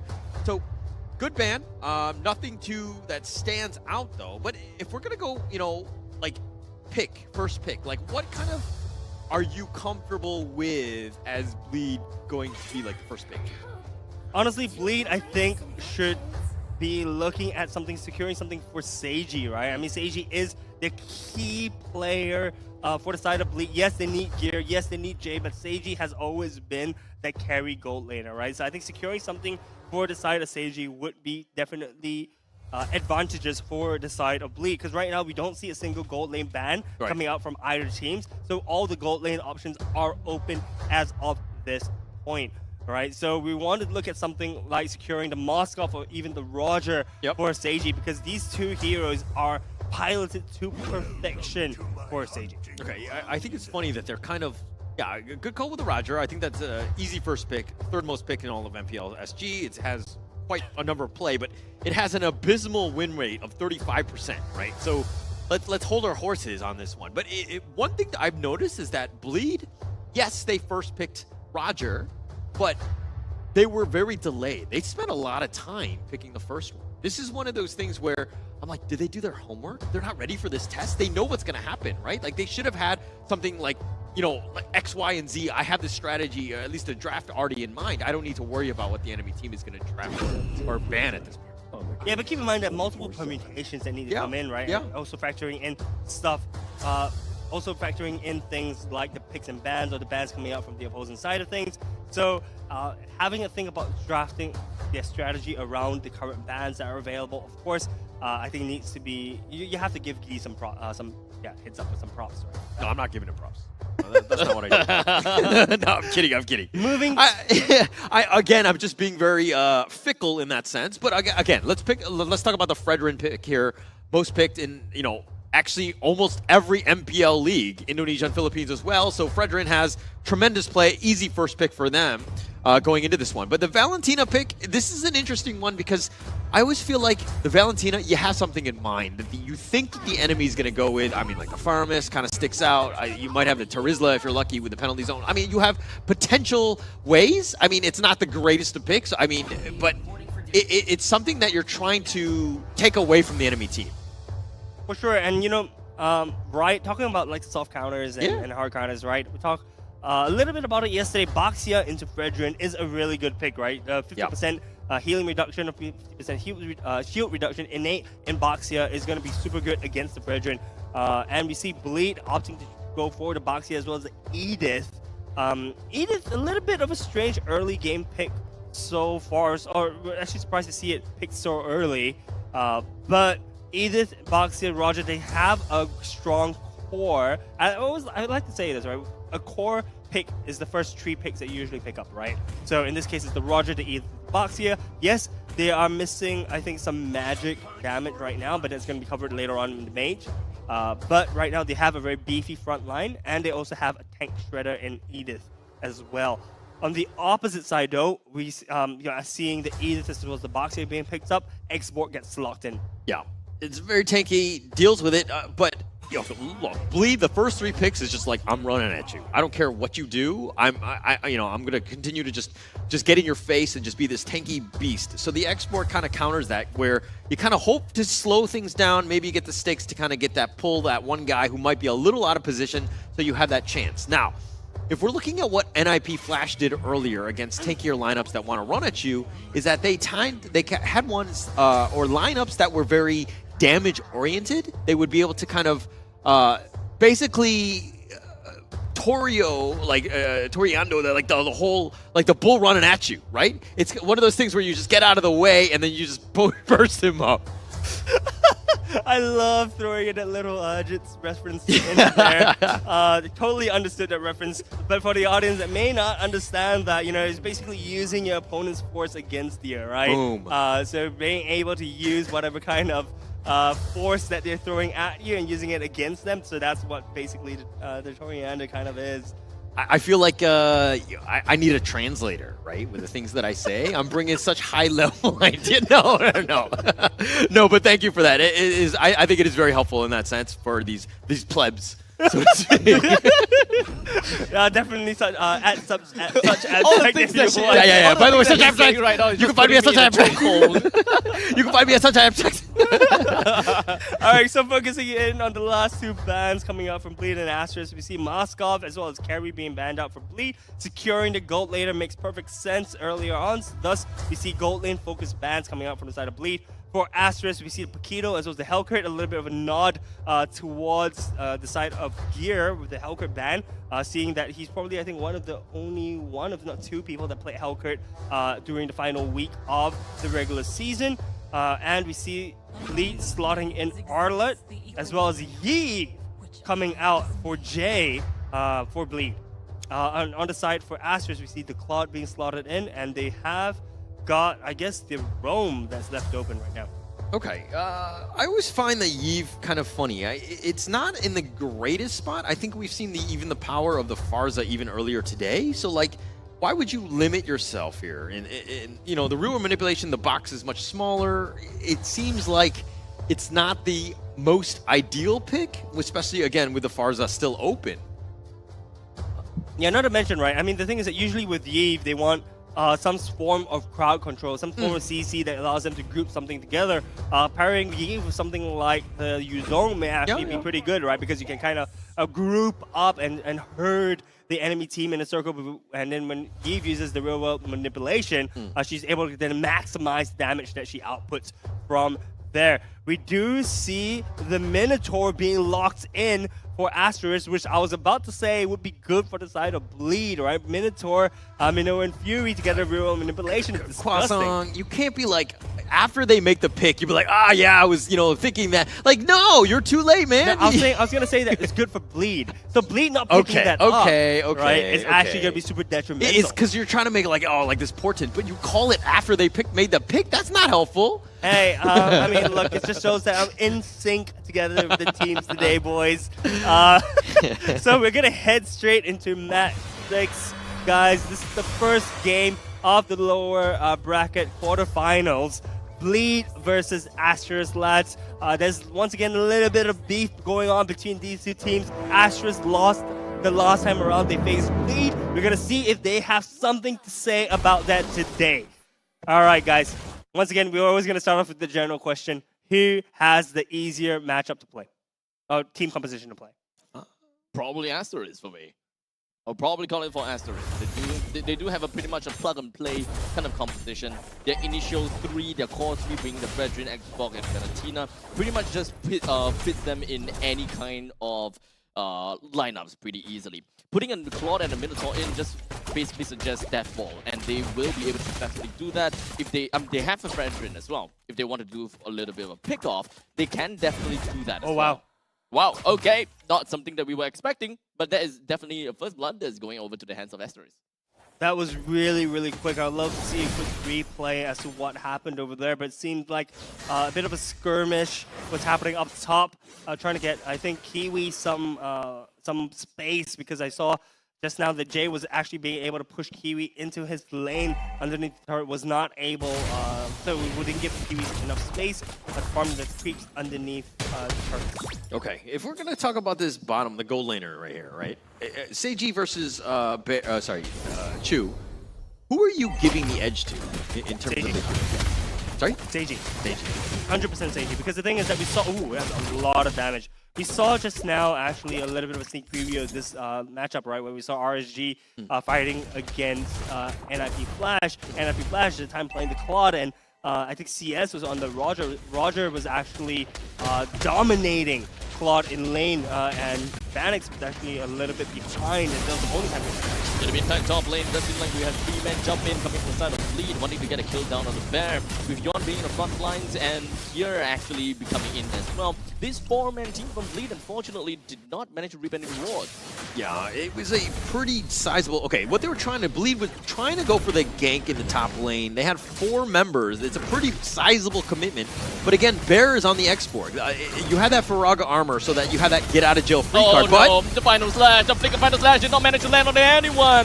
JH subsequently takes down the turtle as well as Arlet himself. Yon now taking a quick little back home trip, but it doesn't seem like he will be able to do that as we do have the Earthshatter connecting onto him, bringing him down and leaving Gear currently in his primal wrath form, unable to do anything without Phylax, but immediately resummoning Phylax to make sure that he have got all the defenses he need. Sagitnu with the air ball in that final slash completely whiffs out, then he gets killed.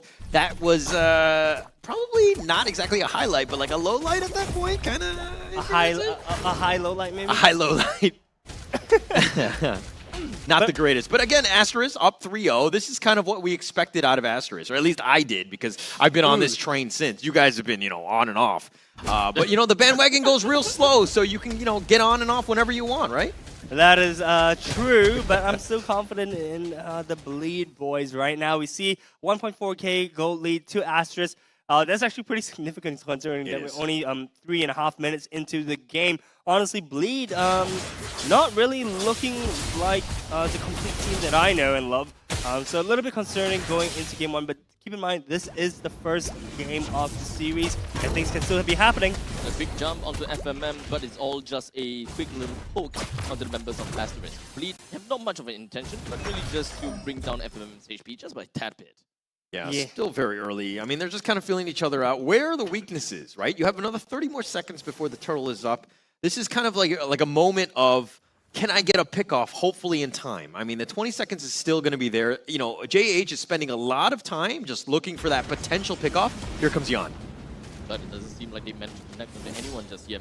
JH has really been putting his time down and bottoming quite a bit, but it's not as bad as compared to Yon, because Yon is currently still at level 6. In fact, JH is 1 full level in front of Yon. So this is actually not going to be very good for Bleed to take on this fight. But Bleed doesn't have a choice, right? The thing is that if Bleed gives this turtle free, they can't handshake anything else on the map. Right now, top lane is open, but Bleed is opting to choose for this fight. They want to contest.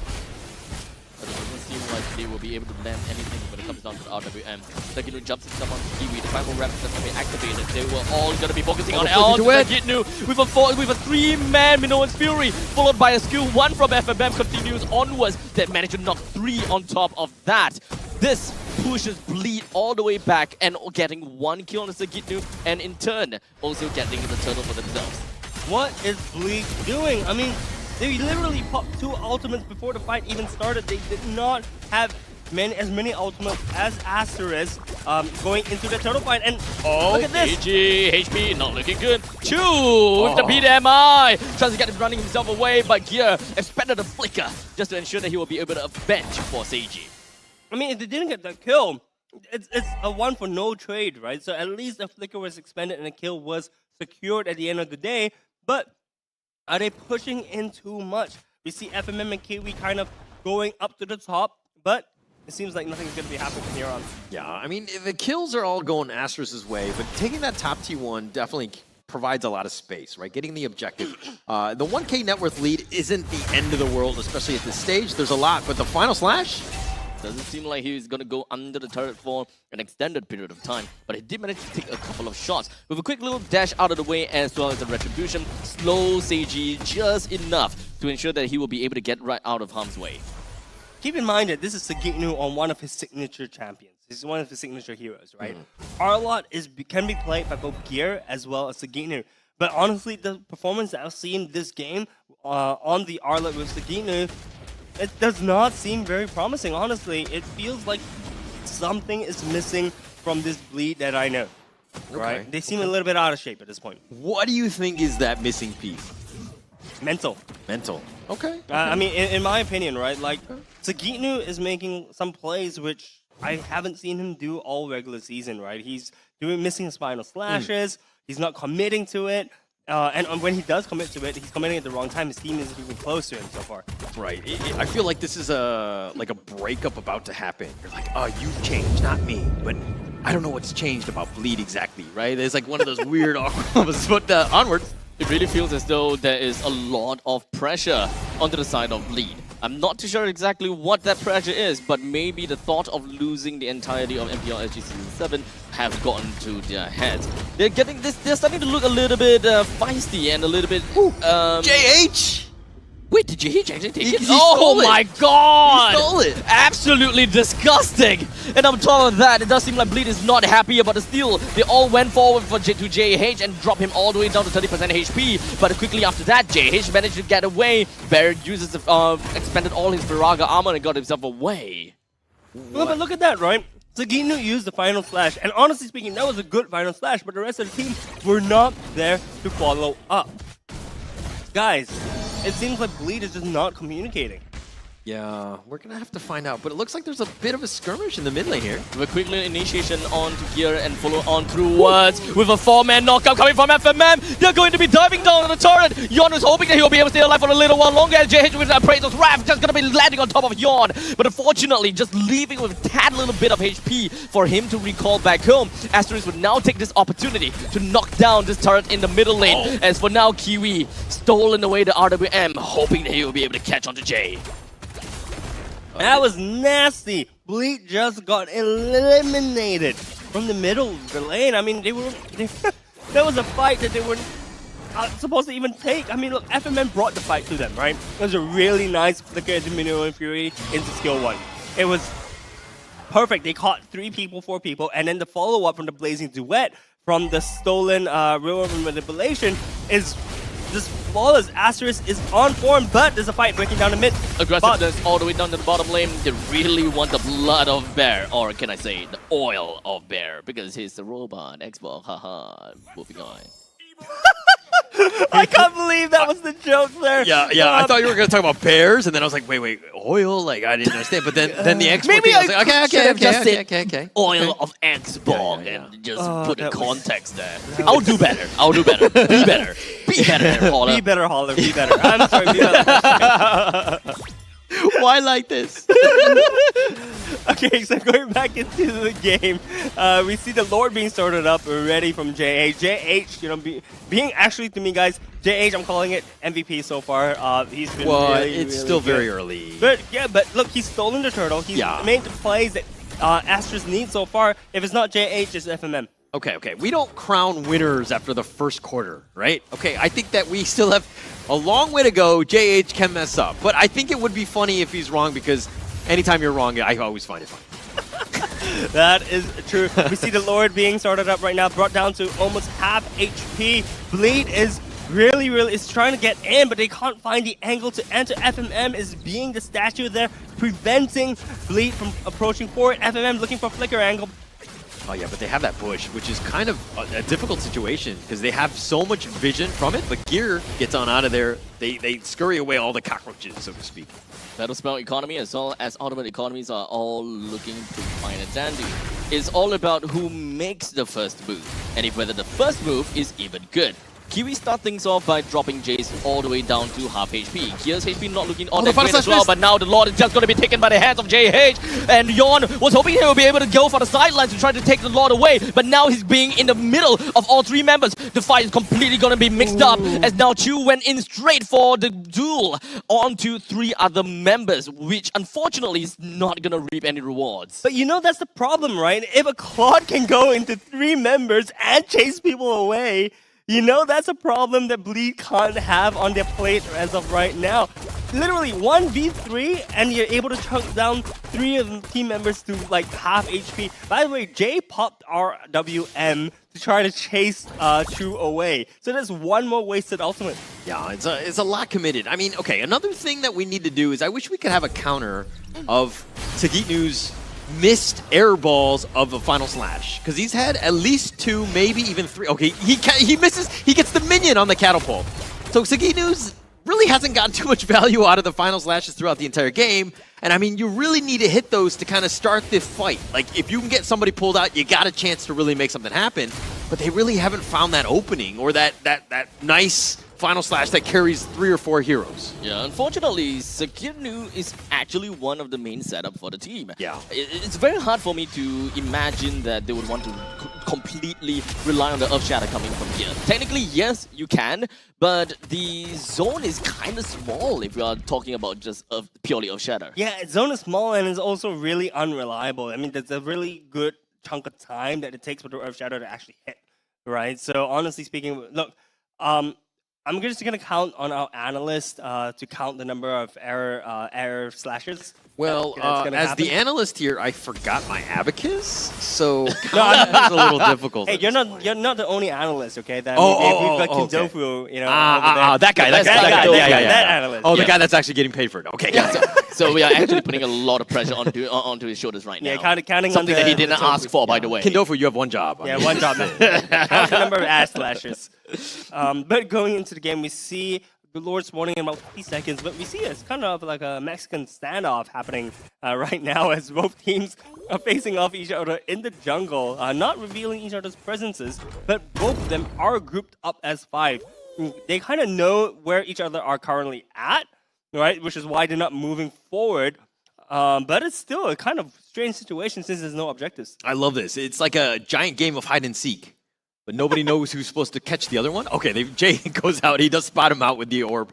So they gotten something. But now Gear probably should make a beeline back to base here. Oh, were they just guarding the Fenrir?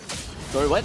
Were they just like guarding the Fenrir? Yeah. Oh, well, they get in the end, so yay. Yeah, no, but it's... I mean, a huge amount. It's a big commitment to have all 5 members to make sure that you get the Fenrir. I mean, Bleed... right now, like, scrapping for anything at this point, right? Especially with this Lord that's about to be started here. And Yon, looking for that right jump in, isn't going to go for this one. Yeah, he's just going to do like a quick drive-by, say hi to his friends over at Asteris and come back, you know, because there's really no angle for opportunity as we see the Lord dropping down to quarter HP. In the meantime, FMM did manage to get a quick little spot onto Gear, while Chu is just bringing down Gear's HP down to a small little amount. But we've got to take a look at the southern part of the fight, as we do have Yon being taken away. Gear continues onto the fight. He tries to go for the Primal Wrath, was hoping that abandoning Firelight will be able to get him his HP all the way back up, but that's not going to be working for him. Sagitnu, Seiji, and Jay. It's going to be the last 3 members remaining, but they're still going to be hovering around. May not necessarily be the best idea, because they don't really have much of a setup. They don't really have much of a way to bring down the Lord. As such, Sagitnu fed himself over to the wolves, and only then Jay and Seiji decided that it's time for them to bail. Why does Sagitnu even go back in? Yeah, to be honest, I'm not entirely sure. There was really no chance that you get the Lord. It's one of those things where if one person dies, or you have a situation where it's unwinnable, you just gotta go elsewhere. You gotta split up, you gotta figure out, you gotta find some sort of farm, you know where they are, right? So that there's openings in the top lane, you have a chance.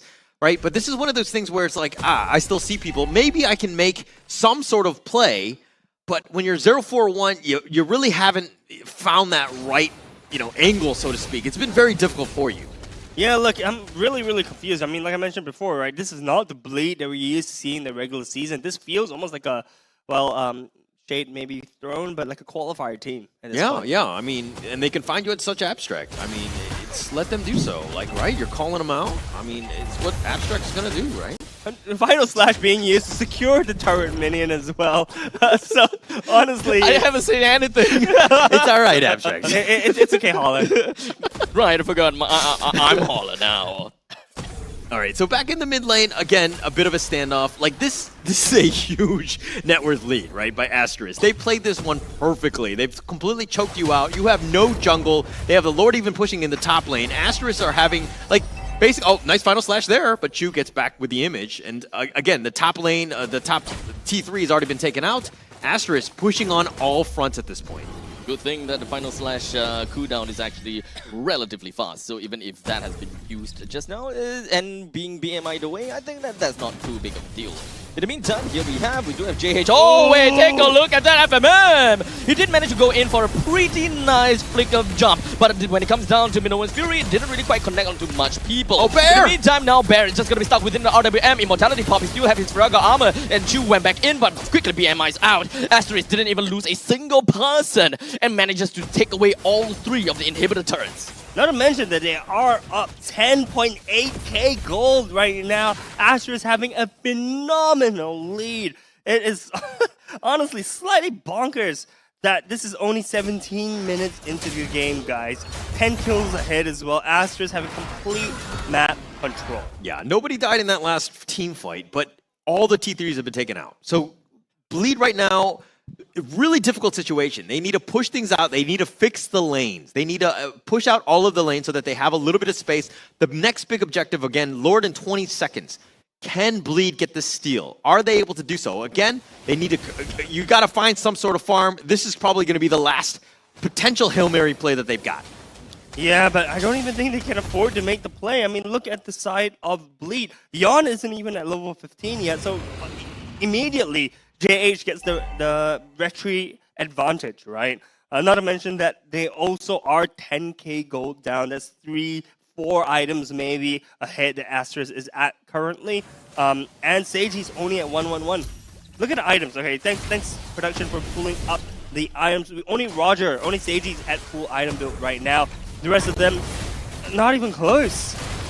Yeah, it's not close yet, but this one is very precarious situation. Gear so low. Guns get the ear setter though. But he's not going to go down anytime soon. JH immediately abandoned the Lord, but quickly got himself back in right after his energy eruption. Didn't really quite connect onto anyone. Lord's HP is slowly resetting, but it's still going to be hovering right around the 20,000 HP mark.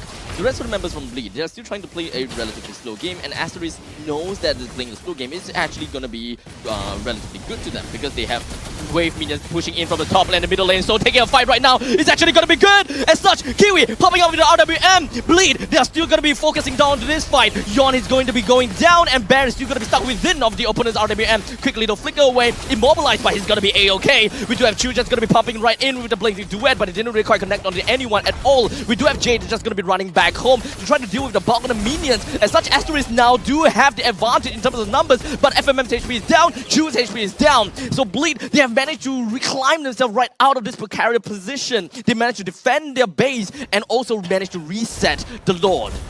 Yeah. Wow, that actually went all in favor to get rid of Bleed, right? Bleed actually...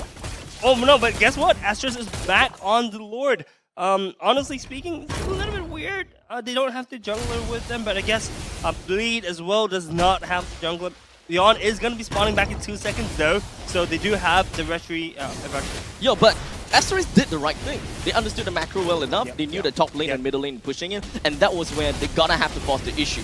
But it kind of seems as though the micro during that team fight just wasn't, just didn't cut it. You know, I fully agree with you. Macro makes perfect sense, but there's a fight breaking out. It does seem like we come down to the last insanity. We do have Yon just is gonna be bursting into oblivion. Gear somehow manages to take the Lord away, and Bleed has managed to successfully take on the 3 core members of Asteris that is hoarding down to the Lord. Guys, that is huge. Look at the gold count right now. Asteris is only up 2k gold. This was from a 10k gold advantage, right? So that's 8k gold already back into Bleed's pocket. Yes, Bleed are currently naked, right? They don't have a single turret left defending their base. But if this is their time to come back in the game, it's right now. Yeah, right now, I mean, it's all in. I mean, it seems like the tipping point had happened, and the momentum is on Bleed's esports side, but look at the top lane. That's definitely a potential weakness, but with all, like, 3 members right now, there's a potential 4th that might join the fray in the bottom lane, as Yawn had to go all the way back to base, but they do have that opening. The Lord charges in, they've opened it up, they've taken that bottom T3. The Lord have managed to successfully plunder everything that Asteris love all the way from the bottom lane. We still have a couple of tier 2 turrets that are standing tall in the top lane and the bottom lane. But speaking of top lane, we do have quite a lot of mega creeps just going to be pushing in. Bleed, not too sure whether they're going to answer to that, but for now, Bleed's main idea is going to be destroying the second tier defense turret in the middle lane. No, but this is the point that we were talking about just now, right? This is how Bleed comes back into the game, where when it enters level 15, where the gold gap doesn't make that much of a difference anymore, and it just comes down to the micro plays. Right now, Bleed is up, by the way, 500 gold. This is a huge gold swing.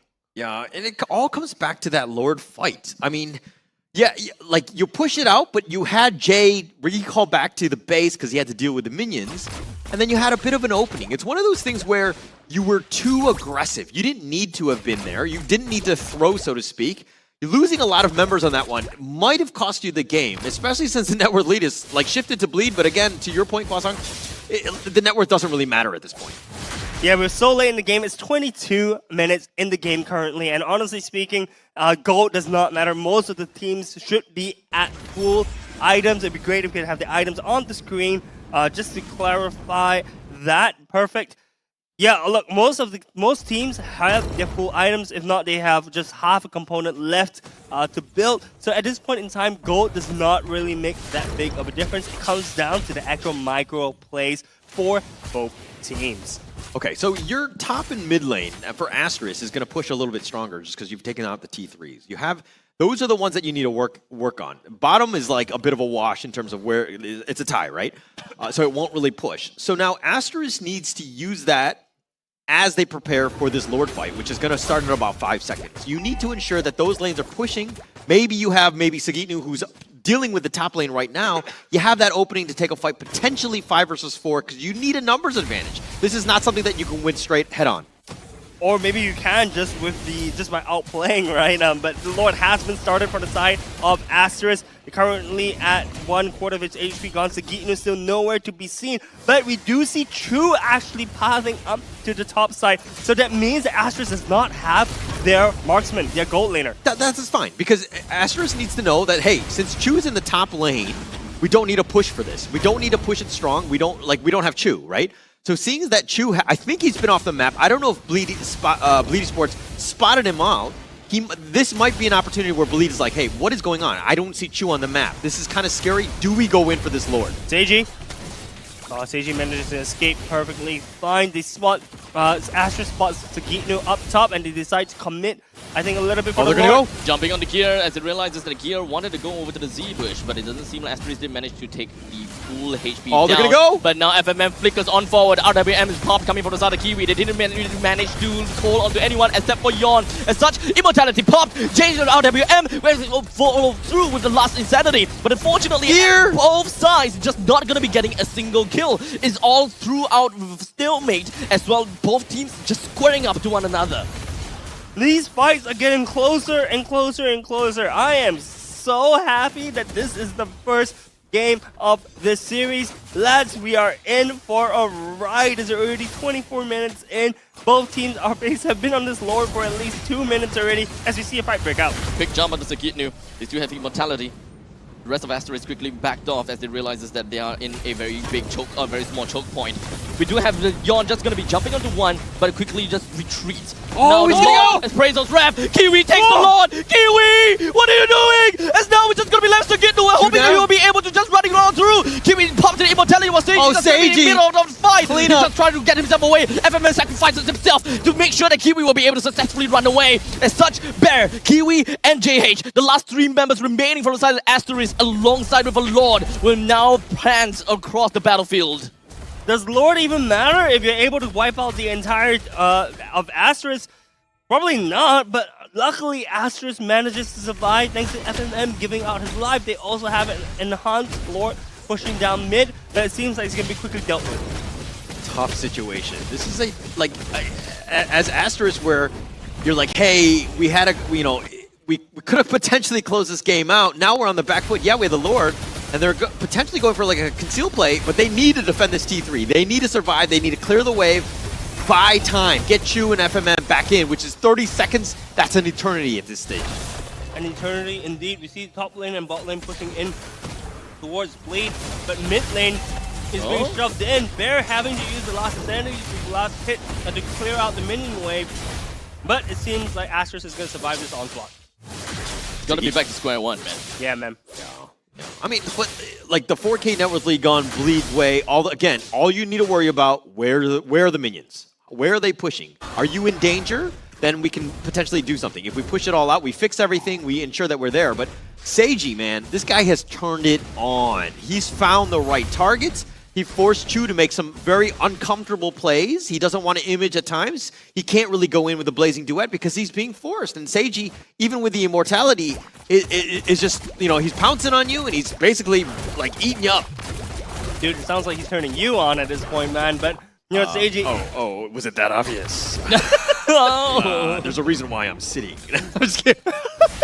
What are we talking about? Seiji is really, really, really good. And this is, like I said, I sound like a broken record at this point in time, but Seiji is one of the premier gold laners. Yes, his performance was not as stellar yesterday as it was compared to the regular season, but he is currently popping off this game. 5.5 gold lead in favor to Bleed at this point, and at this point of the game, it's gonna show which team has better macro plays, right? You talked a little bit about how the minions waves are pushing. We see Sagitnu in mid lane trying to shove it up, but immediately a response from the side of Aster trying to group around, trying to potentially push out the mid wave a little bit more. But you can kind of already see an invisible line. Hey, if you look at the mini map at the top left-hand corner of your screen, you can see like an invisible line being drawn off, and that's the boundary that Asteris can't push forward. Oh my god. Yeah, but look at this damage dealt. Jay, insane. What is that? 160,000. Oh my gosh. That's almost double what Chu has. Yeah. Almost. Yeah, almost. But like, okay, I was questioning the Eve pick, but he's clearly knows what's going on. He knows how to play it to the perfection. But his orbs and his real-world manipulations have been on point. That's exactly what you want. And it's been very difficult. Like, the zoning that he provides, Jay, has just been on point. But Sagitnu going in for Bear. Doesn't seem like they will be able to get a kill on Bear that easily. He still have a lot of Faraga armor on himself. Yon finds onto JH, but it does seem like he's going to be actually pretty isolated. But the rest of the members from the side of Bleed, they are ready to come in and jump onto Asteris whenever they find the opportunity to. But it doesn't seem like we have found that. Yo. Look at the top lane. Gear and Seiji sneaking up to the top lane. Do they push this one out? I mean, if Asteris decides to commit for the Lord, there's a potential GG push that could happen in the top lane because there's two members. Seiji hits like a truck at this point. He would be able to clear it out. Yes, he's been spotted. Okay, it looks like Gear's going to make his way to the Lord at this point. They can't afford to do that, I feel. Honestly, this team fight is going to make or break the game if Asteris manages to take the Lord or wipe out the rest of the members of Bleed. Seiji himself can't defend the base. They need to start grouping up as 5 as of this point in time. Yes, they got the top lane push, which is good and in favor. They also have the bot lane push and the mid lane push. Actually, all the ways are being pushed in towards Asteris' side of the base. Lord, Bleed should have the slight advantage to draw this fight out for the Lord. Yeah, but Bleed has 4 immortalities right now. If Asteris decide to go in, it's going to be super messy. You need to ensure that you get the pick off. I would think that you maybe pop off some immortalities and get on out of there. But Bear now. Bear. Perhaps Bear might actually lose his Faraga armor, or maybe not. Yon's HP is just dropping all the way down because of Chu. His damage is just pretty much crazy. Sagitnu, though, has already lost his immortality all the way in the hearts of the enemies from here in Asteris. The next one is going to be Gear. He's already lost his firelights, but he's focusing all his damage down the Bear. Immortality popped, but he still has his Faraga armor. The Razor's Rally is going to be ready and Tempsun, or perhaps not. Chu with the Blazing Duet. He's just going to be blinding down on the gear as well as Jay, but he quickly BMIs himself right out of there. With 2 members from the side of Bleed taken down already, Asteris is more than ready to hammer them down in a 5 versus 3 manner, with JH continuing onto a pursuit. He's not going to be giving Jay up just yet. Okay, Bleed had like, what, 4 immortalities? That's one way of Asteris dealing with that. He's definitely not going to give him up. He's not going to let anyone else down at this point in time. And now with the Drunken, unfortunately, Jay was not going to be able to get himself right out of there. Gear doesn't have Fire Legs. He's just going to be fighting back on the Kiwi, trying to get himself HP back up. But with that all said and done, his Gear taken down. And Yawn as well. The Asteris marches down in the middle lane and brings the core down. That was such an epic game coming out from both sides. Yes, Bleed started off really shaky, but they looked as if they got their footing at the mid-game. Unfortunately, we're not able to close up the game. Congratulations to Asteris for solidifying their position right now, taking a 1-0 lead. Okay, I feel like Asteris kind of threw the game to make it more interesting for the viewers, right? Like, that's the only explanation for that, where they kind of, again, all jokes aside, they did kind of throw it. They let Bleed get back into that game. I feel like, you know, instead of getting that miracle team fight, which they did in the end to kind of close out that game, if they were, like, a little bit cleaner, they wouldn't have to get to that point. And I think that that's the difference between a Tier 1 team and a Tier 2 team. I'll let your own imagination put in which team is in which tier. But I'm going to go with Tier 3 Asteris because I'm such abstract. I'm going to go with Tier 4 Asteris. I'm holler. Well, look, guys, I still consider Asteris as a Tier 2, Tier 1 they're team. Tier 2. So, in my opinion, Asteris has played this very well so far. You're right. I think they need to be a little bit cleaner when it comes into closing up their games coming into the next one. But for me, MVP so far, I will stick by my guns and actually say I think JH is still going to be the MVP. All right, let's see what production has to say about that. I'm thinking it will also be... Say it now! Oh, well, look, I said FMM or JH, so I'm technically No, you can't say that. You didn't even say that. I did. You said JH. You can look back at the recordings. I said it like 6 minutes into the game. Did he say that? Such abstract. Yes. No. Wait, what?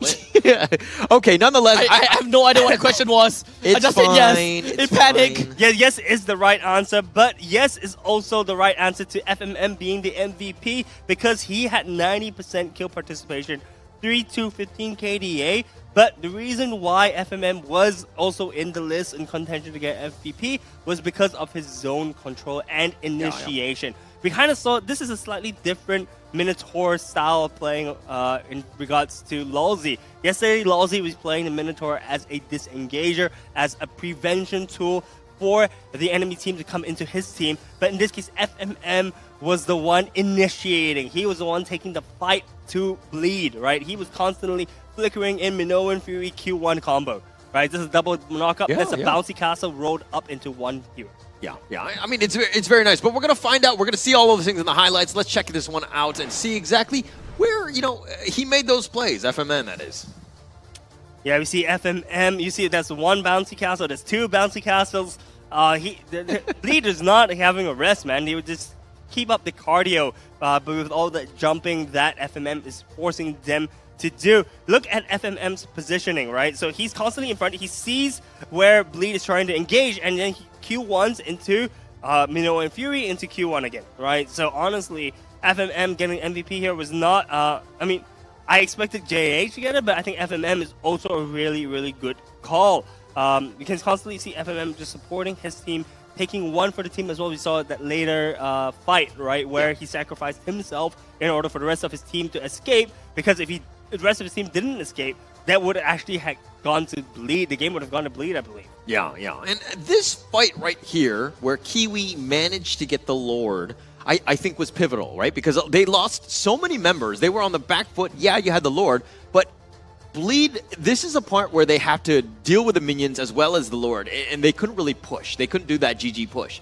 And so now, going into this one, I think there was a quick fight before this one, where now this is pretty much an unwinnable situation for Bleed. Like, it was just a matter of time for Asteris to pull that one out. But a great team fight gave themselves a chance to get themselves back in this one. Because, again, we were kind of like, who's going to win this one?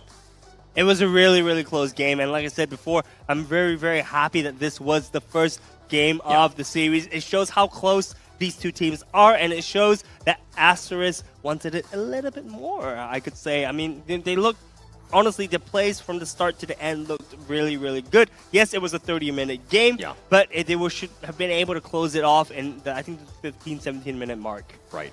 This is, you talk about, you know, the psychology of each of the teams, right? Both drained, I would say. You know, 30-minute games are a long one, right? And getting themselves in, it's great for Asteris, but this is one of those things where, like, okay, it took me this long to beat this team. Do I have enough energy and the right state of mind to do this 2 more times? I don't think Bleed is going to give up this series easily because, I mean, obviously the loser goes home. Everybody's playing for all the stakes at this point. So it's a situation where you got to settle down, go back into it, and be like, what do I need to do to get myself refreshed? So what do you actually do to get yourself refreshed, Holler? I would probably have some McDonald's, maybe a McCrispy, have the spiciness kind of wake me up a little bit, and I would probably, you know, sit in my awesome chair and maybe just kind of chill out and maybe take a quick little 2-minute nap or so. I love it. 2 ad-libs rolled into one. But let's break down the stats for you guys real quick. I think one of the things that Asteris needs to do is really kind of take a little bit of a step back and realize how could they close the game out a little bit cleaner, right? So far, if you look at the stats, right, they managed to take 3 lords, they managed to take 3 turtles. So I don't think it's actually the macro plays that is causing them to look a little bit iffy. It's just the minor executions, right? The micro executions, sorry, that Asteris needs to work on. Bleed, on the other hand, they really came back strong. I have to give really a lot of credit to the side of Bleed for being able to come back from such a huge deficit. Keep in mind, that's a 10k gold deficit that they came back from. And in fact, when they lost the game, they're only 100 gold difference, right? So it was down literally to the micro.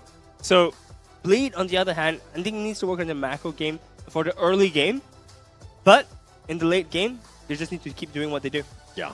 And this is one of those things where it's going to be a lot of fun when you're on the winning side in terms of the entire series, and then checking the VOD on this one, because there's a lot to learn. Both teams made mistakes. Nobody played a perfect game. This is a situation where, you know, you can learn so much from this game alone, right? Yep. And then going into this one, obviously, if you're on the losing side, you're like, I don't want to check out the VOD or whatever. Like, like I lost. I don't want to, you know, to go through this again. But there's so much to, you know, even as the viewer home, even at us, where we can kind of watch in and just see exactly what teams are doing and how to not make those same mistakes is going to be huge in terms of your own gameplay. Yeah, so what would you change for the side of Bleed? I mean, honestly, for me, in my opinion, Saginu needs to wake up. Yeah. Right? I'm sorry, man. I love you, but you need to wake up, because the thing is that 063 as one of your main characters is unacceptable for the team currently, and you are missing a lot of those final slashes, right? So I'm sorry, but I believe that Saginu needs to change something, whether it's a mantle or whether it's his actual gameplay, in order for Bleed to come back into this. Yeah. Saginu, you know, this is one of those times where you reach out to such Abstract and you let him know your thoughts, because he was kind of harsh to you. I'm just saying right now. Exactly. I mean, what the heck, Abstract? Like, what the hell? I'm pretty sure that Holler is just going on in the background, just going to be hopping on and enabling Abstract at the same time, huh? Yes. But I do agree. You know, Kwasang, I do think that Saginu did miss some plays.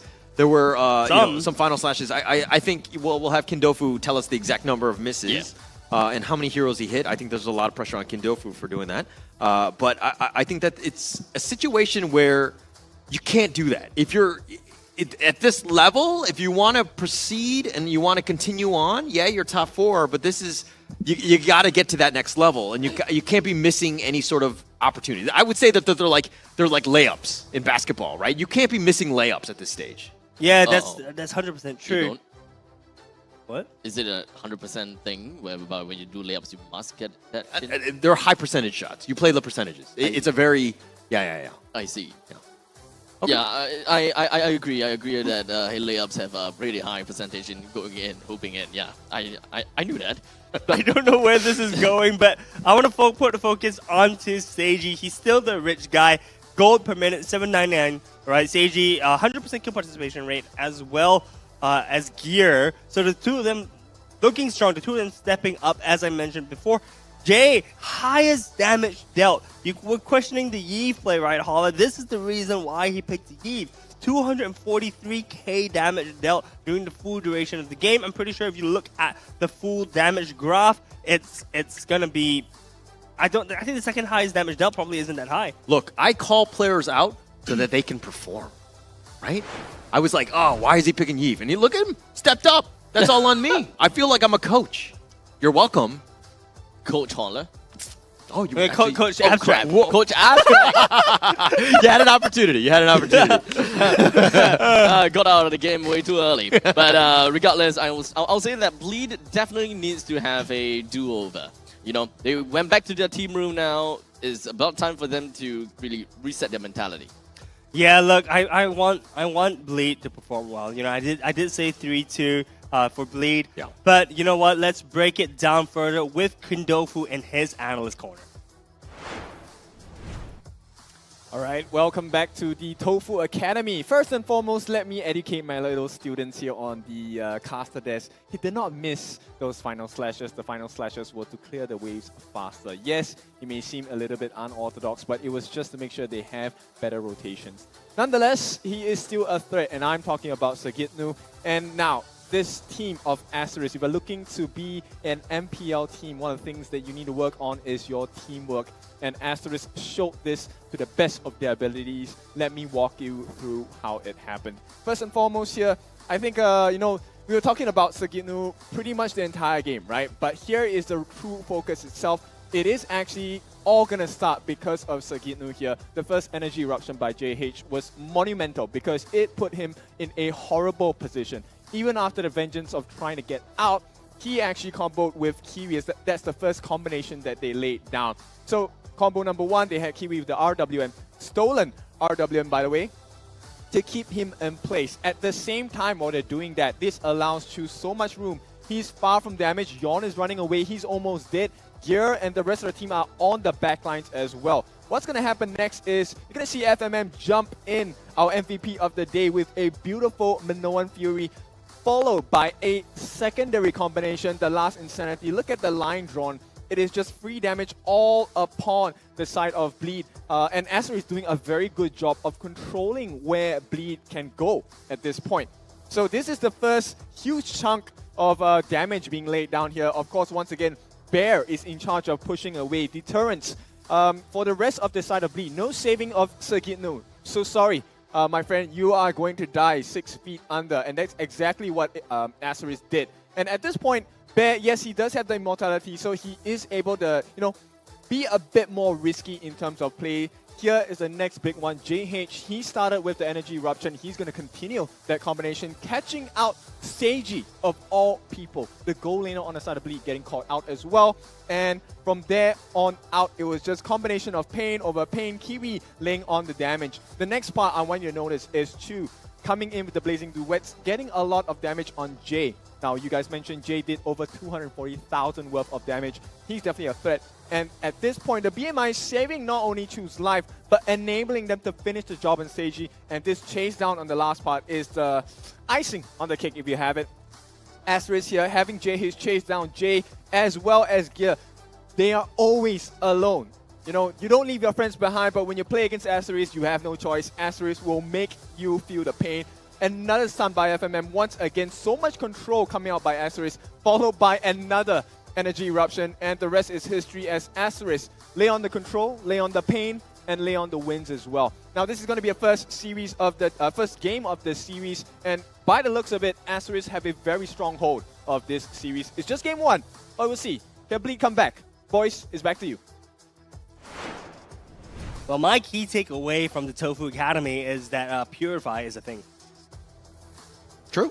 We talked about it in the previous series too, and I think RSG has picked that up before, but maybe a tad bit too late. I mean, one of the games they did manage to have like 3 Purifies. Yep. That was great.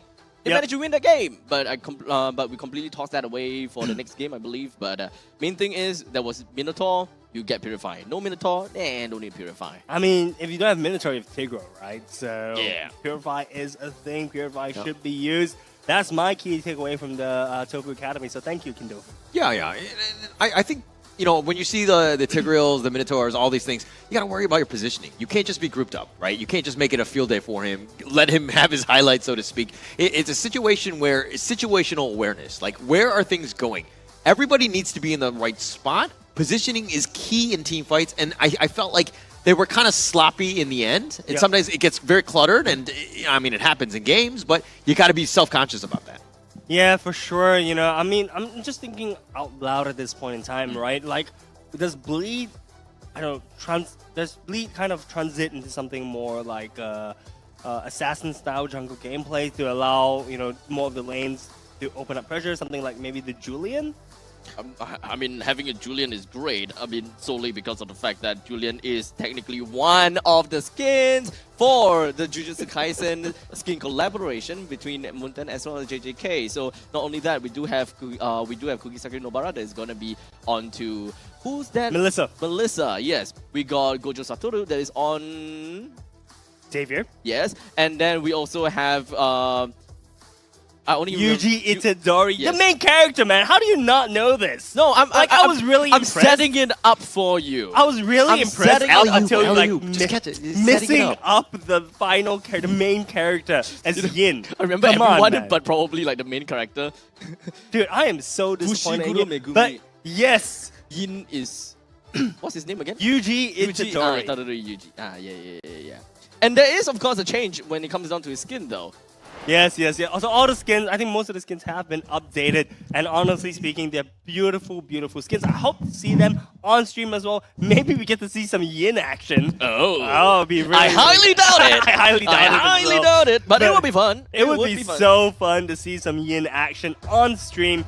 But going into the picks and bans, the drafting phase itself, from Asteris' side, you see the Angela as well as the Faramis ban, and Bleed once again opting to ban out the Chip and the Harith. Honestly, I'd like to see Chip being dropped in priority in terms of the bans. We saw it work against Asteris actually yesterday, and actually I feel like Bleed could take a page out of I think it was Flash, right? That played against Asteris. Yeah, it was. Yeah, so I think Bleed could take a page out of Flash's book and actually counter the Chip by picking heroes like the Minotaur to kind of block any kind of portal plays. Yeah, I don't really think that Chip is that big of a priority, at least in Singapore. We don't really play very well when it comes down to Chip because we kind of like throw macro away at the same time. But who knows? Maybe another team would show us otherwise how to play Chip together with a team that really understands the macro like super well and not completely throw it out of the window. But for now, let's take a look at the rest of the bans. We do have Angela Faramis as well as Helmut that is being thrown to the banning pool by Asteris. As for Bleed, as we talked before, we have Chip, we got Harith as well as Luo Yi. Nothing exactly out of the ordinary, to be honest, but we do have Asteris that's just going to be focusing onto Moskov for their very first pick. Yeah, look, Moskov I think is a really solid pick. We have seen Chu play the Moskov with some success. They are also taking that away from Seiji, right? Seiji is an excellent Moskov player. The question is, do we see Seiji back on the Roger maybe? No, we see them first picking Novaria as a priority for Jay or potentially Gear. We saw Gear playing the Novaria with success as well yesterday. So honestly speaking, Novaria, great first pick for Bleed as it's flexible in the roam as well as the mid lane. That is true. So based on previous records, it is relatively fair to say that the Novaria is not just a mid laner. We can definitely see that possibility that it could be flexed over to Gear. But for now, just for conventional users, we can just assume that Novaria is mid that will be played by Jay. So, with that all said and done, we'll be passing the ball over to Asteris back again. So, we are just building the solid foundation of the team. We already have Moskov that's already out. So, let's just fill in a couple of gaps. I don't recommend them immediately picking up their roamer at this point in time, but preferably just picking up one of the mages is going to be a great idea. In the meantime, getting a jungle is also going to be a pretty good idea. Honestly, surprised that not surprised that the Fredrin gets picked up by Bleed. Fredrin is of course, one of the most picked heroes in MPL SG, but Fredrin is also JH's main character, right? But we do see JH playing the Boxia this time around, and FMM picking up the Matilda. Matilda, very solid, very, very pivotal pick going into it, and we see FMM play with success as well. Yeah, I really like these picks from Asteris, that is. The Moskov, he doesn't have to be in the fight, and I mean, he can join at any moment, assuming he hits a spear. But Matilda and Baxia are just like, hey, it's green light. We go. We're just going to fight. We're going to get in your face. We're going to do this. So now, I mean, you have options with carry. You can obviously just like dash away, but the Novaria is a little bit more static in that sense. How are they going to keep it alive? Maybe with the Fredrin, kind of peeling, providing a little bit of, tankiness, so to speak. But this is going to be a very fast lineup from Asteris, right? Where they just kind of want to, they have a lot of speed. They can get to anybody almost. So you need ways to keep yourself alive, right? And you need some sort of like a Minotaur-ish, somebody who can kind of control things for you. I'm a bit silent at this point because I see the Valentina getting banned, right? So Valentina getting banned is very interesting because on the side of Asteris, they ban out the Faramis, and typically you pick the Faramis into the Valentina, and you're banning out the Valentina, you want the Faramis. Yep. But banning out the Valentina means that you're about to pick someone with a very, very useful ultimate. Yeah. I wonder what Bleed is cooking at this point. Well, I mean, to be honest, I don't know. It doesn't really feel like a great ban there, unless, again, to your point, maybe they have something up their sleeve. But the Yuzong is one of those things where I feel like this is probably a better ban here, because Asteris, again, they just want to go at you, right? And having that Black Dragon form would be a huge issue, right? Because literally everybody's on top of you. You have nothing that you can do about it because they have so much mobility. But the Valentina ban, interesting. Again, we're gonna have to see what Bleed pick here, because they're trying to protect something at the end of the day. Farsa, perhaps. I know we haven't really seen Jay on the Farsa yet, but Farsa could be pretty good. I'm shaking my head right now because I feel like Bleed right now already have, like, you have the Novaria, right, and you have Carry, which are very squishy. Getting any of those people from Asteris just jumping on you is going to be scary. Right now, you need a little bit more beef to kind of protect yourselves. You need like that tank, so to speak. Now, I fully agree with you, but yesterday we saw Gear playing the Novaria as a roam, right? Yeah. This could be a potential poke versus dive composition. They have the Fredrin as the front line. They can pick one more frontline character, like maybe a, I don't know, like a Grok? Not a Grok, but... So, I'm even more confused now. No. Okay. Like I don't think the Gear Novaria would have worked, because you provide you have the Echo, you have some vision, but at the end of the day, you're really not going to do damage, right? And you're just going to get blown up, which everybody and their moms right now on Asteris are able to get on top of you, right? So it's not something that you want to be in. But the Kaja is a little bit different. You can kind of get that isolation. Maybe you get that pick off. You force the bad Circling Eagles or the Shield Unities to jump on you, or try to force that sort of team fight that, maybe Asteris aren't comfortable with. So that makes a little bit more sense. But I think that they really need something that's kind of protecting the carry and Novaria at this point from the side of Bleed. Vexana actually would have been really good in the hands of Jay, I just realized, because that gives you that one more beefy unit. It gives you the burst that you need as well with the Kaja. I think... Okay. Right? Fine, it is an option. Vexana would have been good into Bleed's composition, and Astra's taking that away. Got it. Right? Would have been just... It's now horrible for Bleed. Bleed opting to pick the Paquito instead. Okay. Yeah. When in doubt, you take the guy without a shirt on, right?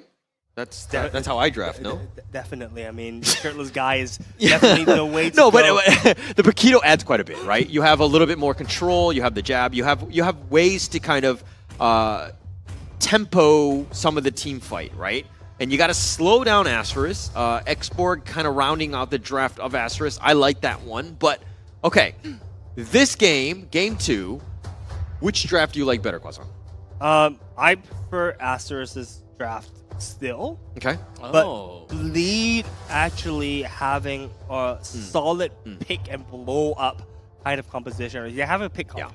right? Because if Gear manages to go with the Divine Retribution, Sagitno can blow up whoever they take, but that would mean that Sagitno has to follow Gear or Gear has to follow Sagitno, right? And that's a little bit counterintuitive to what the Bleed wants to do, because Asteris, if they manage to outnumber Bleed, Bleed is just going to explode. Okay, okay. And who from the side of Asteris do you think needs to have, like, the best game? Who's literally carrying this game? Chu. Chu? Okay. Right, I mean, if Chu's positioning needs to be literally paramount, needs to be on point, because the thing is that if Chu gets picked off, yeah, they have Kiwi for damage, Bear, I guess? Yeah. But they're missing a lot of that front-loaded damage that, sorry, the sustained damage that Chu can do. Right, you have Bear who can blow up using the using his Blast Insanity. You have Kiwi who with his first, second skills. But other than that, that's all your sustained damage that's going to be front loaded if you take away Chu. Yeah, yeah. So literally, the strategy from Bleed is find Chu. We kill Chu, we win. That's as simple as it gets. Can Asteris protect Chu? It's going to come down to that one. I think this is going to be super important. But really, Gear and I think Yon and Sagitnu, those guys really need to kind of create the team fights. Start the initiations at the right time. Don't take any bad fights. Get yourself a chance, because you got to know where Chu is before you actually go into the team fight. Not to mention, it's not so easy to take Chu, right? Chu is slippery. Moskov is slippery. Not only that, you also have Matilda. The Matilda. I was going to say that as well. Thank you so much. Holler Abstract yes. But can we call him the artist formerly known as Prince at this point? I don't even know. He's had so many name changes. But yeah, allowed to actually remind everyone is the fact that Bleed's lineup currently is a very heavy on pickoff. They just want to pick up the enemies as much as possible. And let's not forget about the innate battery between the carry as well as the Kaja. The both of them is ultimately going to roam around together a lot once we reach the mid to the late stages of the game. And no one, pretty much no one will be able to stop Seiji and Gear the moment that it actually happens. But for now, let's just focus on the present, as we do have the internal knight that's going to be jumping right down onto the adversaries here in Bleed, putting Yon down in a 1-for-1 trade. Asteris does definitely have a better trade. Yeah, Asteris taking the turtle here, but giving up first blood. FMM still squishy, not level 4 at that point. Gear, I think, was level 3 then as well, so he wasn't able to do the Divine Judgment. But nonetheless, that's still not the worst situation to be in, still a tie at this stage. But Bleed Esports right now, I feel like they really need to have a pretty good early game. Get themselves some space for Seiji to kind of carry that game. But Circling Eagle. Just going to be FMM. Just hoping that he'll be able to do a little bit more, but quickly got himself out of the way. Yeah, I mean, look, there wasn't anyone to follow up on FMM's Circling Eagle, right? Yeah, he landed on 2, but without any backup, FMM would have just been fried chicken, I think, if he continued on trying to take on that fight against 2 members of Bleed. Right now, Astra's 500 gold up, thanks to the turtle that they managed to sneak in a little bit earlier. But if not, we have just some pretty standard gameplay happening throughout the map. Yeah, pushing here. Look at if you look at Yon, he's invading the enemy jungle, making it difficult for JH to get anything going. But JH does have that level advantage, something sizable at this stage. Yon not getting anything, right? He was trying to invade, got thwarted, wasn't able to get any sort of XP. JH continuing to farm, getting fatter. JH is cooking up a storm right now, but Sagitnu as well putting on pressure onto Bear, bullying Bear actually. The Furaga armor out of Bear currently. Bear in the armorless form or the naked form. Yeah, Sagitnu, the good news about this game, game 2, is that you can't miss a Final Slash because you don't have Final Slash on your hero. I mean, you can still miss the last insanity. But that would have been that would have to be a really big whiff. Hey. Okay, Gear. Getting gone on. JH, perfectly timed with the turtle. They do have the echo. That's going to be working his way, but it doesn't seem like the rest of the members from the side of Bleed, they want to play things a little bit more quietly. After all, they are a pick-off comp. They can't just willy-nilly show themselves. But Asteris, they gotta be real careful about this, as we do have a second Eagle who's going to be part of it. And Bear, actually, somehow Bear's the one that has managed to take the turtle away from the side of Bleed. How did that happen? It wasn't even the last insanity explosion. It was just one of the hit stacks that somehow burned it to death. As such, Asteris now manages to clinch a very successful turtle take by bringing down Gear and Sagitnu. That feels so bad. That feels illegal, dude. Can you imagine Yawn? He's like, yeah, you know what, Turtle's mine. You know, retribution has been used. I'm gonna be fine. What? It got stolen? Yeah. Like just by one freaking heat blast from there? It's not even a heat blast. Blast sounds like a burst, right? That's a heat spray. Oh, There's a gosh. flamethrower. This is, by the way, the second loss. Second loss, turtle loss that's of been a neutral stolen. objective. No, the second turtle that's been stolen. It's just I mean, I feel so bad for Yawn at this point in the game. But looking at the items, we see both gold laners already building the corrosive scythe, building into the Holy Trinity for the gold laners. Other than that, boots, tier 2 boots being built from across the board. Nothing too surprising there at this point in the game. Okay, looking to crash onto Yawn, but it doesn't seem like the opportunity showed itself, at least for now. We're 6 minutes into the game. It does seem like Asteris, they are definitely scoring themselves up to bleed pretty nicely. Still very early.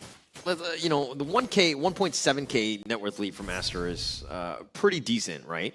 But in terms of the objectives, they've only taken the top T1. They have a bit of an opening there. The biggest thing is just pushing things out, putting a little bit of pressure elsewhere. That turtle's up in about 15 seconds. So Asteris, that's going to be the next big objective for them. Yeah, look, I like what Bleed is doing, right? Bleed is grouping up currently, trying to get vision, like the map control for the top side of the jungle, as we see the turtle spawning in about 2 seconds. But they're just giving that vision control away now, right as I say that. A little bit puzzling. Yeah, still a little bit puzzling, but not the end of the world. JH right now is going to start this turtle. Yawn, they see it as well. They're not going to go, but here come the reinforcements. They're looking to go for a flank. FMM going the long way around. Does have the circling eagle from FMM. Manages to actually get a lot of the missiles actually hitting down to Jay. But not like it's going to matter. Oh, Yawn! Finally! Yawn, finally! Manages to take a turtle for himself in the steal attempt. Pretty good now, pretty good. As now Asteris continues on forward, wanting to get a quick little revenge for having their turtles taken away. Yawn feeling a little bit vindicated at this point, saying, yes, if you can steal it, I can steal one as well. But look, Yawn still has to prove himself. He's still got one more turtle left to steal from the side of Asteris in order to make things a little bit more even. Yeah, very nicely played. That's exactly what you want. You can't give things up for free. Yawn was, you know, by himself. It was only going to be him. Was he able to get fast figures and like time it perfectly, and he was on point?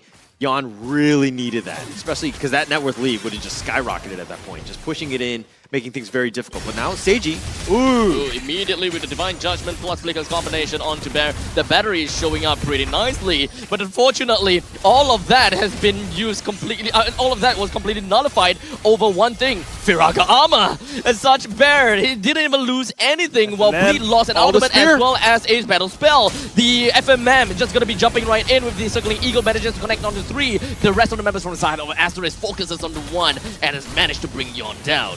This is the power of team composition that Asteris has chosen to pick, right? They've chose high mobility heroes which is able to traverse the map at insane speeds so that they're able to just collapse on one member of Bleed or just collapse on Bleed, full stop, anywhere on the map. is this what it's like to have friends? Because if you look at the top lane, all of a sudden, like one guy, you know, Bear was getting gone on, and then he was like, I need help. And then 4 of his friends came and they tried to save him, right? I've never been in that situation where that happens to me. Well, there you need to find better friends, my man. This is also probably why we haven't played a game yet. Or you can just ignore me like Abstract does. I mean, honestly speaking, probably wouldn't. It's just you after all. But it's funny, right? When I saw Asteris collapsing, I just get the phrase, you know, everybody get in here. Yeah. Yeah. Everybody get in here. Let's go. All right, now the Lord is going to be up. Bleed right now, they need to find something, right? They stole the last turtle, so they're in a better spot, but the lanes, they really need to worry about where this Chu is. He can come in at any point, so they don't want to stray too far from the Lord. They want to make sure that they do, you know, put as much pressure as possible, get that so that Yawn can ensure that he gets that steal or the kill, as it looks like Yawn is kind of frontlining this. Yeah, Yawn frontlining this, doing the Lord dance. both junglers at level 11. JH with a little bit of a EXP advantage. As long as he doesn't hit 12, it's not going to matter for this Lord fight. Litho being picked up by Bleed as well, so it gives them a little bit more vision control for the side of the Lord pit. Conceal play. It does seem like they're just going to go for the Divine Judgment on JH, but he's going to be knocked up together because of the Lord as well. And now we've got a Last Insanity coming in from Bear. Blast Yawn into oblivion and allows JH to take the Lord away. In the meantime, Sagitnu is so deep in. He's all alone. Flickers himself right out of the play. And FMM follows through, but unfortunately, the rest of the members from the side of Asteris is not looking for a continued pursuit. FMM makes his way down the middle lane, but Bleed themselves do not want to touch him. Okay, Chu actually missed his spear, and that actually helped him because he's like, oh, okay, I can't fly in first class, so I'm gonna just kind of take the long way, and I'm gonna continue to push the bottom T2. He takes it down. Like, Asteris won the team fight without Chu. They were able to split push in the bottom lane, so that was a win-win throughout for Asteris. Win-win, and they can't lose. That is disgusting. It seems like Bleed is the team that's bleeding out at this point. Asteris looking incredibly strong. And by the way, Yon took the full brunt of the Last Insanity coming out from Bear, which explains why he just exploded, right? It's so unfortunate to see. Jumping in coming from the side of FMM, they did manage to pop the HP of Jay all the way down to half HP. Well, in the meantime, top lane is going to be taken down by the Lord as well. Not too sure whether they can actually successfully do that though. Yeah, top lane looking strong at half HP still. Mega Creep still going in, manages to actually push down the set tier 2 turret for the side of Bleed. Guys, this game not looking too hot for Bleed at this point, but keep in mind, this is exactly what happened during game 1. 4.4k gold lead to the side of Asteris. Look at the levels from Asteris, right? The fact that Chu is higher than Seiji, I mean, like, roll for roll, JH is higher than Yon, Bear over Sagitnu. Like, they're winning throughout. Getting to 15 first is obviously a huge advantage. Not only is the net worth lead, leaning their way, but this is a sizable lead. And Asteris are good even in game 1 where they understand how to play the early and mid game. They put themselves in a position to win. Can they close it out? It's like chess where you have a great early and mid game, but if you don't know how to close out the game and go for that checkmate, you're going to have a hard time. So I'm hoping that Asteris learn their lessons from game 1 and are able to do a much better job in this one. Up to the top lane, Gear finds himself being stuck down onto the Tortoise's Passons. As such, Gear goes down without even using his Divine Judgment. There's a quick little pick-off coming in from Asteris. Funny speaking of that, because Bleed is actually the pick-off team instead. Yeah. I mean, look, Gear had no business being there when he got picked off by Asteris. And honestly speaking, things aren't looking super great for the side of Bleed. Okay, I play role myself, so when I see, like, I'm in situations where that happens, right? Where I get picked off and I'm in the enemy jungle, just whatever. But it's a situation where, hey, I can tell my team where the enemy is, right? They're on me, they're jumping. So you get a little bit of intel, and at the end of the day, I'm kind of the lowest level on the map. So in terms of value, it's probably not as much, right? Because I'm just the roam. It's better me than my carry. That's the kind of idea that we have, right? Yeah, what makes team player, guys. Yeah, position 5, man. It's all about position 5. You're gonna have to, make valuable trades and, think on the bright side. Divine Judgment. Speaking of the bright side, the Divine Judgment just gonna be connected down to the JH as FMM is down in deep a little bit with the Circling Eagle. Nice little guiding wind to actually send Bear all the way back home. They're gonna be A-okay for now, but Bleed takes center stage now. They do have the grasp of the Lord. 10,000 HP left onto the Lord. Yon focusing on through. He still don't have enough. Wait, he does have that Princess Rap that he can eventually bring it down. But Gear is the one that takes the Lord. You know what this suggests? That means Yon missed the retribution again. As for now, Chu just gonna be popping the Wind of Nature, hoping that he'll be able to run away. The Spear of Destruction just gonna connect on to Yon. And unfortunately, Yon with the Princess Rap did not manage to land on anyone. As such, Bleed manages to bring the Lord down, but at the cost of, okay, not really at the cost, but Asteris, they lost the AH as well. Okay, so Gear died early, gave intel, we made that joke, but then he made that miracle play right there, gets the Lord. That is something that I would not have done, okay, let's be honest. Gear making that play, getting that Lord was actually huge. Now they're looking to turn this around. Look at the net worth lead, dwindling. This is a repeat of game 1, guys. Oh my gosh, now we have an enhanced Lord knocking on the door of Asteris. just misses the charge, by the way. Excellent lost insanity from the side of Bear to ensure that the Lord was not able to touch the turret. But we still have minions knocking on the door of Asteris. Asteris tier 2 turrets are all being currently pummeled. That's the one that I'm talking about. That's what I want to see. The battery between Kaja as well as Seiji is putting on into effect. As Chu is one of the only few people that can really clear waves effective enough. Bleed definitely needed to make that play there. And that is exactly what I want to see from Bleed. That was one minor overstep by Chu, and he got heavily punished. Was not able to use a Blitz Walker to get out of there. Speaking of which, Aster still actually have Kiwi. Kiwi still being able to wave clear, but being pulled away from the team right now. Oh, here we go. The top turret. He has another Divine Judgment. Wait, how long is the cooldown of that thing anyway? It does seem like the fleeting time is definitely putting in very good effect. They did a lot of chip damage. Look at those T3s, all of them very, very low. This is a tough situation for Asteris. Again, they had that lead. Now the net worth, I just saw it switch to the side of Bleed. Kills don't matter in this game, objectives do. And Gear able to make those plays, finding that pickoff. We talked about the importance of Chu and how he needs to stay alive. Him getting picked off like that, absolute disaster. Honestly speaking, picking off Chu or picking off Kiwi, both are key players to remove. They are the ones that outputting the damage, right? FMM is your utility support. JH, Bear are your front lines. Yes, Bear can deal damage, but mainly soaking up the damage. As you see the damage dealt, Kiwi dealing the third most damage in the game. Actually, Chu not doing a lot of damage to heroes right now, but I expect this graph to change once he starts participating more in teamfights. Chu's a grower, not a shower, right? I think at the end of the day, towards the late game, he's going to be on point, but I think that he hasn't gotten to that point yet. I love it. That is true. That's true for Chu, and Chu definitely is going to show us how big he can go, you know, I mean, in terms of damage.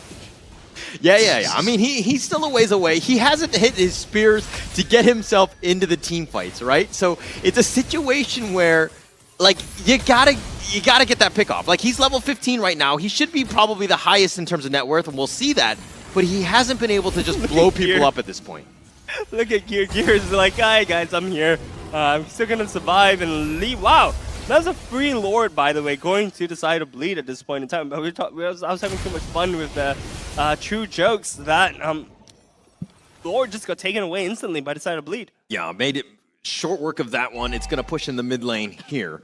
Now, Asteris, how do they get back in this game? What do they need to do? I mean, if we're looking at the lanes, they're all kind of pushing. The bottom lane probably could be fixed a bit, but like Asteris right now, they're playing scared. This is, again, not a good situation for them in back-to-back games.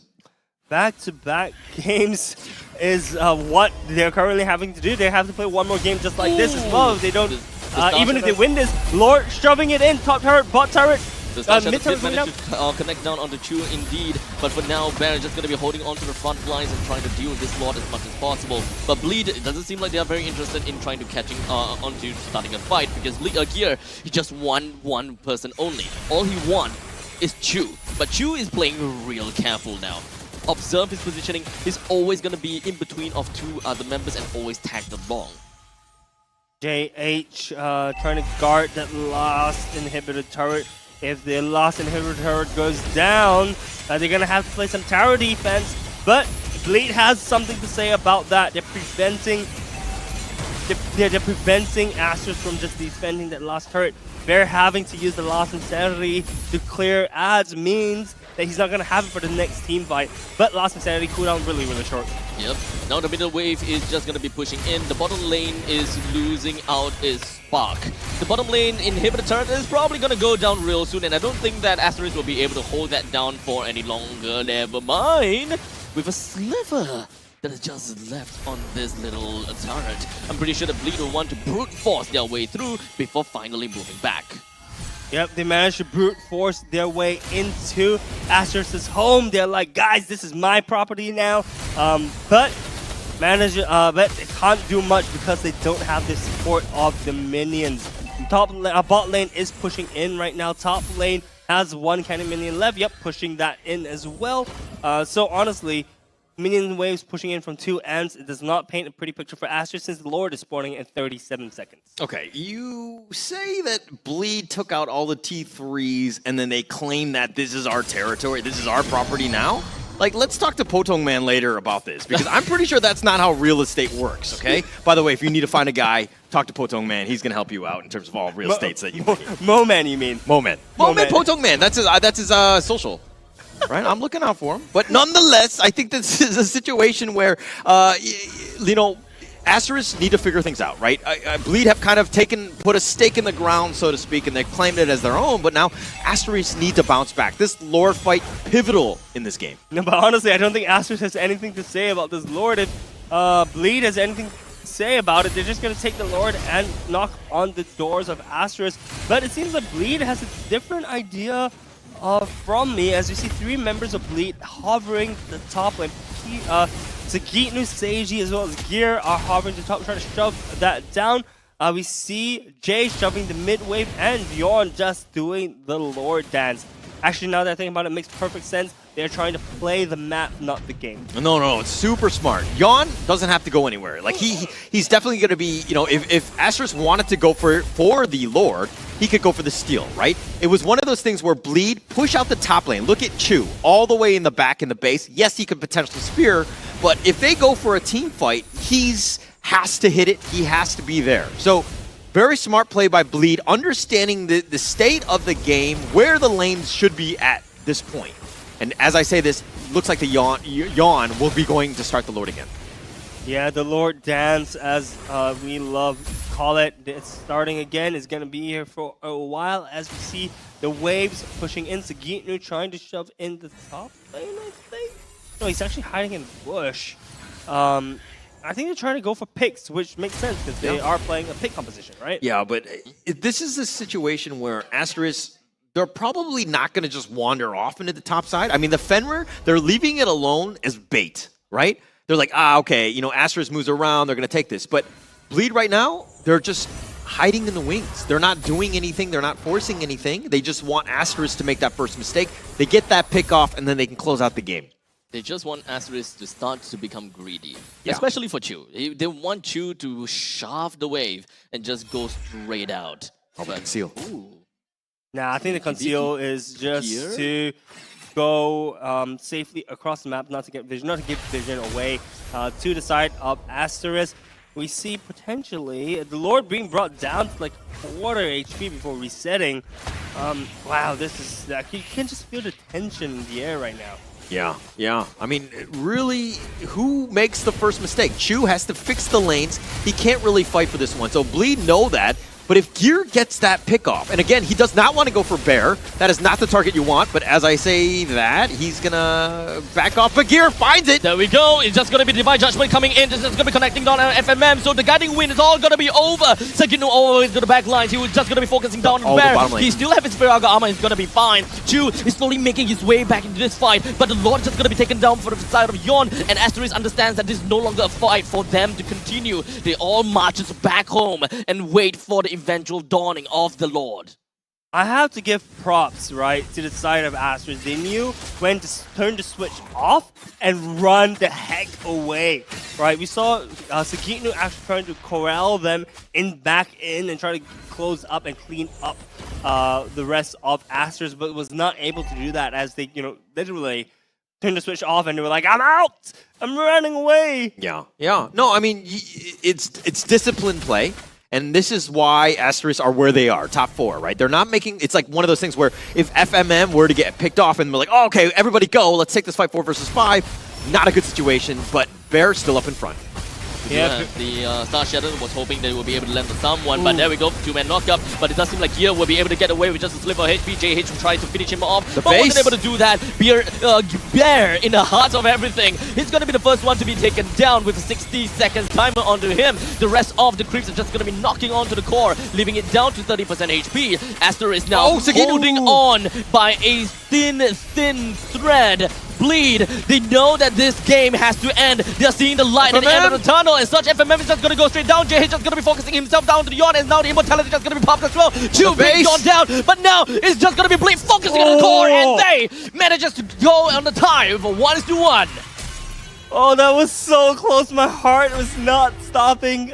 My butt is still getting clenched. Oh, that was such a close game. All right, we don't need to talk about people's butts. I'm just saying, right? That's like TMI at this point. But, you know, that was the game that they wanted, right? Bleed Esports, they wanted that in their game 1. They wanted to have closed that one out. They were able to do it in game 2. And really nice comeback play. This is what we expected from Bleed Esports. Indeed. It definitely took a bit of time before Bleed eventually get himself back in the game and back down, get their heads in the game. So it took time.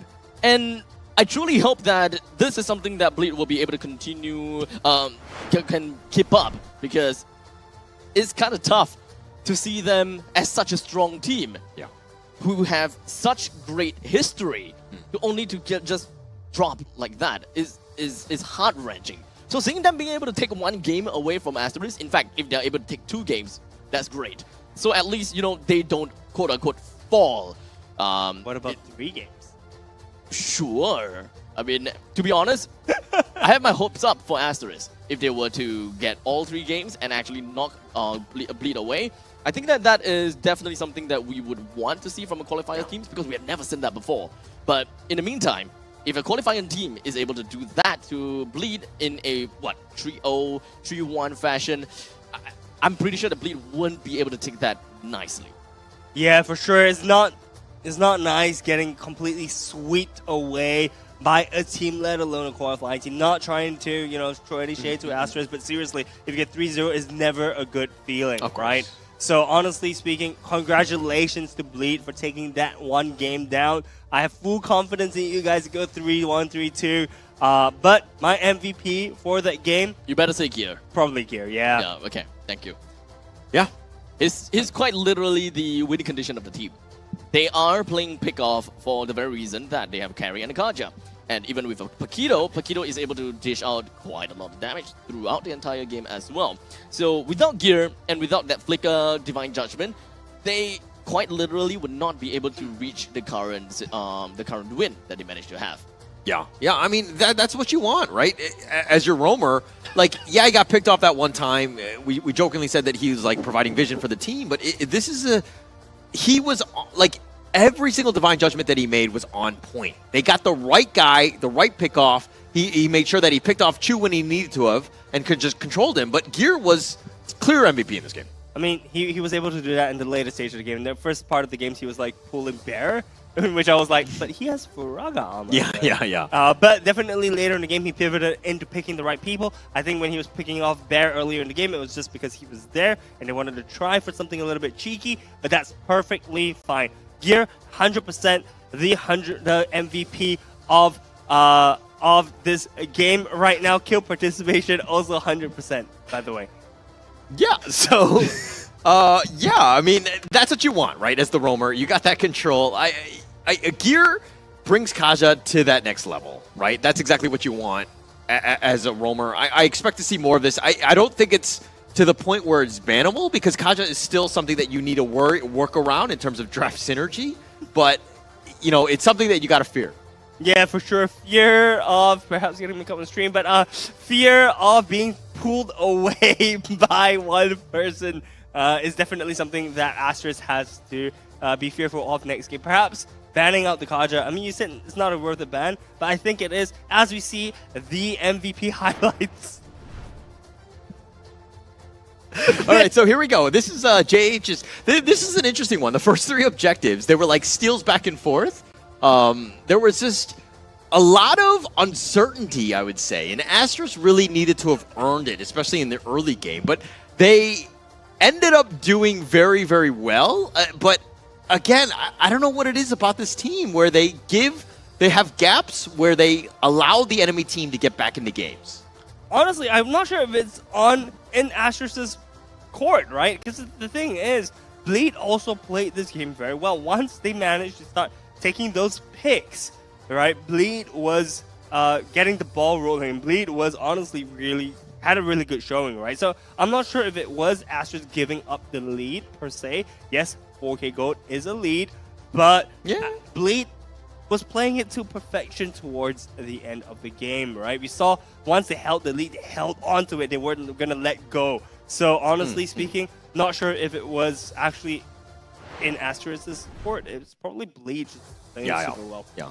But this is what we wanted, right? You and I predicted a game 5. I'm pretty sure we're gonna get there. Like these are two. No, because you chose Bleed Esports. Don't leave me hanging. No, I'm gonna leave you hanging, sir, because you chose Bleed Esports. Yeah, but Bleed Esports, if you look fine, at we're gonna go to game 5. But nonetheless, I still think Asteris will do it. They're gonna come back from this game. I think that this is definitely a winnable game. Teams that do well in the early to mid games, generally speaking, have a higher win rate than the ones that come back. I 100% agree with you, man. And honestly speaking, I love a little bit of this contention on the desk, right? I mean, we can't all be holding hands and singing Kumbaya because that makes for a boring show. But I want to sing Kumbaya. Go ahead, you can sing it right now. The floor is yours, my man. Let's break it down with the stats. You called me out and you win. Bluff call. Thank you, sir. Yeah, so let's break this game down right now. If you look into the items, honestly, Wind of Nature actually being picked up for Chu stands out to me because it shows that he is really scared of the spinning light wheels and the light wheels coming out from the side of Seiji. Seiji actually opting for the Sea Halberd instead as the item difference, I think, between Chu and Seiji. Opting to remove some of the shields that I think Matilda provides. So good choice, I think, from both sides of the goal lane. Yeah. No, it's just very, like, if we're looking at stats, Kiwi, I don't even think he's died in the 2 games that he's played thus far. He's been very, like, the lone, like, the quiet, consistent guy from the mid lane, and that's really what you want. But it's coming back to that one pickoff from Chu, right? It was finding that opportunity, getting that pickoff, and then the game completely changed at that point. Yeah, for sure. I mean, look, Kiwi has the highest KDA for a good reason, right? He knows where to position, and honestly, I don't think Gear saw an opportunity to even Divine Judgment Kiwi, even if he could, right? If not, he would probably target it for Kiwi later in the game, because a late game Fixana hits like a freaking truck, man. Not even a truck, a train at that point. All right, but the thing is that Chu making that one mistake probably did cost his team the game. And I find it very, very interesting. For the first 2 games of this series, the team with more kills actually lost. Yeah. Yeah. Very interesting. Yeah. I mean, it's crazy stat. They're so evenly matched. Kills do not matter. It's about how you play strategically, how you're taking objectives. Very important in this game, and you're seeing why. Like, it doesn't matter if you have like 5-0 or whatever it is. It's a matter of how do I get myself back in this game. How do I take those lords, at the right times? There's so much more to this game than just kills. I love this series so far, guys. It is so close. You can cut the tension in the air with a knife or with your finger at this point, man. I can imagine both of them didn't win like landslide games, right? They didn't win games that they were like stomping the other team. It was so darn close. And I honestly don't expect to see that kind of game today. I personally feel that there could be a chance that one game will become like that because of maybe like great start or bad start, the kind of thing going on. But if you look at the first 2 games, I mean, Bleed was not doing well. They had bad starts. Can I remind you, it was a 10k gold lead in the first game. The second game was a 6k gold lead. Bleed was not doing hot early on, but they came back still. Fair. Maybe. Then maybe on the next game, maybe Bleed just have a bad ending. They had back start, bad mid game, bad ending, and thus became a throw. That kind of thing can definitely happen. But I definitely do not want to see that going on for Bleed because they've had enough of that mental breakdown yesterday, to be honest. And the very fact that they managed to kind of like keep it close with Asteris for game 1, and in fact even winning game number 2, I find that a total win already. They should be back in their normal headspace and should be able to give Asteris a pretty good fight. Yeah, and this is one where I think Asteris are going to get hit hard, right, in terms of psychology, right? Being able to win that out and then just kind of losing that in the end, it's a tough situation. Like, it's one thing to get stomped, but it's another to kind of come back. Yeah, I love how you talk about psychology of the game because if you've ever been in a best of 3 or a best of 5 kind of competition, momentum is very, very key, right? So if you win the first game, stats show you're likely going to win the second game. But if you win the first game and you lose the second game, it's going to start flipping the tables. And the team that won the second game is then going to take over the momentum. And then suddenly, that second game team is going to start closing the rest of the games out because of that mental state that you've mentioned. Correct, but Bleed need to do better, right, in the early game. You cannot be expecting to win this series all coming back, right? This is a situation where, yeah, it's great that you won, but this is one of those things that you cannot do again, right? You need to play much better in that early game. Is the quote always be better? Is that the quote of the day? Of course. 100%. Be better. But to talk about being better, right, it's interesting once again. Rich Guy going to the losing team. Chu actually this time taking the gold per minute lead, 804. Damage dealt still Jay. Jay is doing so much damage these two games. 240k, 209k damage this game. Jay is insane. He is pulling his weight in these past two games, guys. Honestly speaking, Bleed is showing up finally. We see Gear as well as Seiji also working harmoniously as a pair. Maybe the two of them are singing Kumbaya backstage, and that's what's working for them.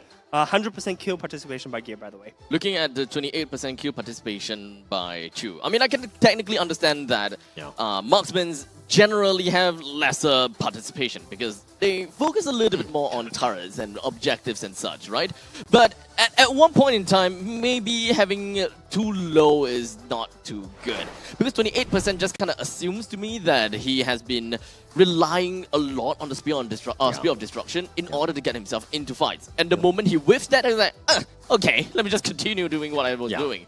So it kind of puts your team kind of at jeopardy that you don't have the the backline that you need. But the thing is that Moskov is able to do that, right? He's able to pivot either into team fights or to shove down the lane, right? So honestly speaking, I think Chu 28% kill participation, not too big of an issue. But I want to hear more from the Tofu Academy. Teacher Kin, take it away. All right, welcome back to the Tofu Academy production. I'm going to request for a little bit more time. I have some golden nuggets to drop. This is half of a quote by Sun Tzu, right? Which is, if you know your enemies and you know yourself, you need not fear the result of 100 battles. And that's exactly what Bleed did. So let me give you a little bit of context. This whole game is just centered on FMM as well as Baxia, right? So with from the moment FMM gets that Flask of Oasis and with the addition of Baxia Mark, until the point Bleed gets all of the magic and physical pierce, such as your Divine Glaive, your Sea Halberd, and whatever other pierce you could have, Bleed was not going to have a good game. And that was the game plan that RL19 had for the side of Asteris. So at this juncture of time is where Bleed outran the time cap. And at this point, the reason why Gear is the MVP is because he only had one job. His job was to catch FMM. And if you take a look at this, this is how they broke it down. Number one, there are a lot of shields in this coming in the form of Bear as well as JH. So the first thing that Bleed did successfully was actually to chunk down Bear here. Who's going to be the first person to fall on the lineup from the roster on this side of Asteris? Right then there, we talked about Jay having so much damage, over 200,000 worth of damage, and this is where his value comes in. But this is the moment where the entirety of all Bleed fans and Bleed players were waiting for. It is at this exact moment where FMM took a step too far forward. Right in the faces of Yon, in the faces of Seiji, as well as Gear and Jay. Once that is down, you are out of your guiding wind. There's no more defense, there's no more additional shielding, and that's where Asteris lost all advantage, and it was just game on for Bleed. So it's a very clean and clear result for Bleed. They understood what they needed to do. They outlasted the competition, got the win from there, killed off the win condition, which came in the form of FMM. Now, that is all from me from this time for Tofu Academy. Boys, it's back to you. It is 1-1 right now.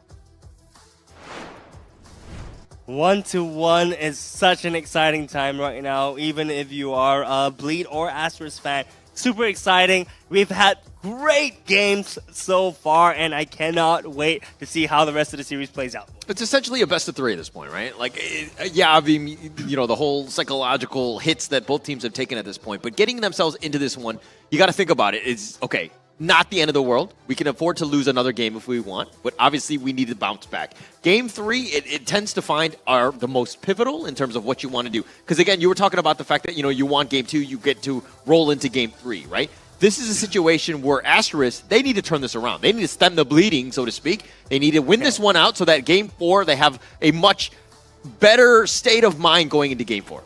Or I guess you could say that, you just hope that the bleed clots up, right? And then just not able to move and just becomes a scab, and then you can just flick it off. Okay. That the scabs take a little bit of time. I don't know if we have that in a best of 5, but nonetheless, your analogy works. And no, I agree with you. Yeah, no. Any thoughts from you, Abstract, going into this third game where we see Asteris face off against Bleed? Honestly, I don't really have too much thoughts about it because it has been back and forth between Asteris as well as Bleed. They haven't really necessarily shown everything, like all the aces in their sleeves, perhaps, if they still have any. Now it's more of a survival of the fittest. They gotta have to do whatever that they can in order to keep themselves afloat. And every score is gonna be a leading score. All right, last thing before we get into the drafting phase, Abstract, I give you one chance to change your prediction. 3-1. 3-1 to? 3-1 for Asteris. All right, perfect. 3-1 to Asteris is Abstract's new... Maybe. No. You've locked it in. No. You've locked it in. You may proceed.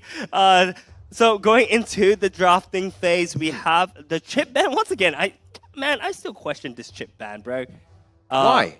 No, because there's so much, like the portal play, when you do it right and you have the right team synergy, it is just so powerful. It catches teams off guard. You have so much potential for the outflank. Very important. And there's a reason also why Asteris counterbanned that with the Lo Yi here. Lo Yi is really good in the hands of Kiwi, so I was actually surprised that they're not forcing Bleed to ban it. I guess Jay also plays the Lo Yi very, very, very well. So that's probably why the Lo Yi got banned out. Kaja being banned out for the side of Bleed, though, is a little bit of a question mark. No, it's not a question mark. They're like, Gear, you played it too well. We're going to ban it. It's just not fair. You think that's I'm going to give the enemy... No, I don't at all. Obviously, they have something else in mind. But, I mean, Gear played it to the T, and that's exactly what you want to do in terms of the Kaja. So, it's one of those situations where we're going to try something new, and we're just going to ban it out. I don't think that, Asteris would have picked it up because they had their own first pick. They don't want Asteris to pick it up in the first phase. Yeah, but the thing is, FMM also has a really good Kaja gameplay as well, right? So, I'm just probably why. I don't know. I'm still kind of poking the air at this point. But we do see bans of Faramis and Valentina being banned out for the side of Bleed and Asteris as the last bans. Novaria first pick. Edith and Fredrin first pick for the side of Asteris. Yeah. Good first picks, right? Edith wants to go at you. You have a lot of potential for him to make plays. And it's somewhat like role, flexible, right? So you have an extra element from where Edith can be, right? So I do like that pick, but look at Bleed Esports going right back to the well, so to speak. Carry being picked up here. With the Akai, I like this combination here because Akai is also kind of flexible in that own way, and it has a lot of control, right? Which you need to do especially against when you're looking to protect the Novaria and the carry. For sure. I'm just surprised that Carry got picked up so early. Yes, we saw Seiji have an excellent game with Carry earlier on, but Carry is not typically a gold laner that you want to show so early because Carry has very short range, right? So Carry can get countered and actually bullied out by the Roger. Roger indeed being picked up on the side of Asteris. True, playing the Roger pretty well as well. So honestly, the carry pick is a little bit confusing coming out from Bleed so early. It's okay. It's a continuation of the last game, right? It's one of those things that we just have damage. We know what we can do. I mean, the fact that she has an escape, she has potential, right? And but if we're going to talk a little bit about this Roger pick from Asteris, I kind of like it, right? Again, Roger very, very highly picked. Yeah, that win rate is abysmal at 35%, but it fits in with what Fredrin and Edith want to do. Fredrin is going to start everything because he's so tanky. Edith is going to just back him up with the Earth Shatters, and then Roger's there literally clean up, right? He's the janitor. He's going to clean up everybody. So the potential for run at you Monkey Man style of play, the potential's there. Monkey or Wolfman, I guess. Yes. Totally yes. Wolfman. Because Monkey Man is son. Okay. Well, you know what I mean. The strategy, the brain dead of me run at you. I'm assuming that's how monkeys. I don't know. Monkeys can talk. Bro, where are you going with this? Yeah. Have you not? No. Did you not watch Planet of the Apes? It's like I actually haven't watched it yet. So there you go. Okay. So Bleed is banned out Yuzong, and Asteris has banned out the Arlot. Arlot evidently being target banned towards the Gitnu and Gear. I'm pretty sure Blade is pretty happy with Arlot being forced banned because they're like, look, we're gonna not have to deal with the missed slashes again, I guess. Yeah, air slashes. Ooh, yes. There were many. And then, maybe they were doing them a favor. I'm not sure, but the ban here with the Grok, again, just being able to split up the enemy team or just slow Roger down, maybe cut him off. It could be a potential issue for Asteris. So I like that ban there. But Bleed Esports, they need a way to just slow the tempo down a bit, right? How do you counter this run at you playstyle? You need more than just the Akai. So they're going to have to pick something up in this last phase here. Yeah, I am very curious to see what Bleed has cooking up in their pockets. We see a Paquito being banned out as that last ban coming out for the side of Bleed. We've seen Bear play it, but in terms of split pushes and burst damage, Bear also can play the Benedetta, right? So Sagitno being the last ban is a little bit of a question mark, but we'll see what both teams have cooking in the kitchen at this point. Yeah, I mean, last two picks, see where it needs to go. But I do like the Benedetta. Like, I feel like it adds a lot. It's going to run at you, and it makes it even more difficult for Novaria and Carry to get away. And Bleed know that, any sort of hero that kind of chases after them with the Yuzhong ban and the Black Dragon, the Paquito, like, both of those are like, hey, we need to protect our backline. And so any sort of potential heroes that can kind of jump them is going to be a problem. Xborg once again picks up for Bear most likely. Yes, he could be flexed into the jungle, and but I doubt we'll see JH playing the Xborg. JH loves the Fredrin. It is his main hero. So it seems like Bear picking up the Xborg once again. Third game in a row, my man. Yeah, it's one of the most contested ones. Who picks it up? To be honest, I felt like even decent on Bleed for the Xborg, so I think that's kind of why they kept it open. But, the Paquito and the Yuzhong probably bigger threats, so it makes more sense. And you had the potential of giving it up, and Asteris do pick it up, so it makes a lot of sense in this one. Wow, I'm really liking how Asteris' lineup is shaping up right now with the Edith Earth Shatter, with the Fredrin Energy Burst, I think, as well as the Last Sandy coming out from the Xborg. All three of them have a lot of big round crowd CCs. And we see the Benedetta being picked up for the side of Bleed, as well as the Carmilla in the jungle, most likely. Okay. You have a little bit of sustainability, you have some damage, and you have mobility, right? And all of those things are good at this stage. Because the counter to Asteris' somewhat tankier lineup is just, being really big and fat. We saw the Carmilla being paired together with the Novara yesterday, which makes perfect sense, right? Paired up with the Star Shatter, Carmilla's ultimate is going to just connect all of Asteris together, and the damage is just going to spread massively in a team that wants to group up, but we see it, Guisen! Wow, we haven't seen the Gusion in the longest time ever. I'm speechless. Wow. First time it's been picked, right? Zero bans, zero picks, zero bans. Yeah, I believe we haven't seen a Gusion picked nor banned. And to add some extra spicing on top, Gusion is always played as a jungler in ranked games, but we are seeing Kiwi rocking the Gusion in the mid lane instead. Almost in a must-win game, RL19, the coach of Asteris, whips out this pocket strat.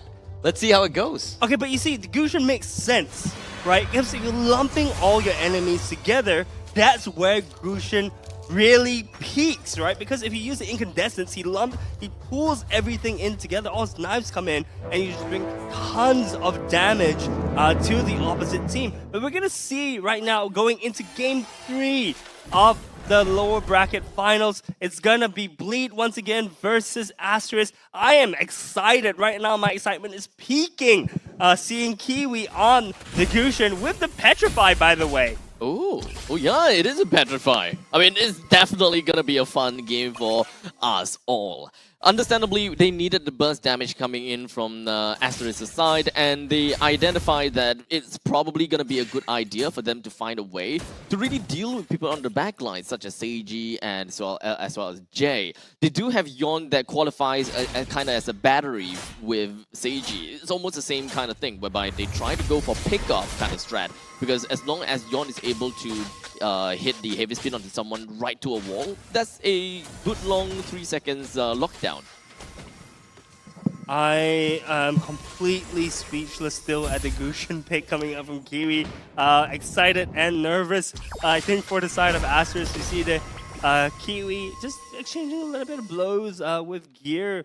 By the way, Gear is not in the jungle. The Camilla is not in the jungle. Camilla is gone for Gear in the roaming position. So we are going to see Yon playing the Akai.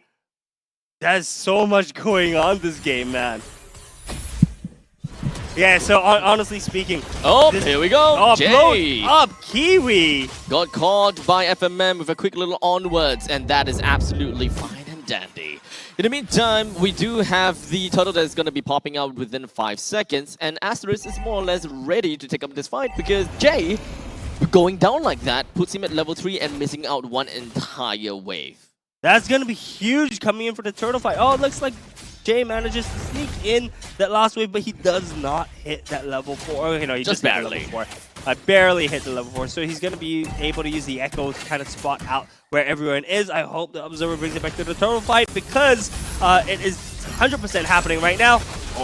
Immediately with the heavy spin, Sagitnu gets himself the turtle here, and amazingly, Bleed has now gotten themselves with the first neutral objective. Asteris, though, with the first Gushin in SG, this is, well, there's quite a lot of things that they gotta have to prove for themselves. All right, why is Yon? He was not using his retribution on the turtle, and he just playing with fire almost, and letting Sagitnu, I mean, gets the steal, which is very fortunate for them, but that seems a little risky to me, no? If you look at the cooldown timers, right, of both retries are actually used almost in tandem with each other, right? So I think when JH saw the retribution so when Yon saw JH use the retribution, they figured out might as well use it, leave it onto Sagitnu to secure it. Maybe. Okay. Or maybe it's just, you know, the telepathy that went on between Yon and Sagitnu. Yeah. Okay.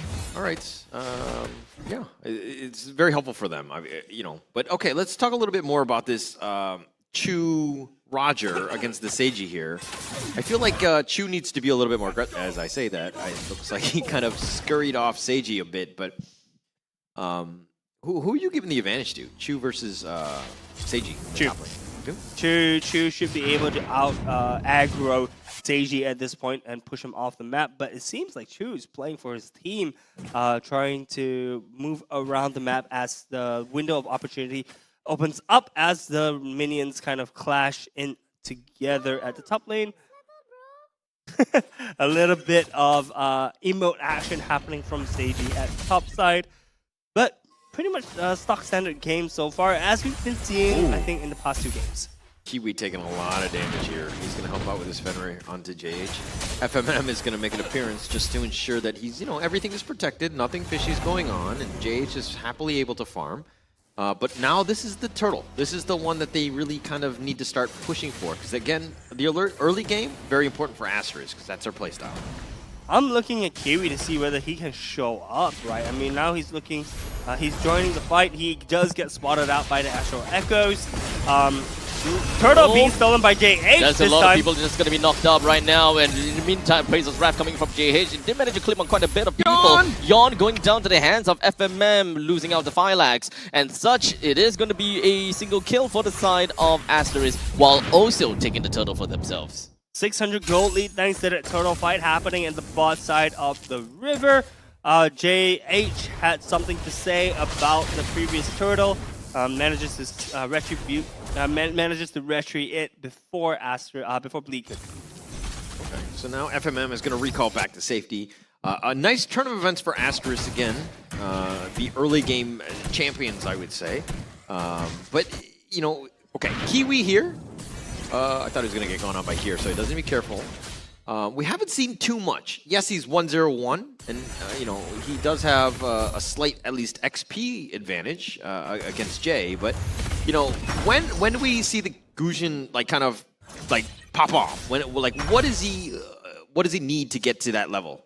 He needs, I believe, if memory serves right, 3-item power spike followed by a team of them clumping together, probably being caused by an Earth Shatter from FNM or by the energy eruption from JH, and then from there do like a huge like 2, 3, 4-man ultimate and manage to just burst the entire team down. Okay, so at least the Genius 1 is already built up on the side of Gujin.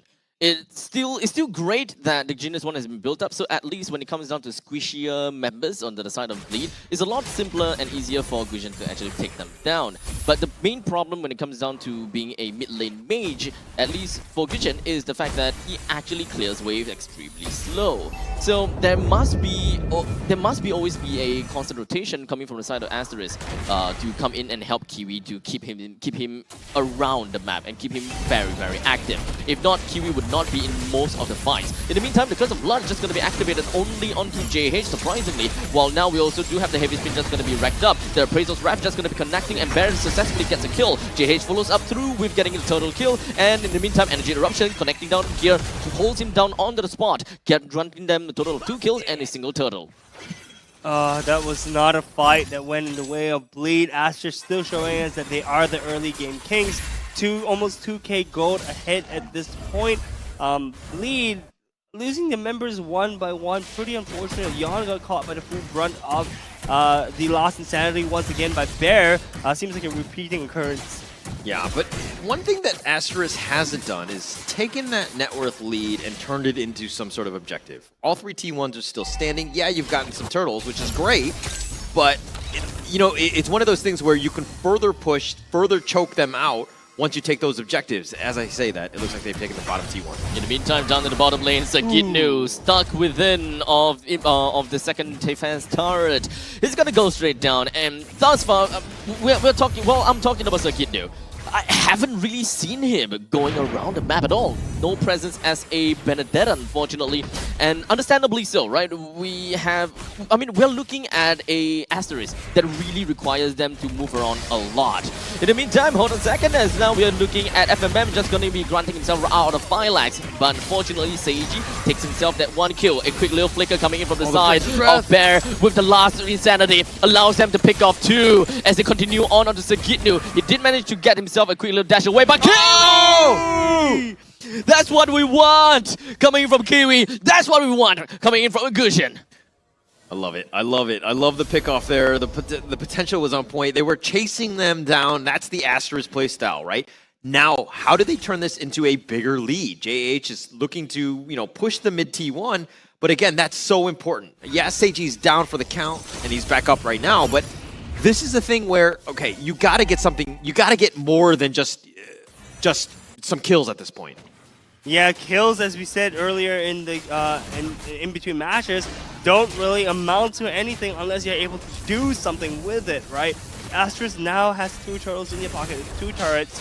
Bleed has only 1 turtle in their pockets, but a Lord fight is about to break out. First Lord. In the meantime, I believe that we do have Kiwi all the way down to the bottom lane wanting to get a kill down onto Sagitnu. It's not going to be all that easy though. But back to the main battle that we're going to have to look out for, and that is going to be the Lord's Dance. Asteris is already posing themselves up in front of the Lord. The Lord's HP has managed to go back up to 100% already, as both of these teams have decided to reset that out all the way. Asteris though, You're gonna have to take a bit of time and wait things out. Kiwi's HP is down to half HP. Oh, conceal on the backside. It's easy for him to actually do anything for now. Sagino is just gonna be joining into the fray. FMM unfortunately completely blocked down and unable to do anything. Chu, however, did manage to get himself a killing spree while Seiji avenges onto Bear. Gets himself that one kill. Chu, I don't think they can continue on forward anymore. As such, Asteris will now take a bow and leave with a losing fight. 1-2 for the side of, in favor of Bleed. Gold lead has dropped slightly, 3k gold only in favor to the side of Asteris. I say only, but it's only 10 minutes in the game as well. So that's still pretty significant. But we have seen Bleed come back from worse, right? And oh wow, look at the damage being dealt by Kiwi, man. That's like 66% of Sagino's HP just gone with one rotation of skill combination. It was decent. I mean, Asteris right there, probably not the best fight to take. I felt like it was very disjointed. There wasn't really any target prioritization. And the fact that JH wasn't the main initiator or the guy getting jumped on, that's the target that you want because he's just so tanky, and then everybody else jumps on top of him. Middle lane, Kiwi got himself caught by Bleed. And now Asteris, they are definitely not going to be looking forward to this upcoming fight, but now that the Lord is already lower than 10% or 50% HP, they really need to reset this. And if they are able to run away, it would be for the best. I don't think Bleed is going to let them go that easily though. Lord is at 33% HP, but with Gyrick dropping below 50%, I think both teams are finally going to leave.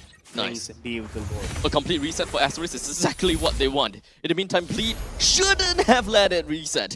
Without Kiwi around, it's actually going to be so much better for them. And CG and J, they literally don't have to worry all that much. Look at Sagino. Sagino manages to take down the tier 1 turret, but he's being matched by Kiwi right now. Sagino should be able to escape from the 1-to-1 head-on confrontation. But Roll is currently enhanced, guys. This is the first enhanced Lord. First to start, but JH is going to eat a meteor right there, and Bear's still up in front. Nobody's really committing to this one. They're looking for the perfect potential start to this. Gear thought about going for it, but he's just going to more provide vision. Bear gets a speed burst. I don't think he's going to go for this. And again, the Lord dance, it's a real thing, but with Sagino now making his way to the Lord, I think they will probably start something at some point. Guys, take a look at how low JH is currently in terms of HP. He has to go and fight the orange buff right now to gain some HP because the meteors have just been hitting from Jay. Yeah, where's the curse of blood? Where's the curse of blood? There we go. But unfortunately, he's just going to go straight down almost immediately. Sagino manages to get a kill down at FMM with a 1-for-1 trade. But it's AG focuses on the Kiwi. But Chu, he tries to run away. The Lycan has managed to get himself away from the grasp of Bleed. And they now understand that Bleed is going to be a very tough contender to work with. And the Star Shadow almost connecting down to JH. Bleed found that opportunity. And now they will be moving on forward by destroying the first defense turret and the Lord. Oh, Seiji, he's doing some damage. You gotta find him. I mean, we were mocking the fact that his range is somewhat short, but man, when you hit like a truck, it doesn't matter how far or how short your attack range is. It's enough. Seiji, his positioning has been on point. He's taken it over. And look at, yeah, Chu is 3-0-4, but if you're looking at that team fight, Chu is on the run. I was just about to say, you know, before this fight broke out, I was going to say that Seiji was 3-1-1, Chu was 3-0-4.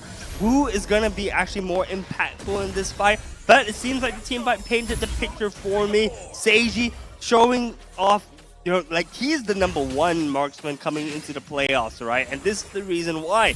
Even with the shorter range, he's still able to find his way, find his positioning in the correct spot so that he's able to output the most damage. And once again, the gold lead has swung over to the side of Bleed. Yeah, 2k gold ahead.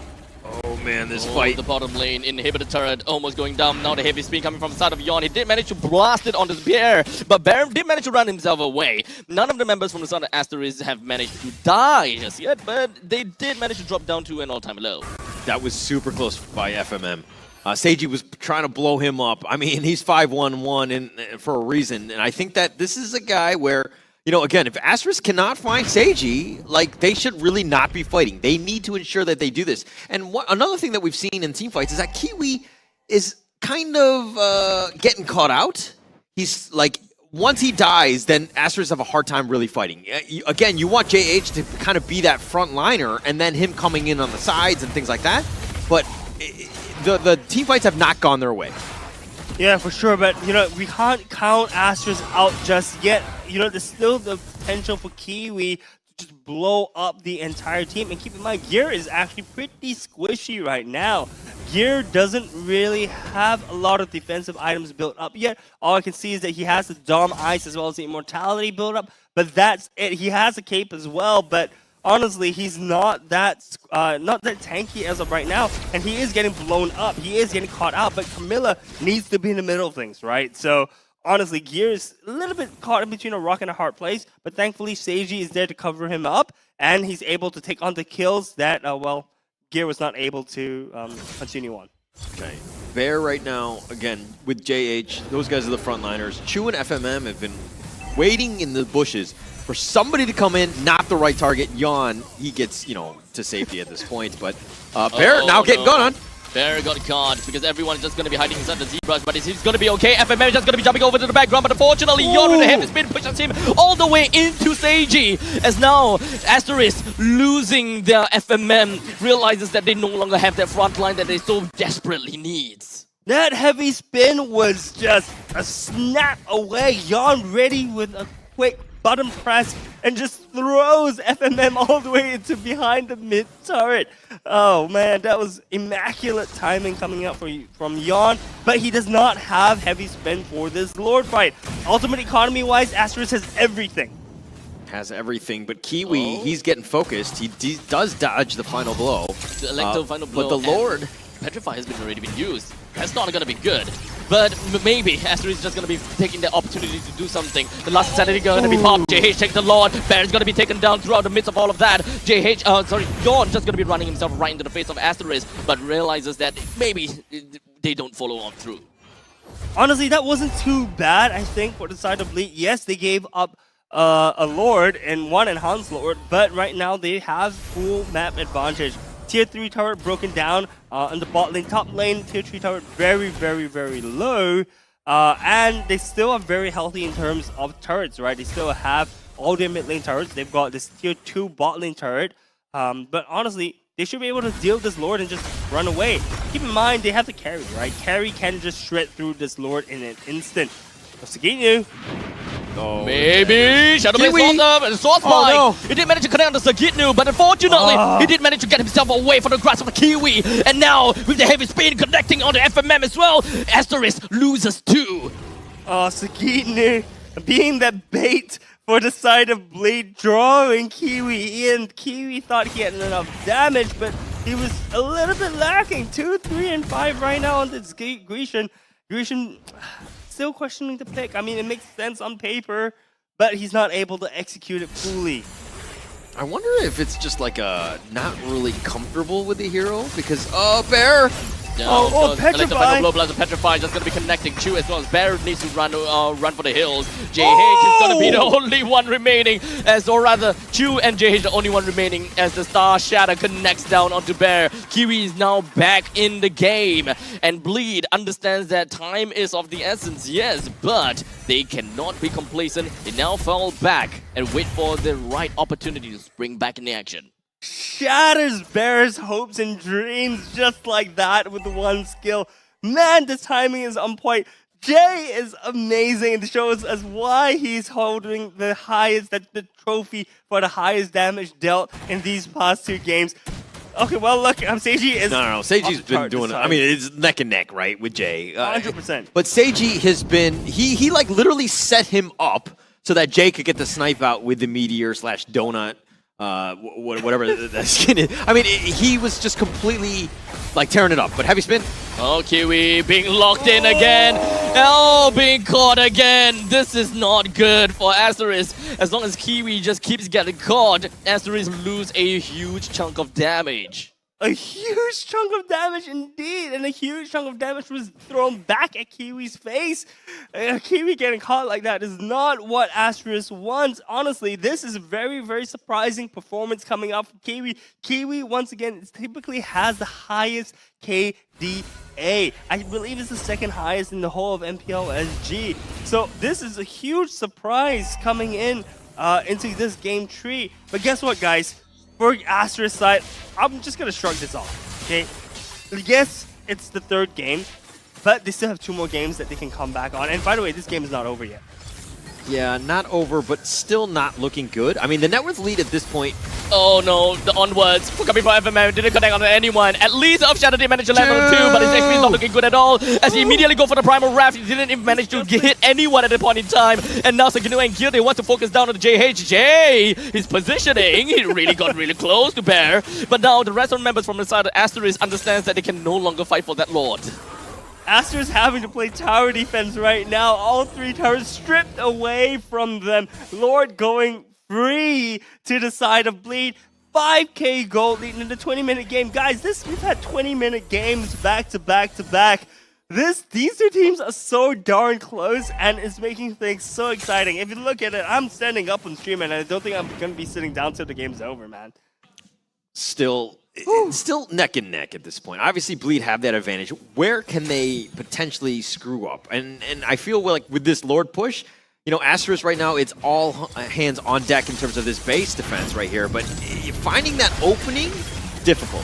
Definitely difficult, as now we already have JH going down with the immortality as Seiji takes 1. The rest of Bleed, they march on. They are not going to be caring about the core just yet as Sagitnu brings Kiwi down. FFM's next, but perhaps what's not is going to be 2. As 2 goes down, the rest calls it on as now the core is going to be taken by the hands of Bleed. Cheers from the side of Bleed. That was amazing. Once again, Bleed was at the deficit. 4k gold lead down. By the way, 10, 6, and then 4. It seems like we're dropping. And honestly, Bleed is looking so much more in form. This is the Bleed that I knew going into the playoff stage. This is the Bleed that was playing in the regular season. And honestly speaking, they need to keep this up because my hopes and dreams of the 3-2 is still alive. Still alive, as are mine. I think selfishly, I'm kind of more worried about Kiwi more than anything else because this was not a good game. And having a game like this, how does it shake you up, right? Going into this one, you need to win out the next 2 games to make me look good. And if he's not in the right state of mind, then we got a problem. But look, Kiwi was trying something. Okay, I have to give credit to Asteris, right? Yeah. Asteris trying out something in this game.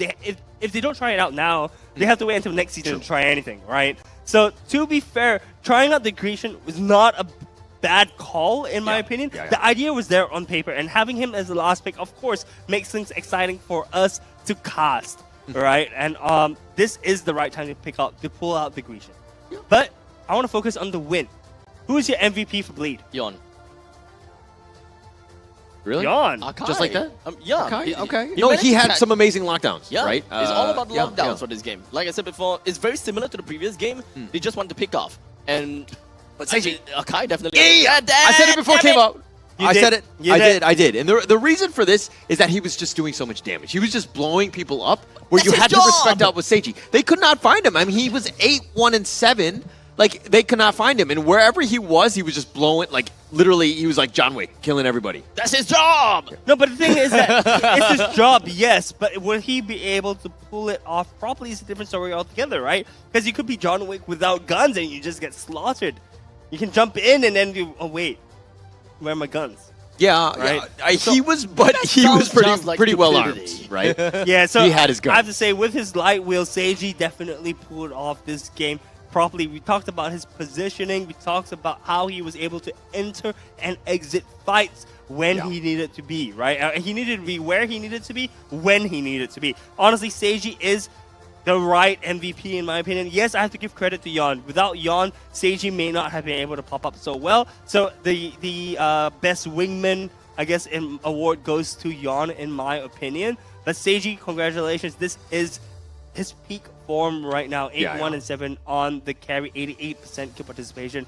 We talked about marksmen's or gold lanes not having that high of kill participation. Seiji's proving you wrong otherwise. How many percent was that? 88? 88%. No, That just means that he's been very involved in team fights, and that is absolutely something that I love. As compared to Chu in the previous game, he had low amount of participation. So there is a stark contrast as to what happens when a team have their marksman versus a team that doesn't. That is very, very true. As we look into this fight, I want everyone to pay attention to where Seiji is currently at, right? So Seiji enters the fight a little bit late. He realizes that the fight is losing, that they're losing the fight. He's trying to do as much damage as he can before dashing out. He's always at the outskirts of the fight. Right now, you see Seiji's doing damage, maximum damage to whoever's in front of him, right? So Kiwi gets blown up, FMM gets blown up, JH gets currently about to get blown up. Oh no, he survives. But look at where Seiji's at, right? He's not being too greedy. Like, if we're looking at these highlights, you're seeing FMM go into the heart of the enemy team. And then he gets focused and he gets killed. I think that in terms of the way the team fight should have gone, JH needs to start things off. People need to go in. Or Bear, right? One of those two. Kind of start it off so that they do this. But Bleed, super smart, understanding how to take the right team fight. They were on point in terms of priority, ensuring that, hey, FMM is just going to control you. Let's just blow him up. You have, you know, just the way that they kind of handled all that adversity was just really on point. Very well-coached team.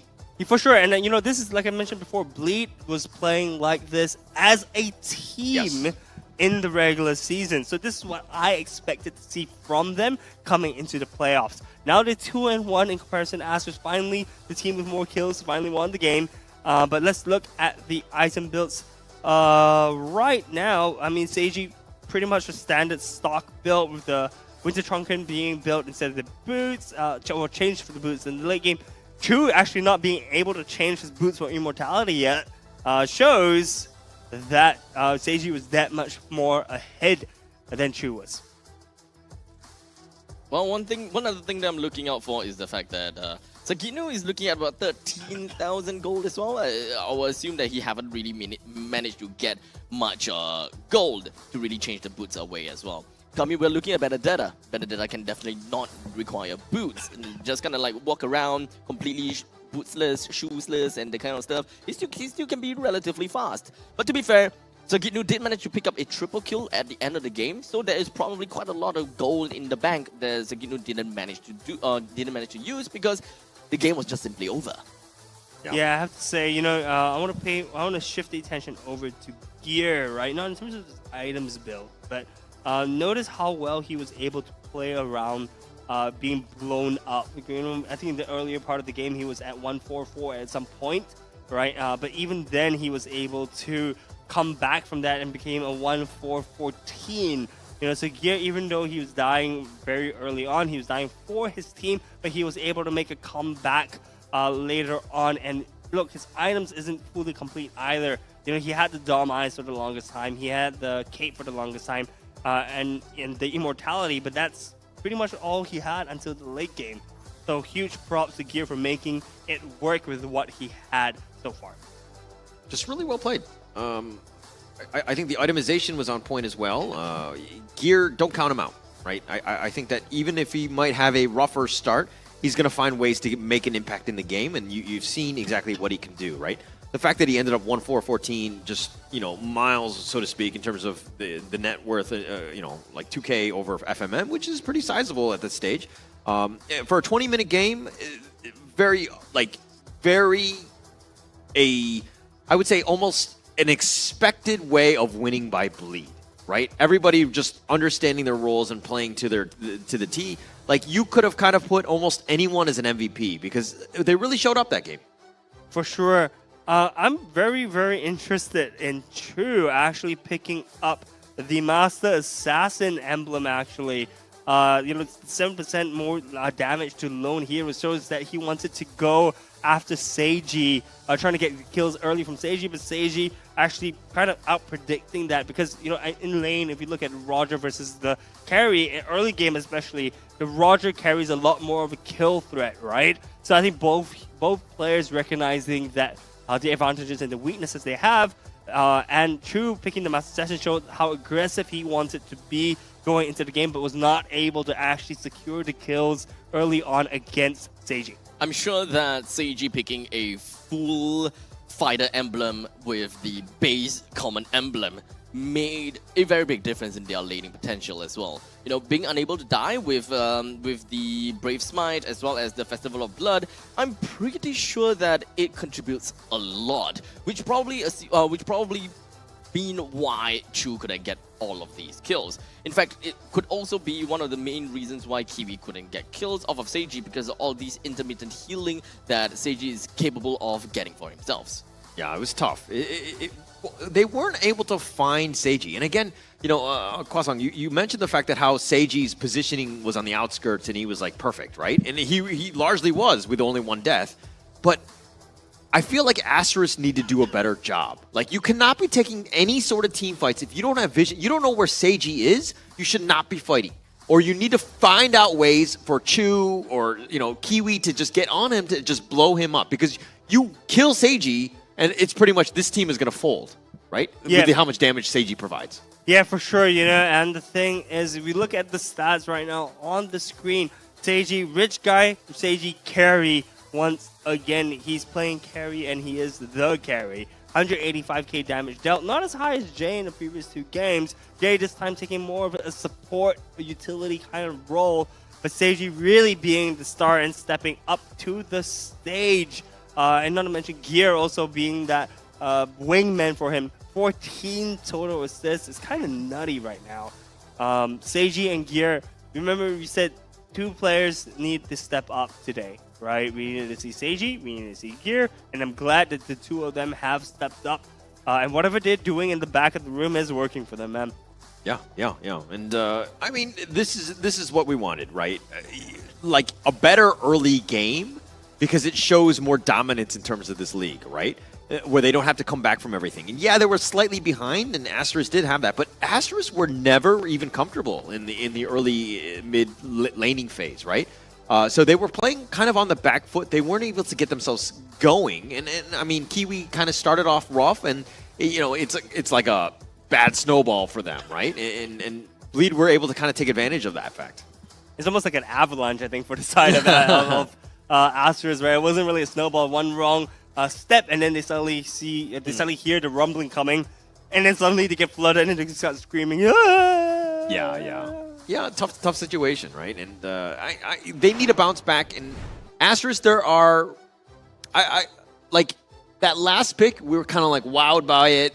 It had potential, but never really got going. So I think it's like it's easy for us to criticize the draft, but I think if you check the replays, we were kind of positive on it. I think hindsight is 20/20. But if they pick the same 4 other heroes and they just change that last one up, you know, I don't know to what, it would have made a difference, I think. I don't. In my opinion, yes, it would have made the difference, but I think they wanted to try something new, and I think, like I mentioned before, it is the right time. For what they need to change, though, however, I think that's something that they're probably going to discuss, and I think RL19 is definitely going to help them and give them feedback about the picks and bans, and perhaps they're going to change some things. But speaking about feedback, if you guys want to help us improve, do remember to scan the QR code right there above Holla's head. Do scan that QR code, fill in the quick survey. If you have any feedback, improvements, suggestions, I think for us on the desk, we're also more than happy to listen to your feedback. So you can drop Holler a message at Holler TV, or Such Abstract on the relevant channels. True, yeah. Just send me the positive stuff. Such Abstract will be taking all the negative feedback. He'll compile it. He'll make sure that it's all dispersed to all the other casters, but he's the one you want to yell at. Yeah. I take in the criticisms just so that I have the opportunity to be the one to yell at them instead. It feels better to be the one that yells at them instead. So don't worry, I'll be your voice. Yeah, don't contact me at all, guys. Contact these 2. Okay, just remember that. But yeah, speaking about feedback and speaking about changing things up, right? I want to hear what Kindofu from the Tofu Academy have to say about the changes that Asteris perhaps needs to make going into Game 4 later on. All right, it's time for a little bit more of Tofu Academy this time. Yes, there was a lot of shouting and screaming. In fact, if you were here at the live venue, you could hear the screams of Sagitnu's name. And I just want to highlight this portion that kind of changed the state of the game for me at this point of the time. At this point, it looked like, Asteris could turn it around, and they were chasing heavily for the kills itself. But here comes the godlike play we've been waiting for. Sir Gitnu, whatever results you have taken in the first two games itself, you have redeemed yourself today. What a play here, a 3-man Petrify, allowing Bleed to really not just turn around the kills, but turn around the whole momentum and the mental state of your team as well. And from that point on, they went from taking a couple of kills to baroning the base of Asteris here. And at this point, there were a couple of things that I think now you should recognize that Bleed is a full-blown team that is ready and communicating with each other properly ready at this point, right?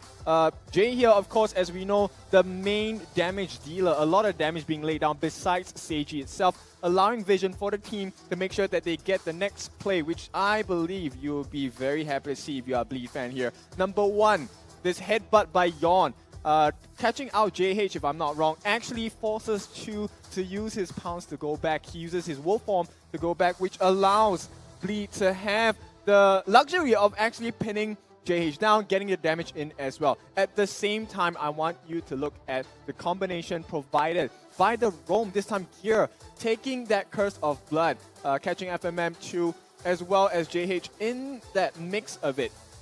Now, in the meantime, while this was happening, Kiwi actually landed a strike onto Seiji. So that was why we had the flicker Earthshatter coming in from FMM later part of this fight here. This is the one where he jumped in. And at this point, you know what? Seiji doesn't care. He has his immortality. He has quite a full life, if I'm not wrong. Yeah, up to like 80% of his life points were still there. So he didn't mind it. And at this point, Sir Gitnu is going to make a very small but very important play here. And he's actually going to use his skills to cut out the creep wave, allowing the Lord to stay alive a little bit longer and allow the team to just get the damage in as well. And at this point, it was just grocery shopping for Bleed. Let's see who do we want to get. And at this point, Chu, very happily gave a discount offer by jumping back into the fight here. This could have been nerves, but at this point, I feel Bleed, they have cemented themselves as the team that might come out of this series as the winners. And boy, do we have a series on our hands. Now, that's all the time I have right now. Boys, it's back to you at the casters table. I'll see you next game. Man, what a series we do have for this game. For today, man. I mean, I thought that the banger was supposed to be the first series where we see the two titans face off each other. But man, this is I'm excited. This is spicier. This is definitely spicy. They're two very evenly matched teams, right? We kind of expected this, I think, in terms of predictions. We thought it was going to go to a game 5. To be honest, I wasn't sure who to pick at the end of the day. I did flip a coin and went with Asteris in this one, but it could have gone either way. Honestly, I just think that both these series that we have seen before is really starting to get a lot better. Like the first series tastes like Chicken McCrispy. The second series tastes like McSpicy. It just gets spicier and spicier. Look, guys, I'll be honest with you. I mean, I put a 3 and 2 for Bleed, but let me share with you guys why I chose Bleed over Asteris. Because if you think about it, right? I think I was actually hyping up Asteris throughout the regular season, but in my opinion, the reason why I chose Bleed over Asteris was because they have been here before.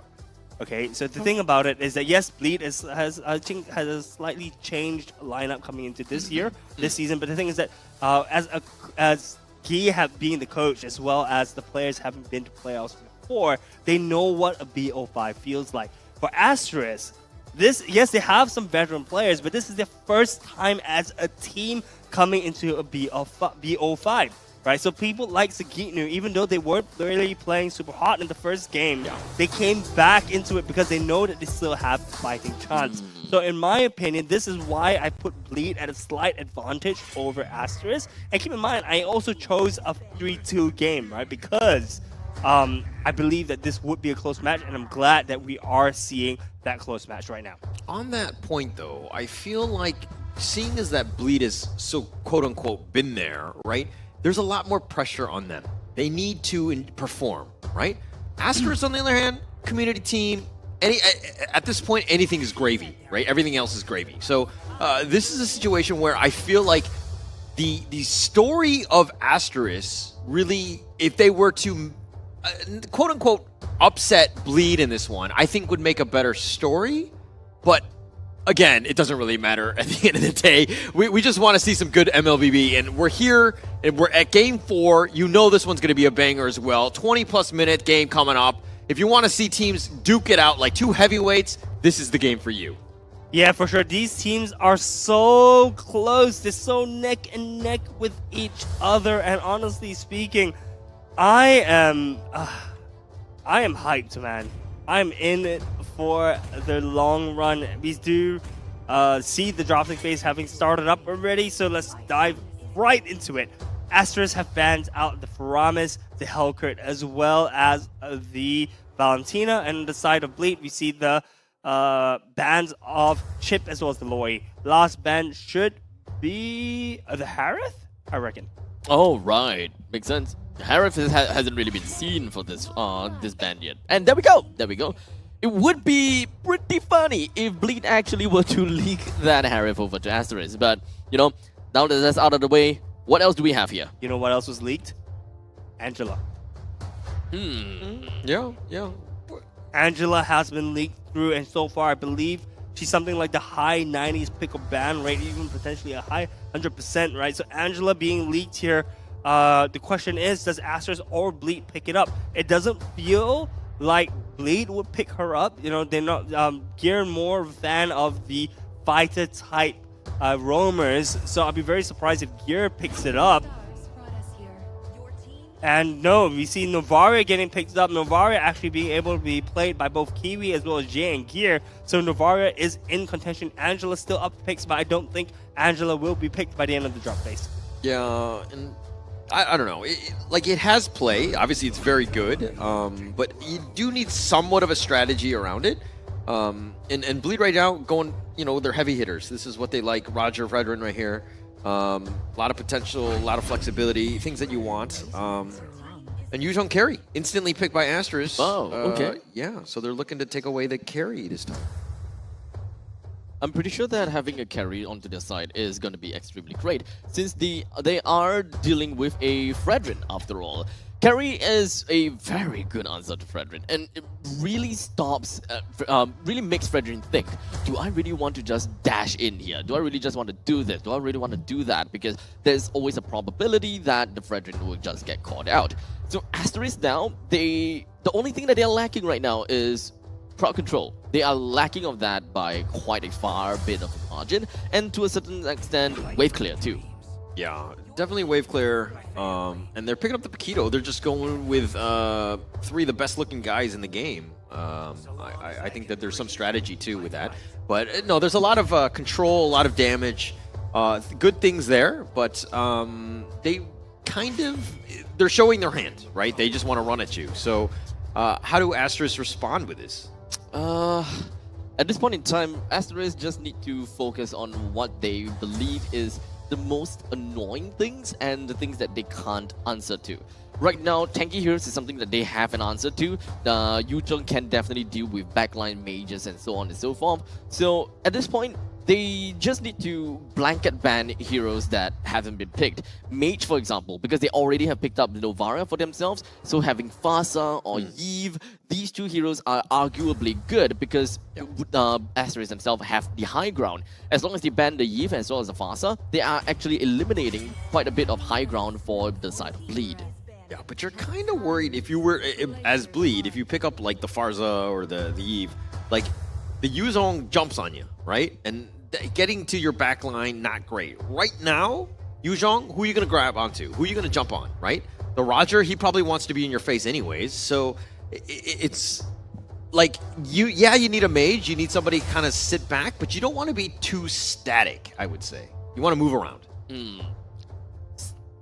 Moving around kind of mage. I believe that if we want to look into that point of view, Lilia could also be another point of contention, since Lilia is arguably pretty strong in lane and gives the lane priority over to Bleed. Because Novaria, from a relatively far range, the Star Shatter can actually do quite a lot of damage. So clearing out the waves, no problem. But Bleed now, they do have a Roger, they have a Paquito. They are they generally can go for more of a pick-off strategy. They haven't really had much of the opportunity to pick up heroes such as a Franco because of the suppress. There could also be a chance that they could pick up a Cho for themselves. In fact, we have seen Jay play a Cho in mid before. So it wouldn't be too out of the question for us to see Bleed actually picking up a Cho for mid. But that also means that they need to supplement that with more damage somewhere else. Yeah. But if they just go all melee, there are some gaps in this draft then, right? Yeah, it will be difficult because of high ground. Yeah. You're going to have a hard time there. And I think they do need to balance it out a little bit. They need to go a little bit more squishy / damage dealers. Mage is probably preferred at this point, but you need something to kind of round out your draft. Asteris right now, looks like they're kind of,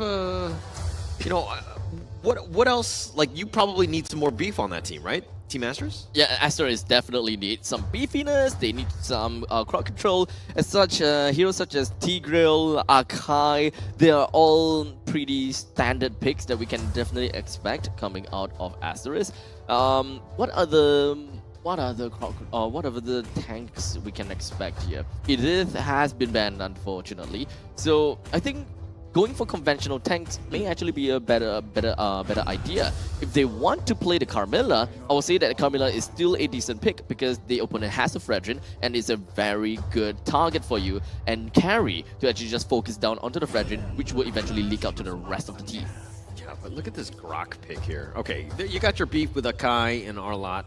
Frontline guys that want to that can potentially, disrupt and push people around. So you have a lot of ways to kind of keep Carry and Novaria alive. Now, on the other end, Bleed Esports picking up the Grok, going with the 4-man, just run at you, melee strat. I see some potential issues here. And what is that? What is that? Just 4 melee guys. Of course. High ground is definitely the issue. Yeah. And there's no way that they... Okay, there we go. There you go. To target that, we do have a Sicilian that have pretty good high ground. Yeah. The bad impact itself have got massive amount of damage all across the board. So, and also, it does seem like this is the first official Sicilian game in MPL SG. What's with these mid laners picking these off-meta picks? First we see the Grecian, then we see the Sicilian. Guys, we are in for a long game. Even though this is like the first Sicilian in MPL SG Season 7, it doesn't feel too off of a pick. It feels as though we have seen it quite a lot in previous seasons or something along those lines, because Sicilian is a very hard hero. Hard as in when it comes down to consistency as well as when it comes down to growth. Sicilian can definitely stack up quite a fair bit, and it's pretty scary and annoying to deal with once we reach the late stages of the game.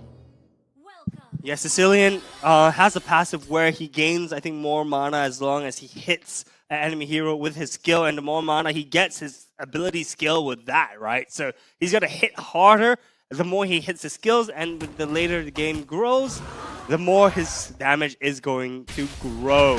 So we are in for round number 4, I believe, of MPL SG Season 7 of the lower bracket semifinals. We have Asteris versus Bleed Esports. Right now, the score is 2-1 to the side of Bleed if you are just joining us. And wow, if you're just joining us, you are in for a ride, and you need to go and watch the first 2 games. First 3 games. 3 games. Yeah, I mean, like, look, every game has gone the distance in that sense, and it comes down to the micro plays, like the little late game decisions. And that's kind of what's turned this one on, is that it's been so interesting because you have something that's like, you're making mistakes, and how does the other enemy team capitalize, right? Like, that's the biggest thing. Like, you don't have the stomps, you don't have the full control that you might see from, some of the other teams, but these are 2 evenly matched teams that really want it. Yeah, being evenly matched is just so nice to watch because you're seeing some pretty high-level gameplay, I think, coming up from both sides. You see, yes, mistakes being made, of course, but, it's high gameplay nonetheless. And I'm excited to actually see the gold lane a little bit more because we see Seiji versus Chu. The tables have been flipped. This time, Seiji on the Roger, but I have to give credit to Seiji. Seiji does look like the better Roger player overall. So I don't want to see how much of a difference it makes in this matchup. All right, back in the top lane, Seiji and Chu. Okay, we're going to jump to the turtle here. Bleed Esports probably pushing back FMM. He does need to deal with this. Now, Akai is still up in front, JH that is. He will be scared away, I would think, but this is going to be a close one here. The Astro Echo acts up as well as the heavy spin, but unfortunately that's not quite enough for Asteris to do anything at this point in time as Bleed manages to take the turtle for themselves. But here comes the big black dragon coming in from the side of Bear, just going to be wrecking on Havoc and should be able to build a decent amount of shower residue, but not quite onto Gear just yet. As such, it is going to be expected of Bear to go down because he didn't really hit all of that shower residue for him to stay alive. FMM died as well, so it's a 2-for-1 trade in favor of Bleed. By the way, they also got the turtle. So this time, Bleed is taking the lead at 1.4k gold lead. 3 minutes into the game. That is actually pretty significant for Bleed. We have seen them, once they got a lead, they haven't let go of that lead. And taking the lead this early in the game, Astra's not looking too great of a shape. Yeah, and Bleed right now, we're seeing the growth of this team, right? We saw them struggle yesterday. They bounced back. They figured out how to win. They faced adversity even today. For the first 2 games, they bounced back and they got themselves back in. As in the meantime, the final slash has already been suspended from FMM, but it doesn't seem like that's going to be too big of a deal. So now the rest of the members from the side of Bleed, they want to put a lot more emphasis down on the carry to try to make sure that carry don't get as much farm as possible. And in the meantime, also try to get a snowball going for Seiji too. Snowball going for Seiji, but Snowball going for Jay as well. Keep in mind that this hero is going to keep growing, and he is going to grow exponentially the more he hits his skills. JH looks like he got caught out in position. Immediately with the heavy spin, disengages himself to ensure that he's got the right passageway to go home. Create a passageway to go home, I suppose, in this case. He's going to make his own way. He's going to get himself into the jungle. Gear's chasing him down. And he's going to miss the barrier, though. So it looks like Bleed Esports, though, being the aggressors, pushing it out, like forcing them back, and then now turning this into hopefully what is looking to be a turtle here. But Gear just being like, he's been doing so much damage. Yeah, so much damage coming out from the side of Bleed. We see Jay actually licking his wounds as he has to recall, but we see Turtle being taken away by Yon. It's a free Turtle at this point in time. 1.7k to the names of Bleed. Gear going really deep though. Oh, just to go in for a single power of nature? Well, okay, the fact that he would be able to run away is not that big of a deal, as the Cyclone Eye sends him on his way back home. I mean, he attracts so much attention. He had 3 of the enemy team from Asteris like forced onto him, and he literally just walks away. He zips on out of there. He's fine. So Gear doing what he should be doing as a roamer, attracting a lot of attention by being just like this nuisance. I mean, look, that's what Grok does, right? Yeah. He goes in, and then he walks out whilst holding his first skill, and he just walks away. He's like, hey, guys, can't practice. In the meantime, Sagitnu, he did manage to rack up quite a bit of damage on the side of Kiwi, but the final slash connects down to Sagitnu. Unfortunately, the Sanguine Claws from Jade did not quite manage to land onto FMM. Sagitnu goes in for a poke, but gets poked himself instead. Gear again, just dueling with FMM. You talk about the wet noodle fight earlier.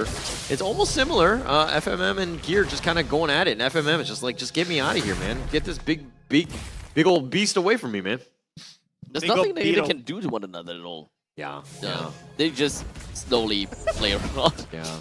At this point in time, it's just Gear and FMM just feeling each other out.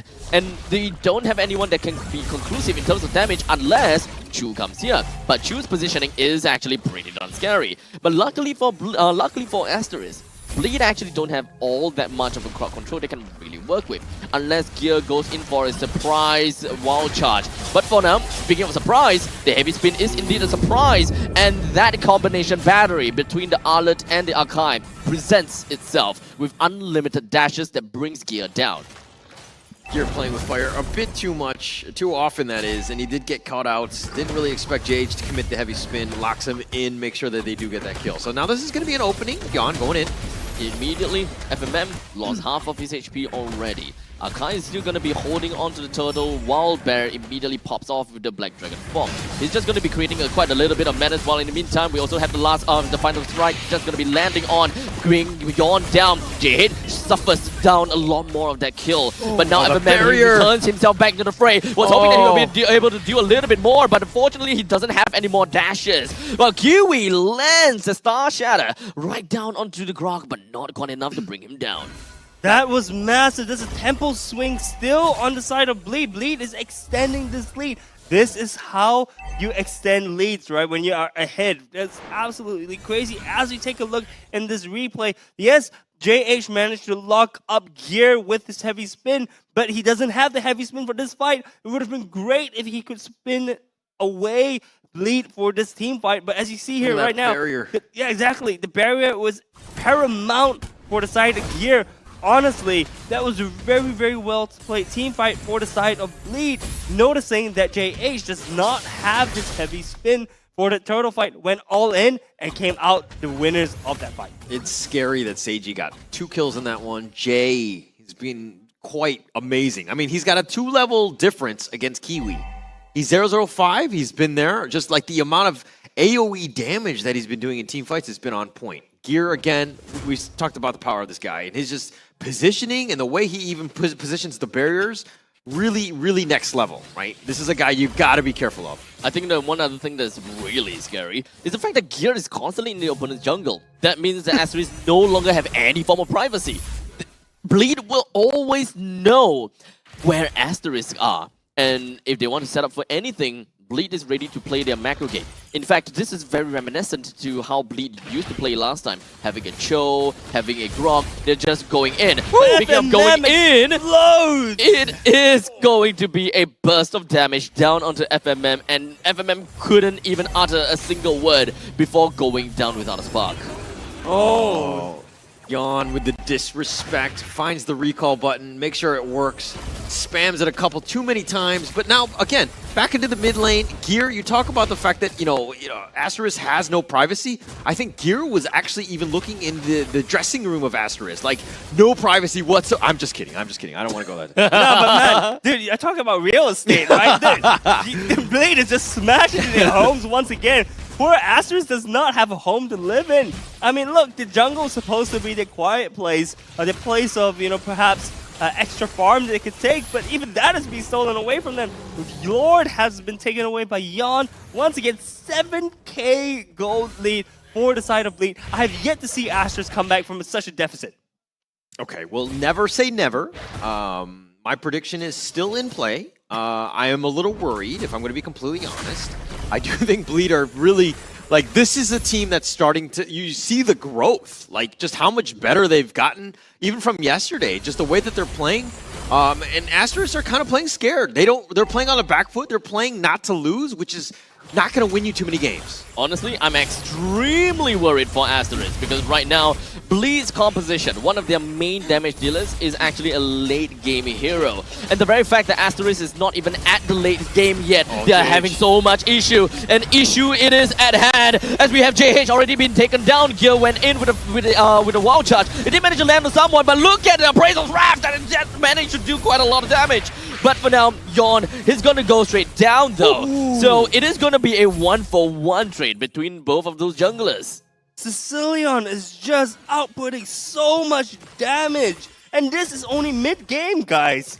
We haven't even hit the late game and Jay is already chunking people down with his bats. The answer to Jay actually is Bear, but unfortunately, it doesn't seem like Bear is capable of doing anything at this point in time.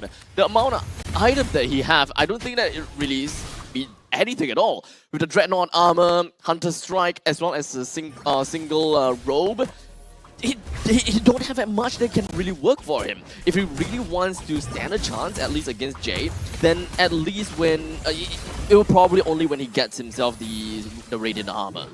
Yeah, and even then, look, he has to go through Gear, he has to go through Yawn, he has to go through Sakito before he even reaches Jay. And Jay has, I mean, Sicilian's range with the bat impact is not, it's not small.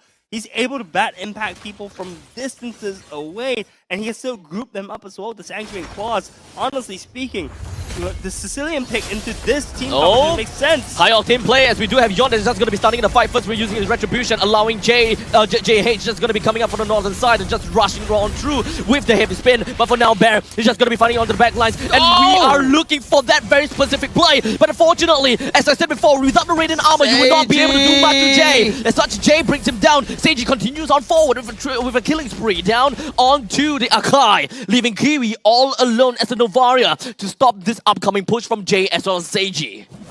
Jay has also just picked up the Bloodwings. Honestly, this could just be a game-ending push, maybe? No, it can't be. It can't be. Not too early. Yeah, yeah. I'm just hyping it up, guys. Like, could it potentially happen? No, sir. No, hold your horses. No, we're not dead yet. But I mean, Seiji, look, 3-0-2. Like, his target prioritization has been on point. Like, forcing it out, FMM is 1-4-3, but Asteris, again, back foot. They have no way to get to the Lord. They have no room. The Gears barriers have been on point. They've been blocked out. Gears spotting out everything. Very difficult situation for Asteris.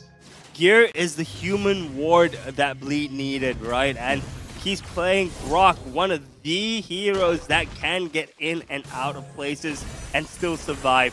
Honestly, Gear is the MVP right now in my eyes. I mean, being able to provide so much vision to the side of Bleed gives them enough information to decide what they want to do, right? This is interesting. JH is only at level 12. As such, his Retribution level is way lower than Yon. But yet, Asteris went in to try to actually speed up that Lord process. In the meantime, I believe that the fight is about to start off as Asteris is just really getting themselves in and really just punching out on the Bleed. But the Lord eventually reset it. And Asteris, they're back to square one. Honestly, I think this is Bleed trying to bleed Asteris out, right? They smell blood in the water.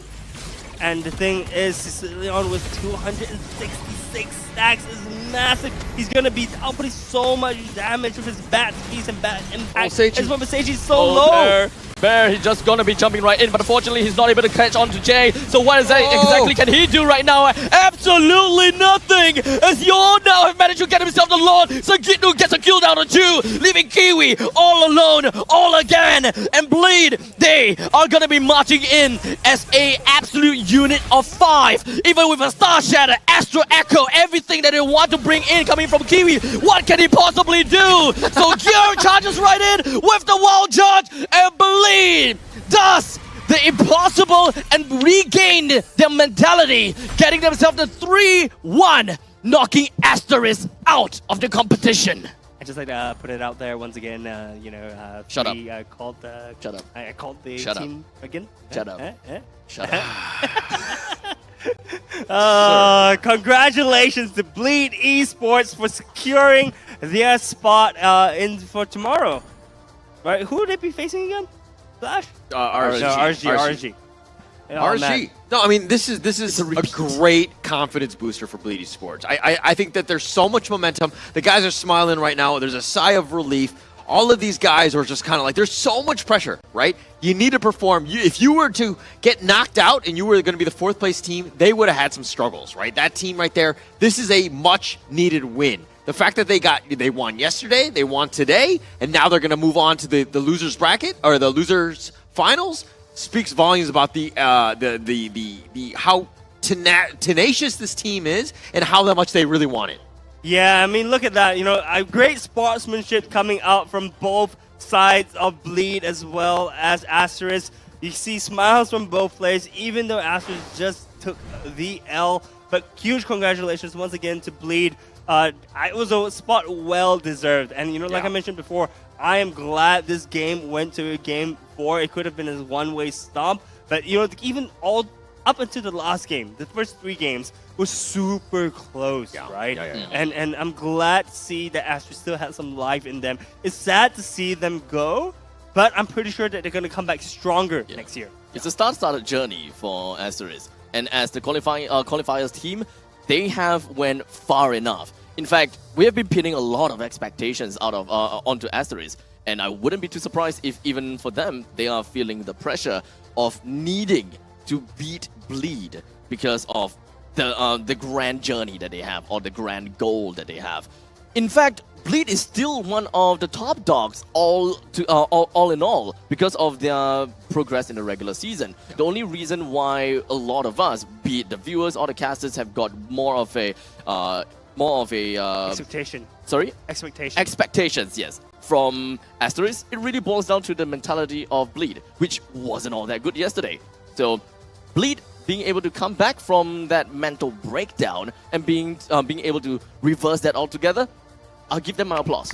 Yeah, huge applause to that, right? And I think that was the big question that we had as casters going into this match, whether Bleed was able to recover their mental state coming into this match. And I just want to say, MVP for me, Gear. Gear? Okay, Yeah. okay. No, I see that as well. There's a lot of potential here. I'm wrong. Seiji, I mean, he got some nice kills in the end. I mean, he's doing his cleaned job. up. He's doing his job, but like, look, everyone's doing their job. Like, let's be Everyone's honest, doing right? their Like, job, it's the kills that he got were pivotal at that moment. If he doesn't get those kills, this game might have gone a different way. That is very, very true, but they wouldn't have gotten this far in the game if they didn't get the information that Gear was able to provide. But I'm not discrediting Seiji. Seiji was phenomenal this series, right? Seiji was absolutely phenomenal this series. He was able to carry the team on his back, bringing in all the kills that his team needed to get this far. Sorry, Kwang. What was that forehead rub on Seiji just now? Oh no! Nothing. That was a little bit of a mark on my screen. That's all. No, okay, got it. Because only like from my rubbing his head for perspective, good luck. it was only from my perspective as you're talking about Seiji. You just happened to be rubbing on the forehead of Seiji. I was like, what the heck? There's a little spot on my screen. That's all, man. I don't know what kind of fantasies you have, but I definitely don't have those. I just share in those fantasies as well. But yes, once again, huge congratulations to Bleed. I think both Gear and Seiji really stepped up to the plate today, and they really showed us why they are Bleed, right? Why they made it so far. And honestly, I'm happy to see Bleed in this kind of form as we see them into tomorrow. But let's hear from the mic check as we check it out. What the? We can. Oh my god. Guys, you're trying to kill me.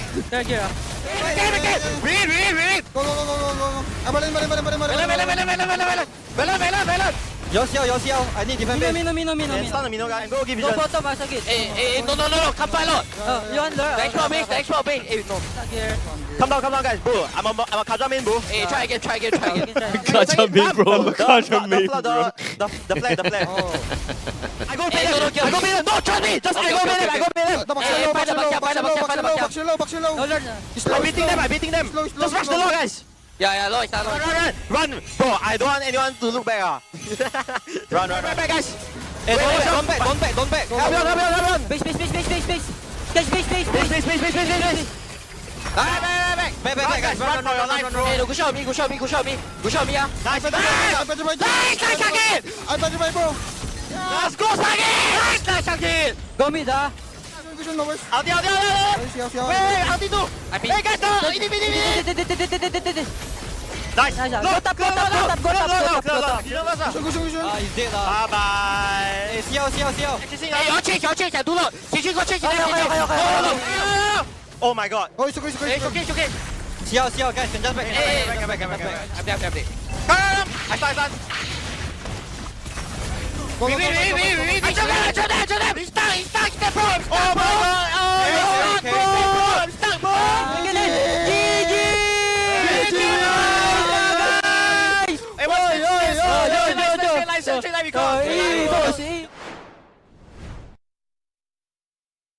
Oh, death.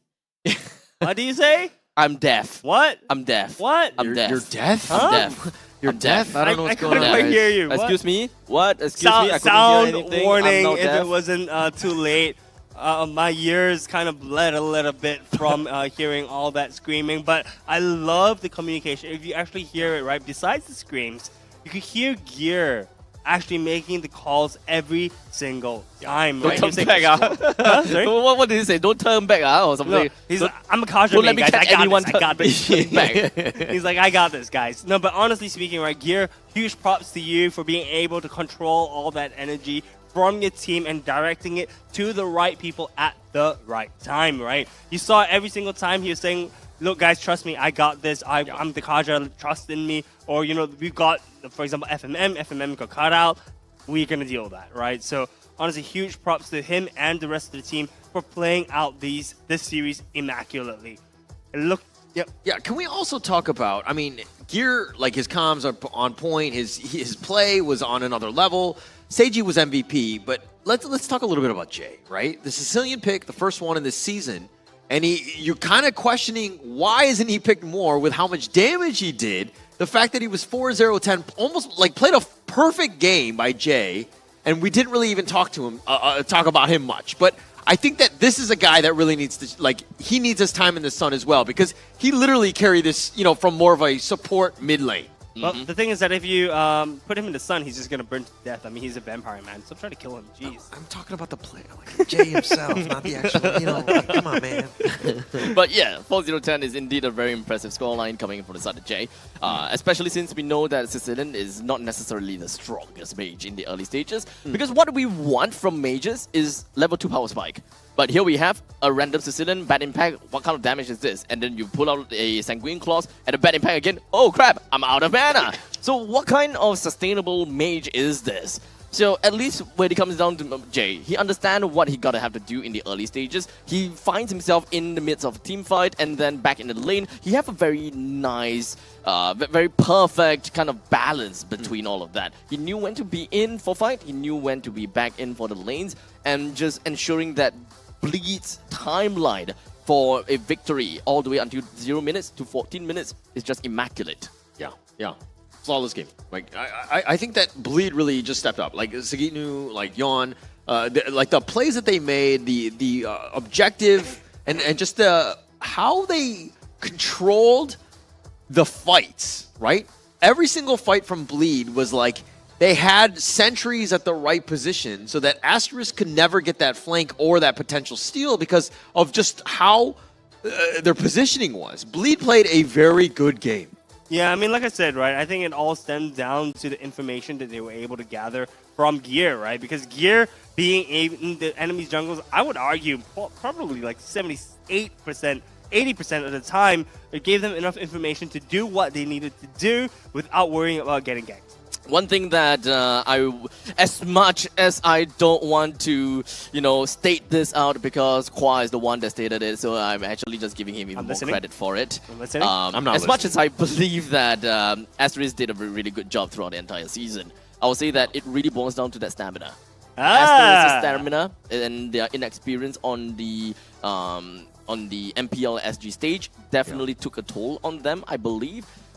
We are starting to see them starting to lose their steam, and a player such as Kiwi, who had an impressive score all the way in the regular season, yesterday's games and such, but today we saw him starting strong, and then slowly it starts to climb down and down ever since we saw his Gusion coming in. Yeah, and you talk about the inexperience, but Asteris, this is the thing about game one, right? They were winning, they let their team come back, but then they were able to pull it out, right? And it's one of those things where, okay, I feel great. But it took a lot more of a mental toll. Game 2, they had the same situation, but they lost that one. So now you're in a situation where you're like, oh my gosh, are we going to do it again? And so we kind of struggled throughout. Game 3, yeah, they had a slight lead, but they weren't able, I mean, like, as the series went on, they got kind of worse and worse because of the whole shakeup. It was 10K, 6K, and then 4K, and then they didn't even have a lead this game, right? So honestly speaking, like I said before, having the experience playing on the stage this large, right, goes to show the inexperience as a team. But keep in mind, guys, this is their first season. I have the utmost confidence, guys, that these guys, this is not going to be the last time we're going to see this team as this shape, right? They're going to continuously evolve in the off season, and they're going to keep growing as players. Keep in mind, guys, this is their first season, right? I said that before. But can you imagine how they're going to look in the second season? Yeah. They're only going to keep growing from here. Yeah. Right? I mean, look at this. This game didn't even touch the turrets. All the turret damage was being dealt by their minions. And even the sandbag, the person that took the most damage, was also Gear, which we usually see sandbag being given to the team that lost. But Gear took the most damage as he absorbed the most amount of aggro as he kept going into the enemy jungle, right? Jay, by the way, is the rich guy, the carry, as well as the best wingman. This man, I think this is the first time I've actually seen this where one person has taken 3 titles, by the way. This guy is just quiet, dude. You can just see how quiet it is, but yet he's pulling so much strings behind the scenes. Yeah. Pretty crazy, Jay. It's completely behind the scenes, but you know that's the thing where we need to give some visibility to the guy because he was on point. The fact that he was able to like do so much damage, provide so much AOE, where Bleed just wants to run at you, and they have all these melee heroes. Like Jay, that's exactly what you wanted. It totally rounded out the draft, and it's a perfect game by Jay. Yeah, and honestly, the last pick, I believe Sicilian was the last pick, right? So it was the perfect choice of the last pick, and I wonder how long Bleed actually kept this in the back pocket, because that did not look like a first-time Sicilian player, man. No. It looks like he's been playing Sicilian for quite a while, so I'm very, very interested to see how long he has kept that waiting for the right time to pull it out of his pocket, right? But anyways, I think that is it from us for today. So thank you so much for coming down and watching us. We will be back tomorrow, I believe, bright and early with the morning cast. Yeah, I think it's like 10 a.m. See something like that. Yeah, right? yeah. But for now, let's throw it over to the Tofu Academy. Kintofu, my favorite kind of tofu. Take it away. All right, last lesson of the day at Tofu Academy. I mean, at this point, it does pay to have experience. Asteris, they had a very good run of the season coming in from the qualifiers all the way till the end, right here on the second day of the playoffs. So let's run through a little bit about what went down on that final fight itself. First and foremost, let's take a look at Gear here, who is going to commit that wild charge onto the jungler JH at this point. And right after this wild charge, you're going to see Asteris start moving as a contingent because they start to realize, hey, there is no wild charge, there is no AoE damage, we are safe to enter into the fights. And as you see, that is one big blunder for the team itself. They are going to start progressing in, and when they do that, there's a couple of things that happen at the same time. So they burn everything. The Guardian's Barrier is put there, which allows Sagitnu to actually get the flank down towards the backline. He's going to keep his eyes on both Kiwi and Shu as the day goes on. And of course, Jay.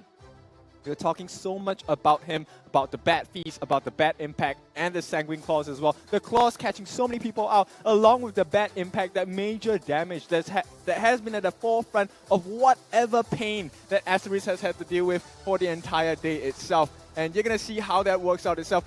Bear did use his Petrify, but to no avail at this point. And this is where Bleed capitalized. They took the experience that they have. Being placed in this situation so many different times and getting it down. End of the day, they did kill off JH, which meant there was no contest for the Lord itself. They made it super clear for themselves. And this is where Sagitnu put the value at the early flank itself, getting down the damage onto both Kiwi and Shu as well, pushing them away from the fight. And with Bleed, when you put them on individual heroes running away, you know Bleed always got it, 100%. And that's the end of the day for Bleed. Now we're left with just the final 3, which we are heading into the third day of the playoffs here. We have the Crimson Army from Bleed. We have the Raiders from RSG. And finally, we have the Ninjas in Pyjamas coming out for the Blazers itself. Now that will be the end of me for this segment today. This has been Kindofu.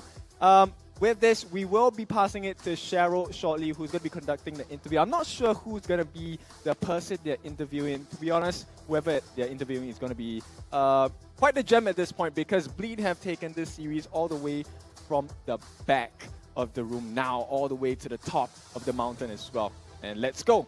I'll see you, Cheryl.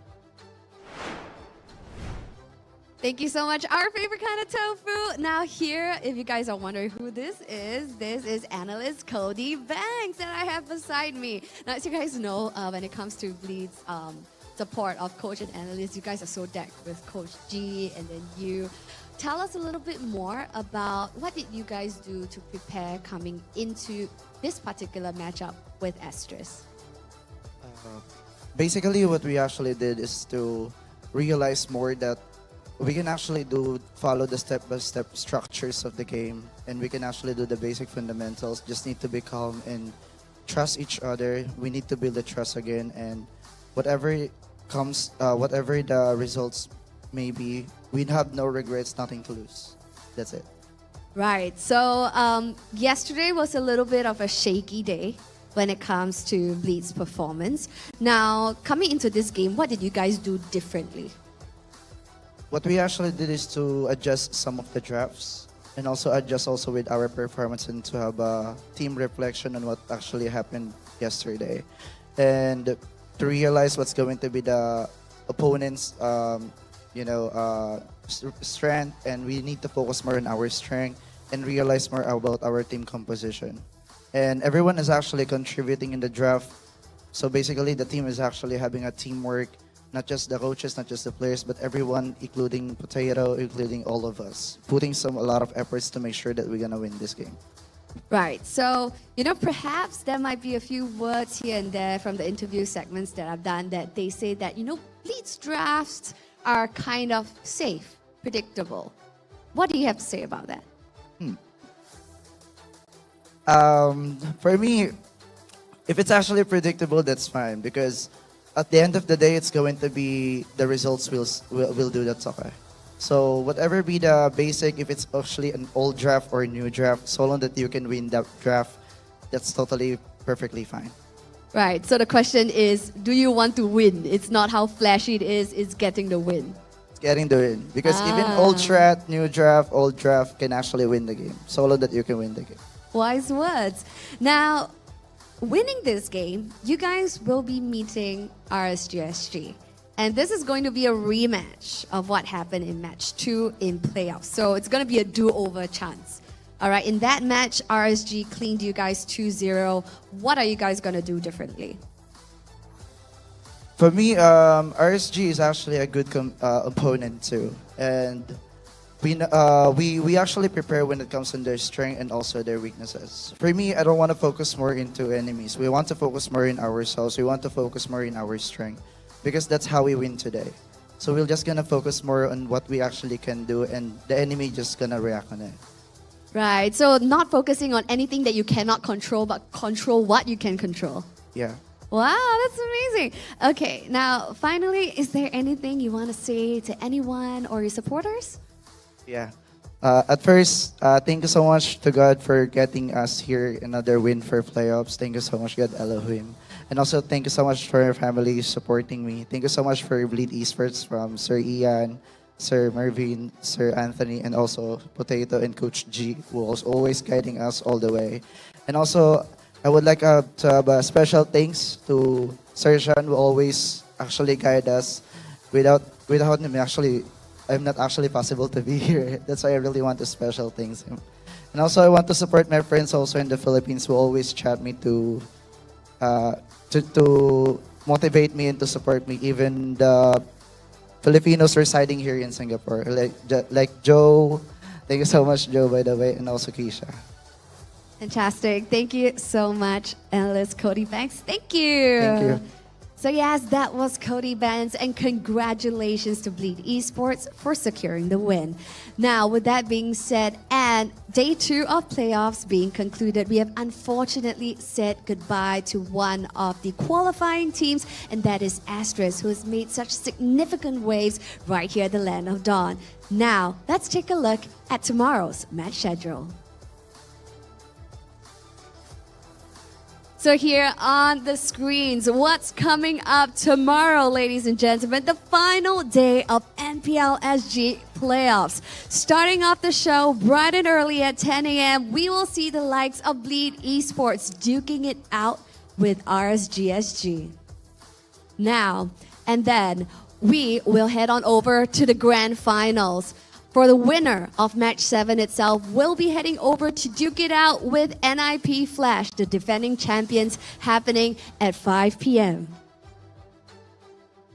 Wow, it is an intense game, and right now we are down to our top 3 teams right here in Singapore duking it out for the crown that is MPL SG in hopes of heading over to the MSC 2024 to represent Singapore on the international stage. Remember, the MPL SG Playoffs Grand Finals will be happening tomorrow, and we're located right here at our brand new venue, and that is Skate Ground Theatre Level 2, located here in the iconic hearts of Orchard Road. So stick around, join us, and also show your support on all of our Facebook platforms, YouTube, and even TikTok to stay in touch on all of the wonderful streams that we are having just for you. So remember, we'll see you tomorrow, Sunday at 10 a.m.